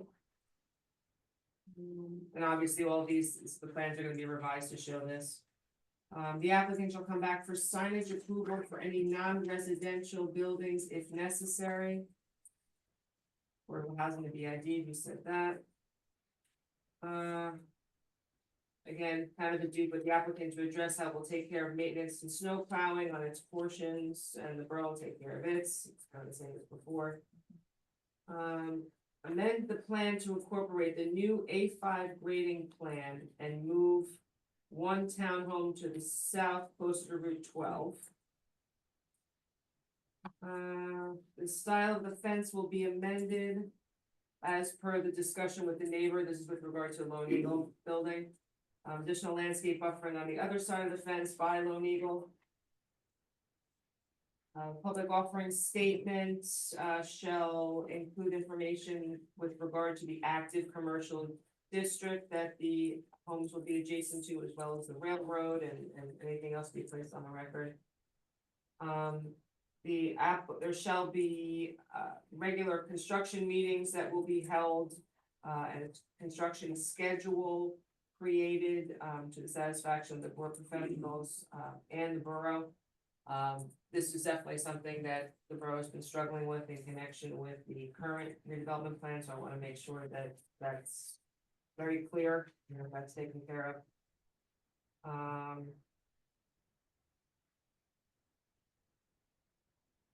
Thoroughfare must always be available and not cut off during construction. I guess that was Stangle. Would we add that to the well that the mayor mentioned as well, and that the access to that well? Or is that already included? I think it's on the plan that he's giving the DPW some extra land there. Okay. It's a separate. Okay, sorry. They came up with discussion about the business owners and everything. Sorry. Tell me what that issue is, I don't know if I have that in here. Mhm. So access shall always be provided to the DPW to access the well. They have their own access We have right our now, own which we're not access. touching, Well, it's off of not- Route 12, it's a Alright, so private. that's not something. I No. have. Oh, I was just thinking if it impinged through the site, that they need to be given safe access to the site to get to it, but it's. No, they have their own way. Okay, okay, Yeah, there's a driveway up as well. okay. The applicant shall provide copies of all title work to the borough attorney. the applicant shall provide documentation with regard to the prior LSRP's information, which I understand is basically a one-page map. With regard to. Groundwork. Yeah, thank you. And read my own handwriting. We talked about preliminary compliance with regard to stormwater.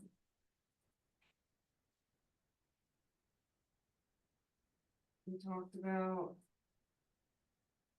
Applicant shall work with the borough to make sure that all necessary maintenance and reporting is done to the DEP with regard to stormwater.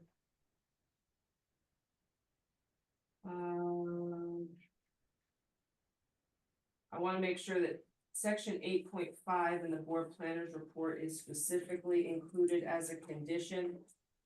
We also want to make sure that there's some sort of plan. We can work on exactly how to do that. But prior to each group of units being constructed, that there's a plan shown so we can ensure that there is the difference in the style of those townhomes. So we don't have any they're not all the exact same style. And there's a differential with the elevations that were presented to the board tonight, the exterior finishes. And that should be done prior to, I would say, pulling the footings and foundation plans. I think that makes the most sense, so we don't have any issue with regard to not being able to move, not being able to change it if necessary. Developer will mix up the exterior materials of the townhomes.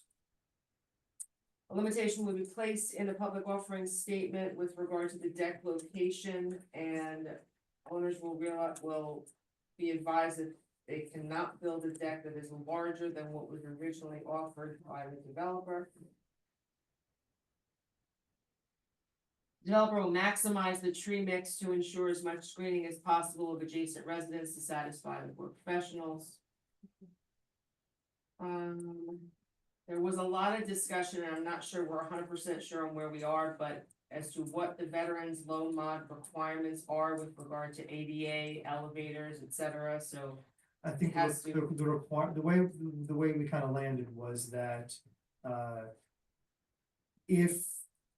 if elevators are required in the apartment buildings to meet code requirements, they agreed to do so, and we can just leave it, we can leave it as the satisfaction of the board's professional. that's what I was gonna say. So you have to comply with whatever the requirements are, and figure out what those are. To be 100% sure, but they get the satisfaction of board professionals. Compliance with the elements of the facade to the board planner satisfaction, that's probably due somewhere. Compliance with all ADA parking requirements. There was testimony that we have sufficient ADA parking, but they can provide more if necessary. Laura, I think that facade question you just went Yep. over was related to the veterans building matching. Yes, thank you. Yep. Because, yes, the issue was that she didn't get a chance actually to take a look at what those elements are. Yeah. So the elevations and the elements of the facades with regard to the veterans housing will be reviewed and approved with satisfaction of the board planner. Yes. We talked about ADA. Yeah, I had this veterans home version was reviewed by Beth. Satisfaction. Okay, no outside storage of garbage cans. There will be garbage private pickup and regular bulk pickup. We did say originally it was gonna be stored internally with regard to the veterans homes. Now there's testimony that we're going to create a dumpster with screening, the satisfaction of the board planner, which will be accomplished by way of removal of 2 parking spaces. Again, that's specifically with regard to the veterans home. It will still be private garbage and recycling pickup for the townhomes that will be organized by the developer as necessary. Well, it's private for everybody. I don't know if you think that is. Yeah, I mean.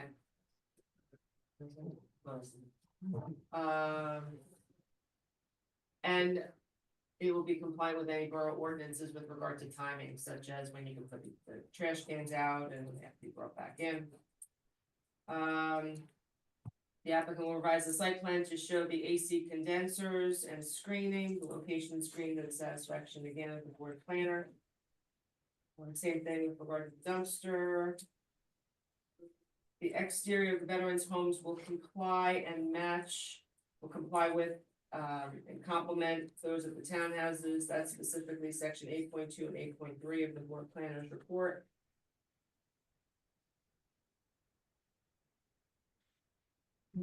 Compliance with all RSIS improvement standards, again, with the exceptions of the ones that we indicated before. The applicant will ensure that the borough vacates any portions of Stangle Road as necessary, except that any portions are the same. Easements for title work.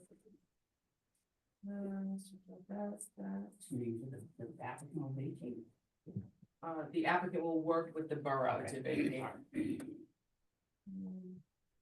I think that's it, along with our standard conditions. Any all outside and all the other stuff. Yeah. If you remember, you have two agencies that haven't applied to you, the Soil Conservation District and the county planning. Yeah, our standard, any and all other. I mean, they haven't filed an application. All right, so I would recommend that any motion entertained by the board incorporate. And any others that the board may do.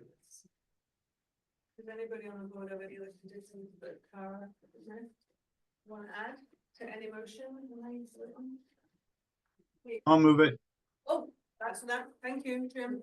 Jim? Can I have a second? Jim. Jim. Can I have a second for that motion? You can't. No, I was in here. Oh, And I'll second. Thank you. Right, so the motion is to accept the Preliminary and final site plan approval, plus all of the variances / deviations outlined in the board plan. And subdivision. And And subdivision. Let's forget about that. I think it's vote is a yes to go forward. And no vote is a no. Want to come back.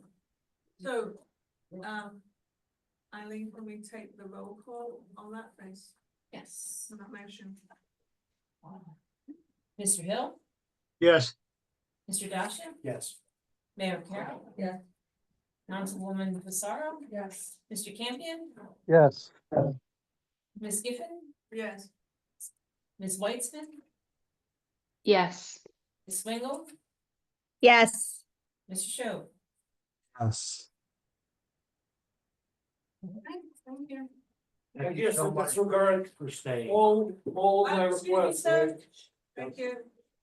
Representative Best, how much did this come back to take you? Why? Every house, every farm would be. I told you sometimes. We have nothing. No. Towers and. Guys. They don't even want to hear me. Thank you very much. Happy holidays, very much appreciated. I think you told them it's the public that input, you know, sit down. Few meetings. Yeah. Just wait. Yeah, best to stay here. All right, Merry Christmas, everyone. Merry Christmas. Drive carefully, Don. Thank you, everyone. Taking part in the process, we appreciate it. We're working hard on it to make sure it all gets done as necessary for you. I don't. Sounds like good. Everyone good? Oh, yeah, we can talk to you about what your question was, but hopefully you. I got it on record. Oh, there we go. All right, so. Chair items, our next meeting. In January, July. For the record. I'd love to hear it. They won't work so hard. January 14, 2025 will be the reorg meeting. So say it's been a pleasure working with everybody this year. See who comes back next year, we'll all look at. Oh, I saw straight email about the RFP. You know RFPs go out correctly? I believe so, I mean. Marsha, do we want to tell you to? Right. RFPs, did they go out correctly? I have some concern that we weren't on some, I think it was Beth It was the said, planner, actually, we were- and I don't know how Bill did this, because. The borough usually has their own, but we hire, we've been hiring the same. Maybe that was the confusion. Correct, and it was just some confusion because they had the borough engineer, and the planning board engineer Like last separately. year, he was the But traffic the engineer. traffic engineer was listed only once and the planner was only Yeah. listed as well. Not mentioned twice. So I think the RFPs that came in are going to be read for both. Okay. Yeah. So we And can- all of the attorneys were, yeah, Yeah, I don't see Bill answer. yeah. Okay, I think there was, I don't think there's any issue with it. I don't see any issue with it. That's. It's not my lane. It's not my Alright, lane let's either. I know the answer, but that's not mine. alright, we have the 2025 meeting dates that, Eileen, did you issue this out to everybody or just me? I sent it. She sent them out. I sent it today with the So- difference with the primary election. for That, June yeah, so I 10th. just, we'll discuss this at the reorg, but here's what to think about. At the we discuss it, we'll do this at the reorg, but here's what we wanna consider, think about this, the June 10th and the May 27th meetings are a problem, the primary's been moved to June 10th, which would be our Possibly, day, yeah. possibly. Hasn't been yet. Possibly, we don't know yet. Thursday, I think. Here's the proposal, because we were talking about this earlier, Eileen and I, and whether to move to like week 1, which then is a problem for, week 1 of June, which is a problem for a Jewish holiday, I understand. So I'm gonna throw out there to consider June 3rd, apparently. Oh, hold on. Chabot? Apparently might be moved because it's a Jewish holiday. It's on a minor, major minor, but it's. But it, I was thinking it. But the state is changing the primary. That's why they're moving the primary. Right, so our question to think about when we agree on this is, do we move to June 3rd? Or do we move to a Wednesday, the week is set? So Then throw that out there. and You gotta think be about it. careful about the Wednesdays, because there's. Because of HPC, but I then. can't do, I can't do that Shade first Wednesday. Tree, yeah. Shade Tree, HPC, they all have different reasons. I'm just throwing out there that we'll have to do some discussion on this, on reorg and work it out. But hopefully we'll have better answers on the primary And- and the other. What I can do is get the meeting dates for the HBC and the Yes. environmental and the shade tree I commission believe and all of HPC this. submitted theirs, I'm told. So I'm just gonna add that, think about it. They didn't submit them to me, so. So wait, so the question is June to move it to, Whether we move it to The Wednesday. third, the or Wednesday, you the could 11th. move it to, it'll be the 17th and the 24th. I would say if you move it, okay, as the rabbi on the board for the moment, if you moved it to June 3rd, it is the second day of a 2-day holiday for some who are Orthodox and observant that ends at sundown on Tuesday. So theoretically, the holiday would end at around like 9 o'clock, because it's June and the sun goes down later. So it's not the same as like a Rosh Hashanah kind of holiday. It's the end of the holiday, so So that's a feasibility. it's not perfect, but I don't think it's not, I don't know. yeah, I prefer the 17th. Yeah. Well, the only problem with the 17th is that the problem we had where you've got 2 meetings 2 weeks in a row. And what we could do is, because there's a problem with the May 27th as well. If you did the early, the early, not May meeting, eliminate the second May meeting and then do the third, Yeah. the third and then the 24th, then you kind of space them out a little bit if that's Saying eliminate the May 27th. the Memorial Day. The day for Because Memorial Day, because council will end up being. council is gonna bump planning board. We on that missed that Tuesday. one, maybe. I'm. Council, I know it's not going to have. As many like joint every other week meetings. Well, it's not something we have to agree to, we're No, just throwing it it's out there just for consideration. For discussion, January, and give some think thought about to it before I'm we. cognizant of the time, so I wanna go. That's something that I can. Yeah, I Um, signed off 5 minutes ago.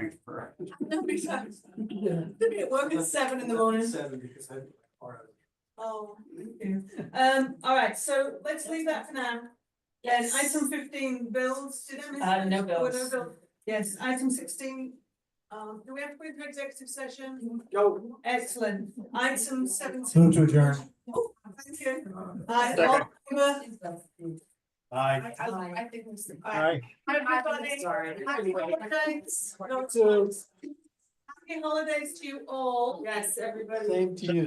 Thank you, and see you next year, maybe.